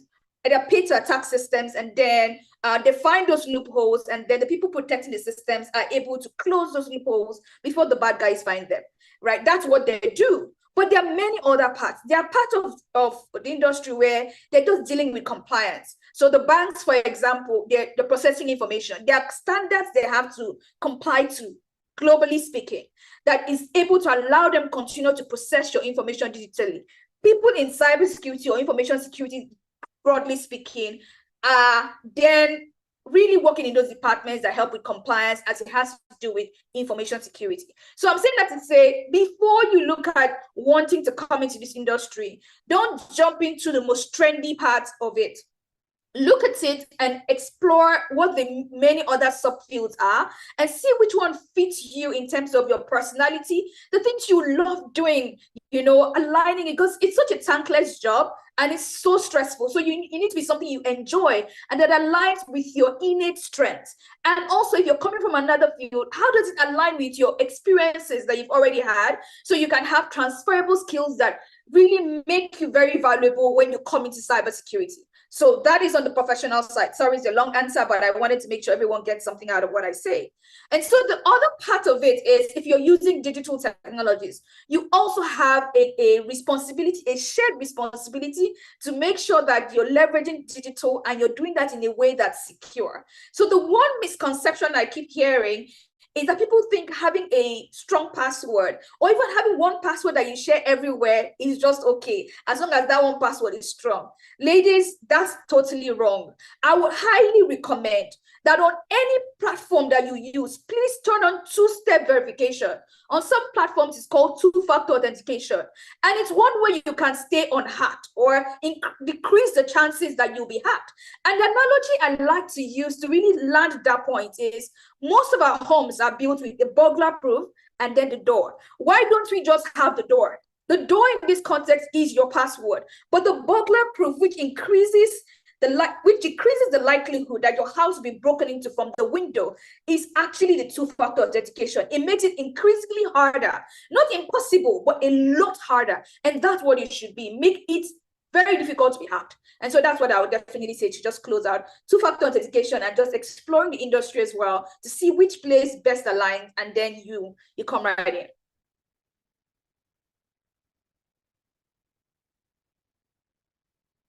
Throw the next question to you. You're in a very male-dominated industry.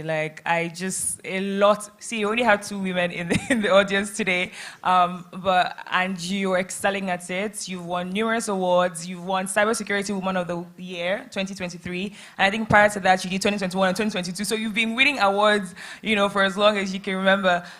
What is something you say to someone in the audience right now who is trying to not even just your industry, but just anyone who wants to lead a life of excellence. I think it's very important for us to always strive for excellence in whatever it is that we're doing, even if we're hairdressers or makeup artists or bankers or whatever. So what is something that you would say to someone who is striving for excellence at the moment? Thank you so much. I also want to add that humbly, I've also won the Cybersecurity Woman of the World award, which is what I won last year. Love that. And someone else is going to be winning it in Slovenia by next week. Yeah. So I want to say that excellence is not again a destination. It's something that is a work in progress. I also want to say that excellence, first and foremost, is an attitude and a mindset, right? It started from just in your mind knowing and wanting to be the best version that is possible. Because you have a choice. You have a choice to coast.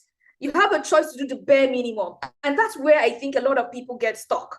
And it's the easiest thing to do. Do you realize it? It's actually easy to go with the flow and just be like everyone else, just doing the bare minimum or doing a little more just once in a while, right? It's the consistency, right, of being able to show up, apply your full self, keep learning. And that's why I really like what one of the panelists said about growth mindset. What I find that unfortunately a lot of men do in different fields, right, is we get enough to get in, and then we rest on our arse. Ladies, growth is continuous in every field. You know, mine is even worse off because, I mean, you snooze and you lose, right? By next year, the things I know today don't matter or may not matter that much. But I want to say that if you continuously are growing and learning, you're continuously growing the knowledge and the skills you have, you're continuously applying yourself, you're continuously showing up as the best version of yourself every time you have an opportunity to, and that's not a one-off, that's consistently done. Excellence will just become a thing that you ooze and you are. It's just what it is. But if you rest on the bare minimum and you're not pushing the boundaries continuously, the version of you that was yesterday, the same version that's you today, I don't think excellence can be something that you make a lifestyle. And I want to bring us to just answering that question and bringing it to a close, is to say something that has been my mantra. It's a nursery rhyme that really helps me on my excellence journey. And it goes thus: good, better, best. I will never rest until my good is better and my better best. Ladies, if this is something that's a continuum for you, there is no way excellence will be a byproduct of that, because it just means that confidence of yesterday cannot compete with confidence of tomorrow, right? I am gaining new skills. I am adding up. Whatever you saw yesterday, you are going to be wild when you see another version of me tomorrow. So it's that continuous reinvention, reskilling, upskilling, and continuously making sure that you are the best version of yourself that just brings excellence and makes it a lifestyle. Guys, please don't forget, if you have any questions, please just scan the QR code. We're about to round off this session, so just ask your questions and we'll answer them. So for Joy, I'm going to bring it back to you a little bit, right? No, actually, take it back to me. Obviously, you've been working in a leadership position for a really long time, and that has come with a lot of, I'm sure, growth on your end. How do you think that your skills have developed over the years? And like, if you were maybe mentoring someone or speaking to someone, how would you help them navigate just that journey of just staying in tune with themselves in their industry? Okay. I'm going to simulate this with a journey, right? Whether you're going to the marketplace or you're going on a date or whatever it is, or you're going to church, mosque, wherever, you are going somewhere, right? So you are not leaving your house planning to roam around the streets today. So, number one, you've got a vision. You know where you're going. You have to be focused. And I'm relating this to my personal experience, because after I kind of went around trying to discover myself, eventually I realized that I wanted to be in HR. And I knew I needed to quickly get into CIPM, do a bit of some courses. And you know how I realized this? Because I saw someone. I, first of all, made her a virtual mentor. So I think this is a message for those who stalk people on LinkedIn. Don't just tell them I want to be like you or whatever. Check their profiles. So I actually checked her story in a way without even saying anything to her first. For many years, I was a virtual stalker. Let me put it like that, in the sense that I never connected with her, but I checked her steps and I took similar steps because I knew I needed to get into that industry. Another thing is, I spoke about adaptability. I remember something, was it Simon Sinek? I was listening to a story, and he said, when you are in traffic and you're going somewhere, you need to be there. And you know it's time, your journey is time-bound. What do? Do you sit in that taxi or in that bus, or do you get down and look for an alternative? When you are stuck, ask for help. Look for other alternatives. Was it Phoebe? She talked about surrounding yourself, I'm not sure, with the right people. You've got to have the right network. You're going to have naysayers, but try as much as possible to identify people who also are very determined about where they're going, who are very positive. I've been blessed. On the home front, I've got my mom here, like I said, and my elder sister. These guys tell you, they're your cheerleader. They just tell you, go, go, go, go, go. We'll take care of the rest, right? At workplace also, I've got some of my colleagues here. When you say your support system, they are the ones. Even when your presentation sucked, they'll tell you, not bad, but maybe this is what you can do differently. People who would encourage you. And don't waste your time trying to prove anything to anyone. Someone said something about you don't stop by throwing stones at every barking dog. You won't get to your destination. You ignore them and you move. Something else that has worked for me, to be candid, is actually what we call resilience. Was it Phoebe? Yeah, she was talking about work life. Call it anything you want to call it, but there are times when you need to take your vitamin N, which is no. Learn to say no. If it's not going to fry your dodo, don't get me. I like dodo, so that's what I mean. If it's important to you and it's not going to contribute to your bottom line, take it out of your mix. It's nice to attend functions, but you need to know when to stop. And that brings me to breathing, because I said stop. You need to stop, take a deep breath. At times, we fail. You spoke about it just now. It's okay to beat yourself up. You know, when you watch the movies, you go into the room, you scream, you yell, you cry, but you come out. Don't throw a pity party for too long.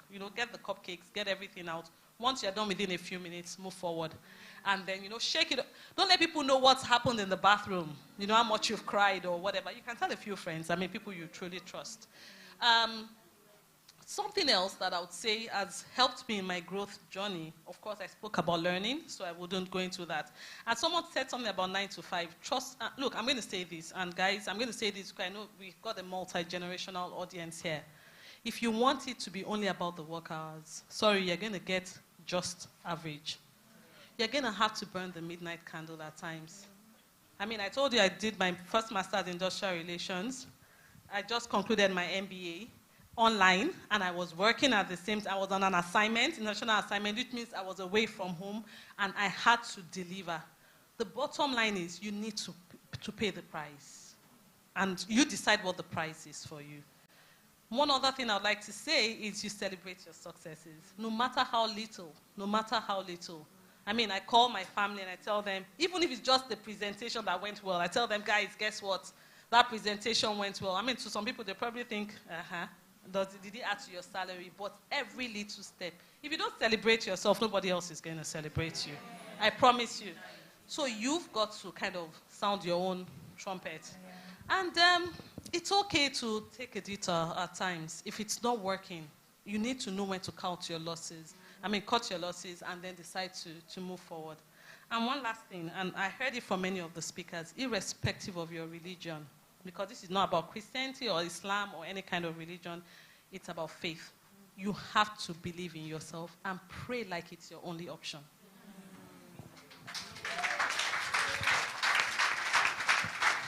I just want to say I also studied microbiology, And here I am. So I'm very inspired by your story. Thank you so much for sharing. And I'm going to round off this panel session to Joy. You mentioned that some people started or some people are copying, or some people have copied. Impersonation is, what is it, flattery? Is something, what's that? Yeah, it's a form of flattery, right? And I know that obviously when these things happen, sometimes it feels like, I don't know, it will be hurtful at first, right? If someone is trying to build something and they feel like somebody is doing it already, right? How do you think they can navigate through that? Like, what's the, oh, you've seen someone doing the same thing because maybe they're just inspired by you. Who knows?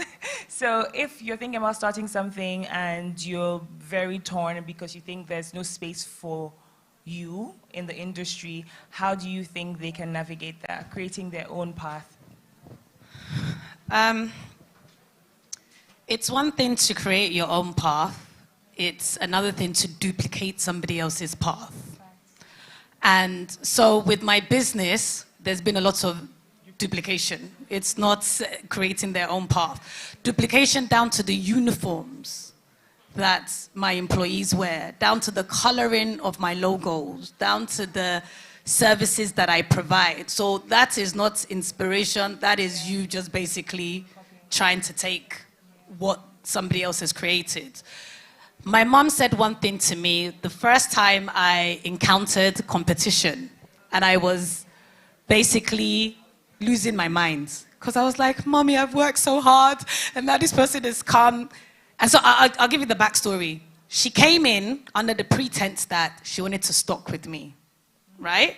And so she was asking me a lot of questions, and I was like, yeah, you can stock with me, and this is what you should price your items, and this is the section we'll give you, and blah, blah. And you know, I kept asking her, when are you bringing the goods in? Oh, the goods are coming, the goods are coming. And then, hold and behold, I find out, somebody says to me, oh, you know they're opening another lingerie store just across the street. And I said, well, no, that's impossible. No, how is that going to happen? Long story short, it was the same person, right? And so sweet of her, she even sent me an invitation for her opening. So sweet. And you know that being the person that I am and I'm confident, I definitely went. Right? But my mom said something to me that stuck with me that does not even make me bother about competition anymore. She said, my dear daughter, look up in the sky. She said, as you're looking at the sky, how many aeroplanes can you see? I said, Mom, I can see many aeroplanes. She said, has any of those aeroplanes ever collided into one another? I said, no. She said, the sky is big enough for everybody. Focus on your own path. And so from that moment, competition to me is just, it's like you're peeping over the fence just to see how they're watering their flower, but you come back and you water yours a little bit more, right? You don't focus on the competition. Everybody is entitled. I did not invent braids. I did not invent lingerie. I'm not claiming it. I don't have the copyrights for it. But the service that I provide is unique. And so in everything that you're doing, there's nothing new under the sun. In everything that you're doing, you have to have your unique selling points. What makes you different from the competitor? What makes you stand out? You're not trying to copy. Yeah, copy can get you far, but you'll get to a certain point when you get stuck. And the originator will always be one step ahead. Because why? They have the strategy to bring them out of a difficult situation. All my businesses were born during a recession. So when inflation hits and devaluation hits, it doesn't bother me because I was born from nothing and I'm going to make something out of that nothing, right? So for me, it's important for everybody to be able to identify their unique selling point in the brand or the business or the career path in which they set from themselves. It is okay to admire, right? And there's something that you said that stuck with me. You virtually stalked somebody that you wanted to be like. And I always say to my team, go and look at people that have gone ahead of us. Look at what they've done. Look at their strategies. Now come back to the drawing board, pieces it, and tell me, what can we do differently? Where did they miss the mark? Where can we be 10 steps ahead, right? And let's just do that. Let's add the same approach, because at the end of the day, all businesses are the same, right? So it's just important for you to identify your niche, identify your unique selling point, stand out of the crowd. Don't copy, but be your own person. I think that's such a beautiful way to end this panel session. Thank you so much. Thank you so much for sharing. Thank you, thank you. Thank you, Confidence. I don't know if she's still there. And now we're going to go into the questions, but we're going to do it differently this time. The first session I moderated, we did the virtual online scanning. But now, I don't know if, are we feeling shy? Are we shy? Okay, no, it's not shy. Okay, so if you have any questions, we're just going to pass the mic to you. And we're going to start with this beautiful lady right here. So,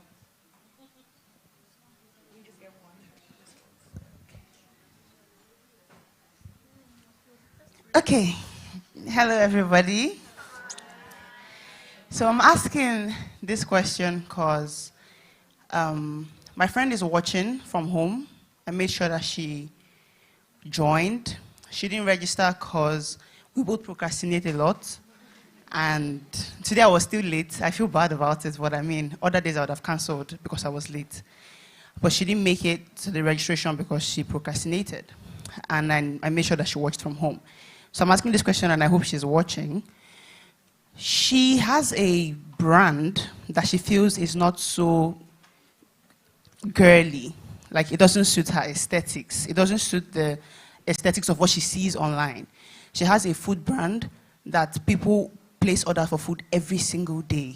And some days she's begging for God to not send her orders. And she has orders every day. But she wants to study law, or she wanted to study law. She finished studying in Benin Republic, one thing or the other. She couldn't go to law school, blah, blah, blah. She's been stuck on that. For every time that I tell her, identify with your brand, merge your life with your brand, she feels, I feel like she's ashamed of the brand because it's like, it's food, it's not clean, it's not my... She just really wants to always lay her edges and sit in an office. She wants to be a career woman. And why this is so funny is that you were the main example that I used for her every time. I would go to your page and I'd open it and I would say, would you ever believe that somebody can brand braiding like this? You can actually brand food in a very interesting way. You can still be a fine girl and do so. I know she's watching, and I just want you guys to see, I don't know the advice that you're going to give her, but I want her to come out of that shell. She's very pretty. She doesn't see it. I don't know if it's because of she didn't go to law school. She doesn't see anything good in everything that she's doing. She still wants to go to law school. Time is ticking. She's stuck on law school. Her food brand is really suffering because she's not showing it enough love. So I just wanted to ask, what do you say to that kind of person? Okay, thank you, and I really do hope your friend is watching. So I feel like in Nigeria, if the individual is not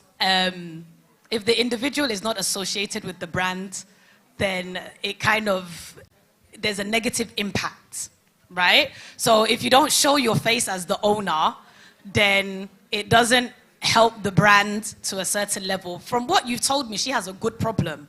The good problem that she has is she has continuous sales and her face is not even on the page, right? Which is fantastic because most people have to put their face on the page in order for them to get sales. So if she doesn't want to be associated with the brand, all she needs to do is she needs to work on better strategy, right? So there needs to be maybe a better marketing strategy. Once in a while, she can come up, hi, my name is Bam, I'm the CEO of Bam, and maybe do a little quick, do you know today we've got a special offer, and then disappear off the page again. Her face doesn't have to be pasted all over the page. Let me tell you something, there's some people that won't even come to your brand because they see your face. There's some people that don't patronize me because Joy's face is there braiding, I beg, I'll go somewhere else. And that's okay, it's fine. But it doesn't mean that because of that, I would now change who I am. She is who she is. And one thing I've learned with life is people change when they're ready to change. No matter how much, we're all sitting here, we're all writing our notes, and we're all getting advice, and that's all great. But what I find is most times people go home and we do the same habits. It's when you are ready to change that change will come about. And the truth is, she just needs to work on a marketing strategy that will incorporate seeing her once in a while, but she doesn't have to be the face of her brand because she's already making money. That's the good thing. We want to make money. If I could, I tell my staff, one of my social media girls that used to work for me, she's here. I hate it when they come to me and say, Miss Joy, let's do another video. I'm like, I cringe. I'm like, why? Oh, you're likable and you have engagement. I want nothing to do with it. Think of a brand, L'Oreal. Think of Gucci. Think of Louis Vuitton. Think of how many times do you see their owners on the page? You don't. But they've got a strategy in place. They use the right people. So she can outsource. She can put a strategy together. I'll be happy to help her. Do you know what I mean? Tell her to reach out to me and we can work something out. Yeah? So sweet. Okay, we have someone at the back. Can we get her mic? Is there a mic for her?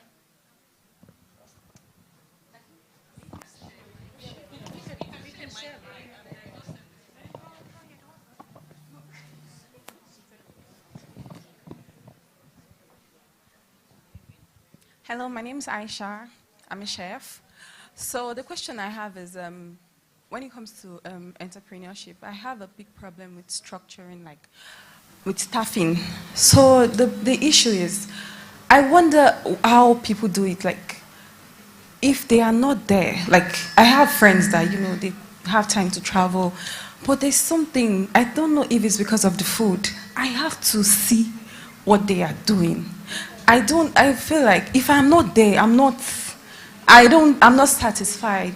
Let me put it that way. So I wonder how people do it. I wonder how, when it comes to staffing, like, planning, like they are there, like you have that confidence that, okay, if you are not there, they are doing their thing. You don't have to always be around. I find it very difficult to cope with. I have to be there. In a way, I feel like when it comes to food, I'm kind of a perfectionist. Maybe that's why. So I wonder how people do it. I want to know how you cope with staffing. Thank you.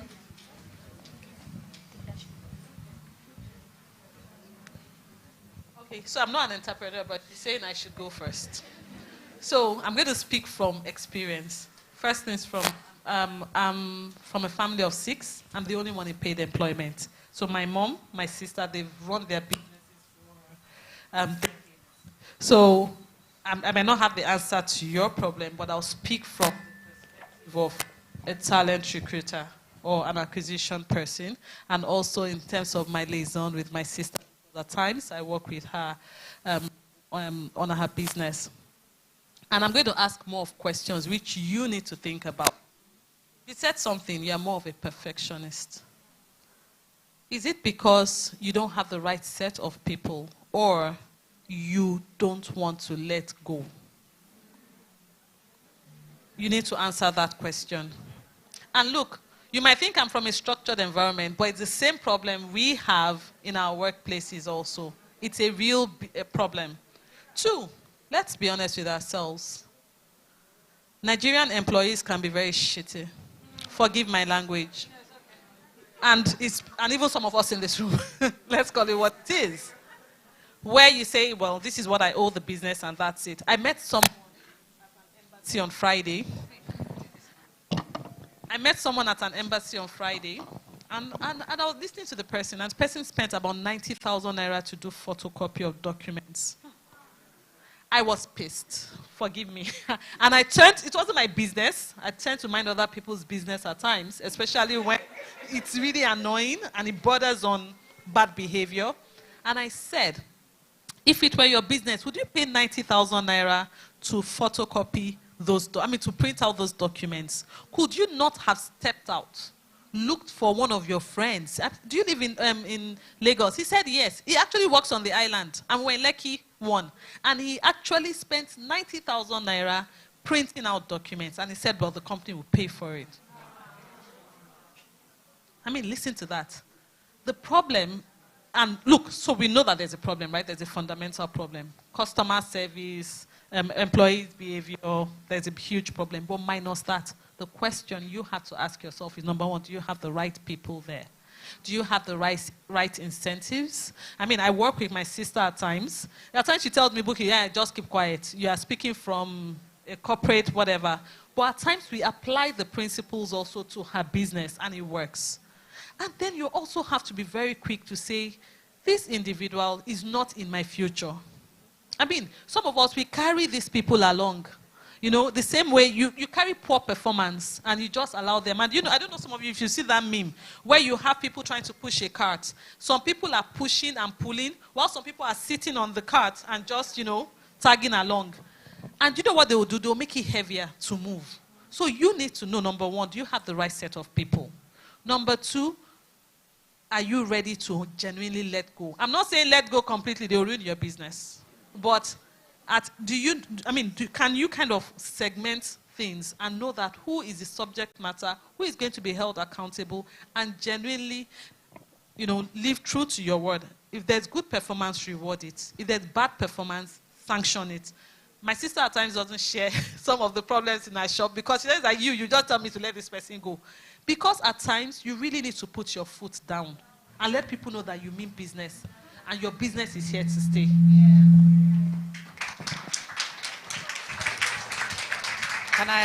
I'm gonna ride on what she said.